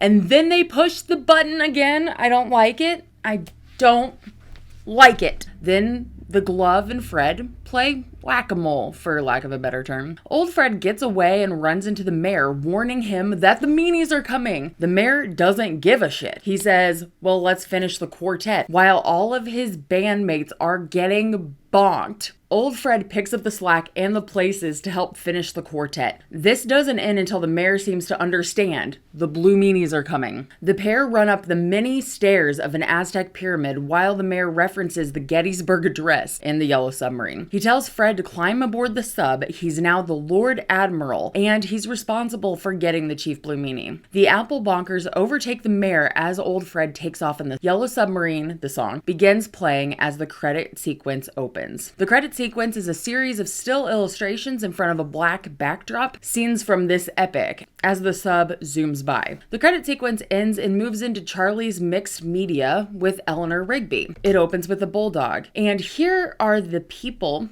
we see. We have Al Brodax smoking the pipe, Abe Goodman holding his coat closed, Peter Jones, a local bartender, in the phone booth, Bob Balser standing in the window. Jeff Hughes, voice of Paul, is the blue soccer player, and Tony Cuthbert is an animator and he's the red soccer player. Ellen Hall, a bookkeeper, and Phyllis Davis, her friend, are eating chocolates. George Jones, a local bartender, which is Peter's brother, with a dog.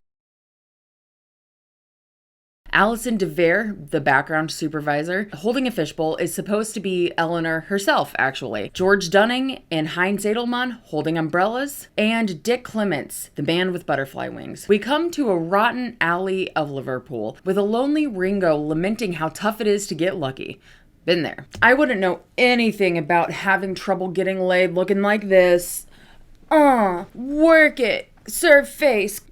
Back to Ringo being unlucky. As Ringo is walking down the path, a submarine follows him. This is apparently John Lennon's idea according to Al, but I think it's credited elsewhere. I believe Heinz talked about it. I don't know. So a police officer gets into a stare-off with a cat. Ringo goes up to the police officer and says, "Hey, would you believe me if I told you that a yellow submarine is following me?" And the cop, as being a cop, says, "No." Hey, would you believe me if I told you I was being followed by a yellow submarine?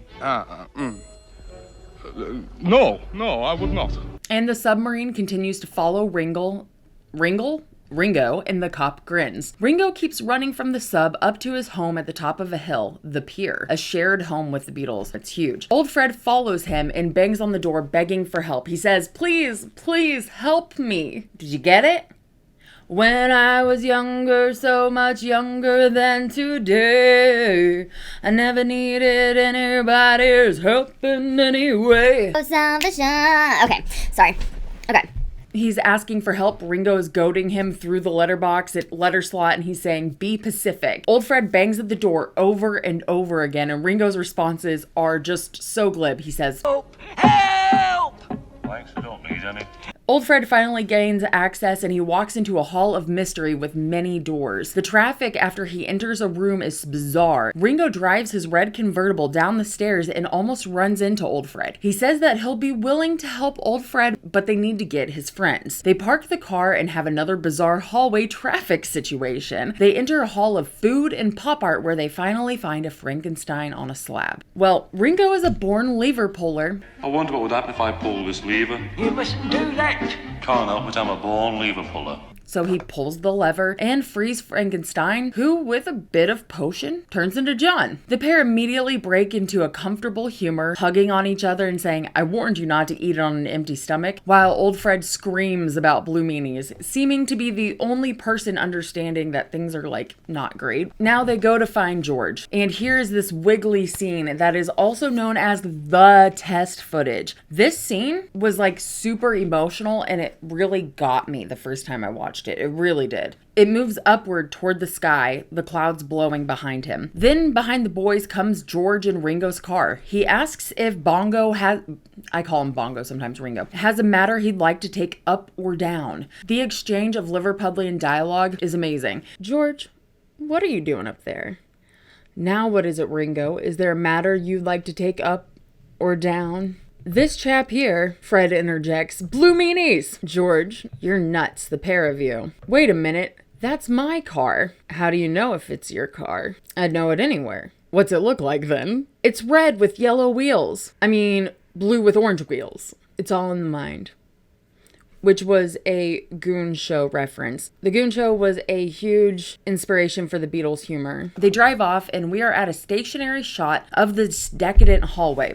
Then there's a crash and a boom and a continuous noise of chaos as the group of four run back into the shot. Hang on guys, I'm losing my voice. An open door shows basically Godzilla Kong grabbing a lady, and then another shows something akin to one of my friends described salvia trips. Another mix of dialogue. Yes they do, no they don't. What's the matter fellas? Paul comes out with flowers, straightening his tie. It's so very Paul. He says, "What's the matter, fellas? Blue meanies?" Old Fred warns them of all the monstrous tides ahead before they go into the submarine. We then see a series of many photos to the crescendo of a day in the life. An anxiety-building scene, but fun nonetheless, until we find ourselves inside the submarine. They start playing with the switches when All Together Now starts playing. While I'm still uncomfortable with the way that these buttons are pressed, I really enjoy this scene. Before I had watched Yellow Submarine, anything, this scene, I had seen clips from it, but it was like one of the only things that I had seen. And we start to see some really bizarre and fun creatures, like octopuses and fishes. I love fishes. By the way, I keep fish. I own fish. I love fish. They mean a lot to me.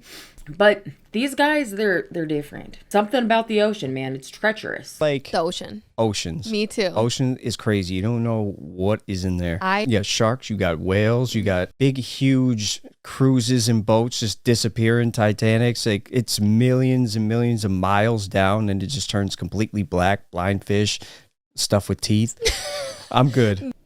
Eminem's brother knows some shit. Then there's a bunch of bubbles with the face of somebody I do not know, lol. If I find it, great. But if I don't, I don't. And I did not. I'm not gonna look on purpose. I'm just not. If I find it, good. But if not, I don't. The song ends with this man in the submarine passing by with a pocket watch. The time starts changing. The hands on the clock begin slowing down. The orchestral music of this song is so spooky and good. The dialogue. Ringo says, "It must be very tiring being time." The boys start de-aging and become little babies. Ringo cries for his mom. The Father Christmases are MM as well, and it's a neat effect. I don't know what I was trying to say there.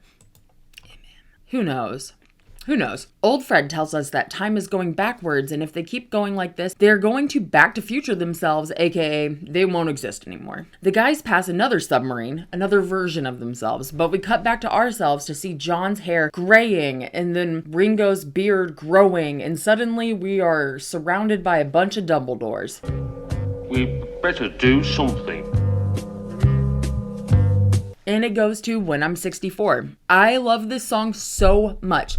The clicks and the beeps are just so good here. The sub goes by many different things: melting clocks, stomping boots, reverse hourglasses. The Beatles begin to return to their new age while the animators show us how long 60 seconds can be by a new illustration per number a second. They're all unique and fun. When the song ends, the submarine has passed through the sea of time and now they've come to the sea of science. Now the world shifts into geometrical attributes and It's Only a Northern Song starts to play. They use sound waves and monochromatic portraits to bring the song and concept to life. I feel like this is such a great example of how the Beatles themselves really influenced the animation. It really goes on for a while and it does get a little weird. During the sequence, a heffalump and or woozle, Pooh Bear terminology is always accepted here, got involved. check this guy out. We're just vibing, being weird, little 80s vibing almost. But then here's this little guy. Who is this guy? And he honestly seems just so in place, so it makes sense when he falls into the submarine with the Beatles. He seems entirely harmless, but the boys start harassing him and calling him ugly. And the Heffalumpoozles dude starts crying. I feel you, little man. I'm always crying. And the Beatles just kick him out. Makes me so sad. Never meet your heroes. What if Heffalumpoozle was at Candlestick Park? Once they kick him out, he blows up in size and the sub goes into the sea of monsters. I love this scene, both in music and animation. The size of every monster, the bizarre nature of pouring tea and blowing ice cream cones is just so fun to me. The vacuum monster is really just so fun. I also very much appreciate the fish humor. As I've said, I have fish and I love them very much. And the fish are coming with me. I'm not going to just freak out, but the fish are coming with me. Ringo is taking over the wheel when old Fred tells him not to touch that one. Bongo asks, which one? And of course, he presses it. Ringo gets ejected and accidentally climbs on the back of a beast. The submarine goes after him, having a struggle with Kinky Boots. Good news, the submarine has some sassy shoes too. These semi-realistic details like this tree, it's just fun to me. Ringo comes by on this magical deer, I don't know, when the boxing monster comes after the sub and sends them spinning away. The submarine shows all of its various features until it finally comes across a lighter and lights the boxing monster's cigar. His smoke clouds are colorful until it blows up in his face. There goes Ringo again. Right, Ringo, still on a wild donkey machine, is begging for reverse or some other sort of relief as he's followed by an Indian shooting arrows. Okay. The sub sends out a cavalry and they come back with Bongo Boy. I was really feeling Bongo when I was writing this. They come back with Ringo. He says the experience was harrowing. Then the sucking monster comes through and takes everything, even the background and eventually itself. What an allegory. But unfortunately, this leaves the sub in bad condition, spinning out with a broken motor. Now George, the car enthusiast, does take a look but only burns himself. And they happen across, well, my face sake, the Nowhere Man, but also known as Jeremy Hillary Boob Fudd. This cotton candy man actually very much interests the Beatles. They hear him out and actually seek his advice on the motor. He says, that shit is broken, pal. Ad hoc, ad loc, and quid pro quo. So little time and so much to do. It's my policy never to read my reviews, he says before he skips off. And then the boys break into Nowhere Man. Now this song really got me because the movement, the pattern, the flow, it's all so Beatles. The mixed animation types and the white background somehow make the Rubber Soul song seem so fitting in the post-Pepper era. The boys wind up on a turntable with a rainbow bridge, skipping in and out of it. They leave Jeremy Hillary, because I don't want to say boob. They leave this sad boy on the turntable. It shrinks as they walk away. The colors collapse and the Beatles retreat. Jeremy Hillary is crying and Ringo doesn't like seeing this guy cry. Apparently because he's not ugly, but that guy is, I don't understand. I'm still sad. Ringo goes back and gets Jeremy Hillary. They take off and the music moves with them, but the motor fails and they fall. Jeremy Hillary uses his gum to fix the propeller on the submarine, which takes off without them on it. Old Fred takes off yelling. They're in the foothills of the headlands, and this scene grabs me. It's a great segue into Lucy, which is a rotoscoped sequence that's so captivating I had to pause it to take notes. It's really fun to know that this was nothing, that the artist just listened to this song and saw something. I mean, picture yourself on a train in a station or whatever. Am I right, fellas? The scene closes and the boys are back in the headlands where they asked for directions to Pepperland, and there's lots of dust on the ground. It's a spice. Pepper. The guys and in turn the heads do a big sneeze. Like a big, scary dad sneeze, which blows the boys into a sea of holes, which becomes very overwhelming. So I have almost no criticisms of this movie. I think it's fantastic. I'm not gonna lie, except for this part. However, the dialogue here is beautiful. And I think I was going to read off the script, but I'm not because my voice is like going. They remember there's a sea of green and realize it must be through one of these holes. So they start jumping through all the holes in search of the sea and ask Jeremy Hillary what he knows about holes, but there are no holes in his education. Unfortunately, Unfortunately, he's too well read. The Beatles keep searching the sea of holes and Jeremy Hillary is snatched by Chief Blue Meanie. Then a green dot takes over as the Beatles look for Jeremy Hillary. They're transported to Pepperland, where they find a pile of apples concealing the most worthless mayor of all time. Not trying to be a dick, but am I wrong? And I'm not. Old Fred shows up and asks the Beatles to unbonk the mayor by singing, which they do by singing Think for Yourself. Mayor says that the Beatles are uncanny for the Sgt. Pepper's Lonely Hearts Club Band, and that they could pass for the originals. John says we are the originals.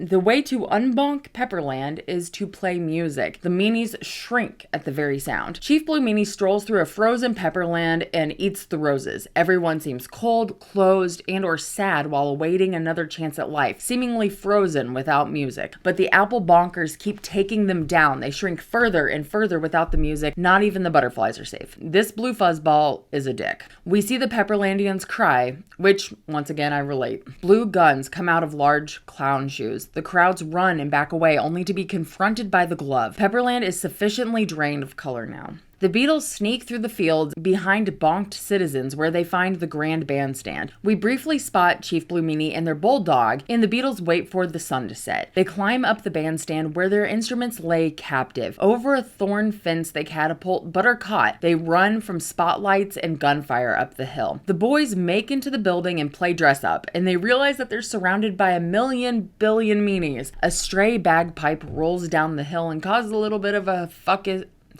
ruckus, but nothing really happens. The Beatles decide not to risk it and they sleep in instrument cases overnight. In the morning, they tiptoe through the meanies, which unfortunately wakes up the button-nosed clown. I hate this guy, and he wakes up everybody. Blech.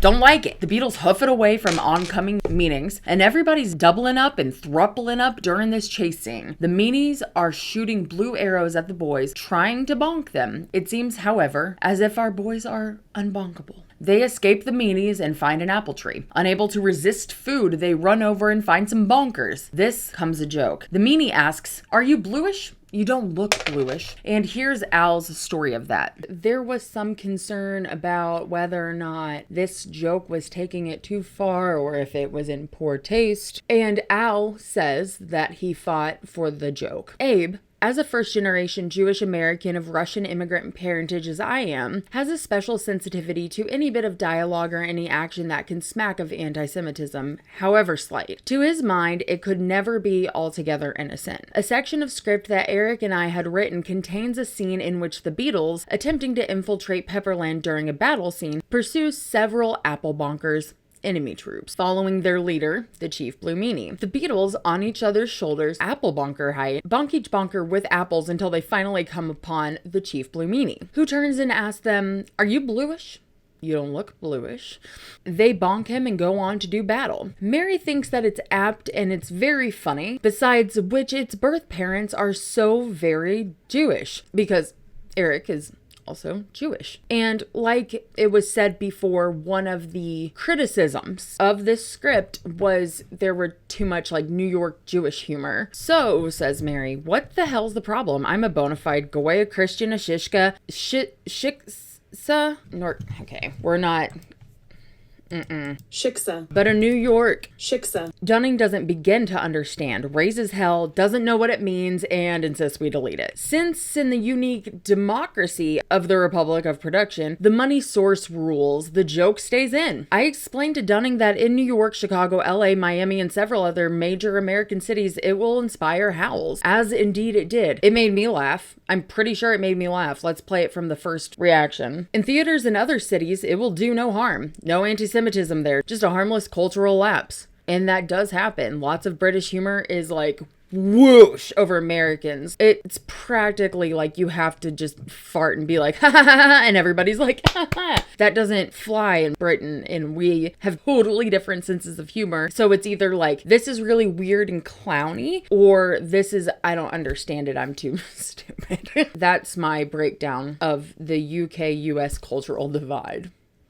What do you think? The Beatles escape and start playing Sgt. Pepper's Lonely Hearts Club Band. It's a perfect song with the perfect feeling to bring color back into the world. I really love this song, and I feel like it's so triumphant and badass, and it really fits this scene so well. The music finally brings color to the grass, and the boys point out Billy Shears as John, but don't make it a thing. It's just for animation purposes. Don't make it a big conspiracy. Then a brief overture of With a Little Help from My Friends brings us into Camp Meanie, where Chief Blue Meanie was asleep. He realizes that Pepperland is not blue, and he's pissed. He pops off on Max and then grounds him into the ground.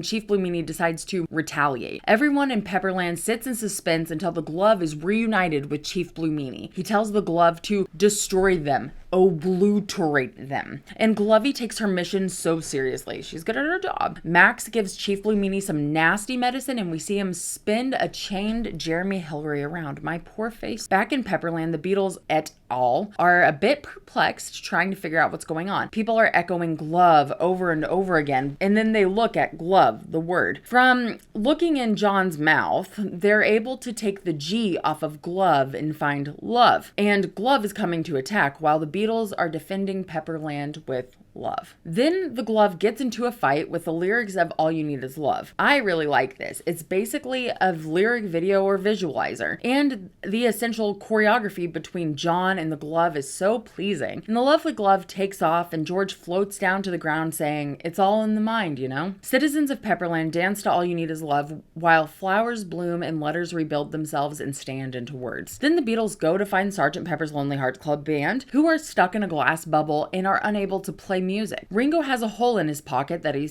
stole from the Sea of Holes and is able to use it to open the glass. There's a fun scene while John goes on about the theory of relativity.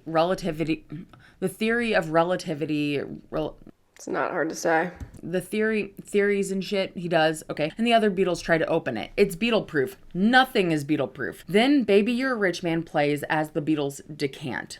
The Beatles meet Sgt. Pepper's Lonely Hearts Club Band, and they have a good chat with themselves, and the Beatles decide to battle, and they pop off. Chief Blue Meanie comes over, and the Beatles get surrounded by blue bulldogs. They hide in a standing piano, and here comes the so controversial Hey Bulldog scene. And now that I'm looking at it, it really does kind of suck in comparison. Now, I'm watching it on the VHS version right now, which is when I was writing this, so I don't know what the newer version in 2018 looks like. The scene in the piano cabinet during the chorus is totally great, quality aside. It's just great. However, the scene does seem to kind of go on. I do understand why people have mixed feelings about it. As a Beatles fan, though, I'm never really mad to hear their music, even if it kind of intercuts the plot. I really do love the confusion with the illustration and playing with the dialogue at the end of the song. That's the actual Beatles there. It does bring for some really fun animation here, and I'm sure it took a lot of time and probably led to some of those bits to look like this. I don't know what that means. Right there. Then the Beatles happen upon Jeremy Hillary strung up on a tree while Blue Meanie watches guard poorly. Jeremy Hillary tries to box with the Blue Meanie and winds up falling in on himself, and then he just walks out. Then we cut to a scene of many meanies running through the hills. Chief Blue Meanie starts crying on the mountainside. I feel ya. Once again, all these guys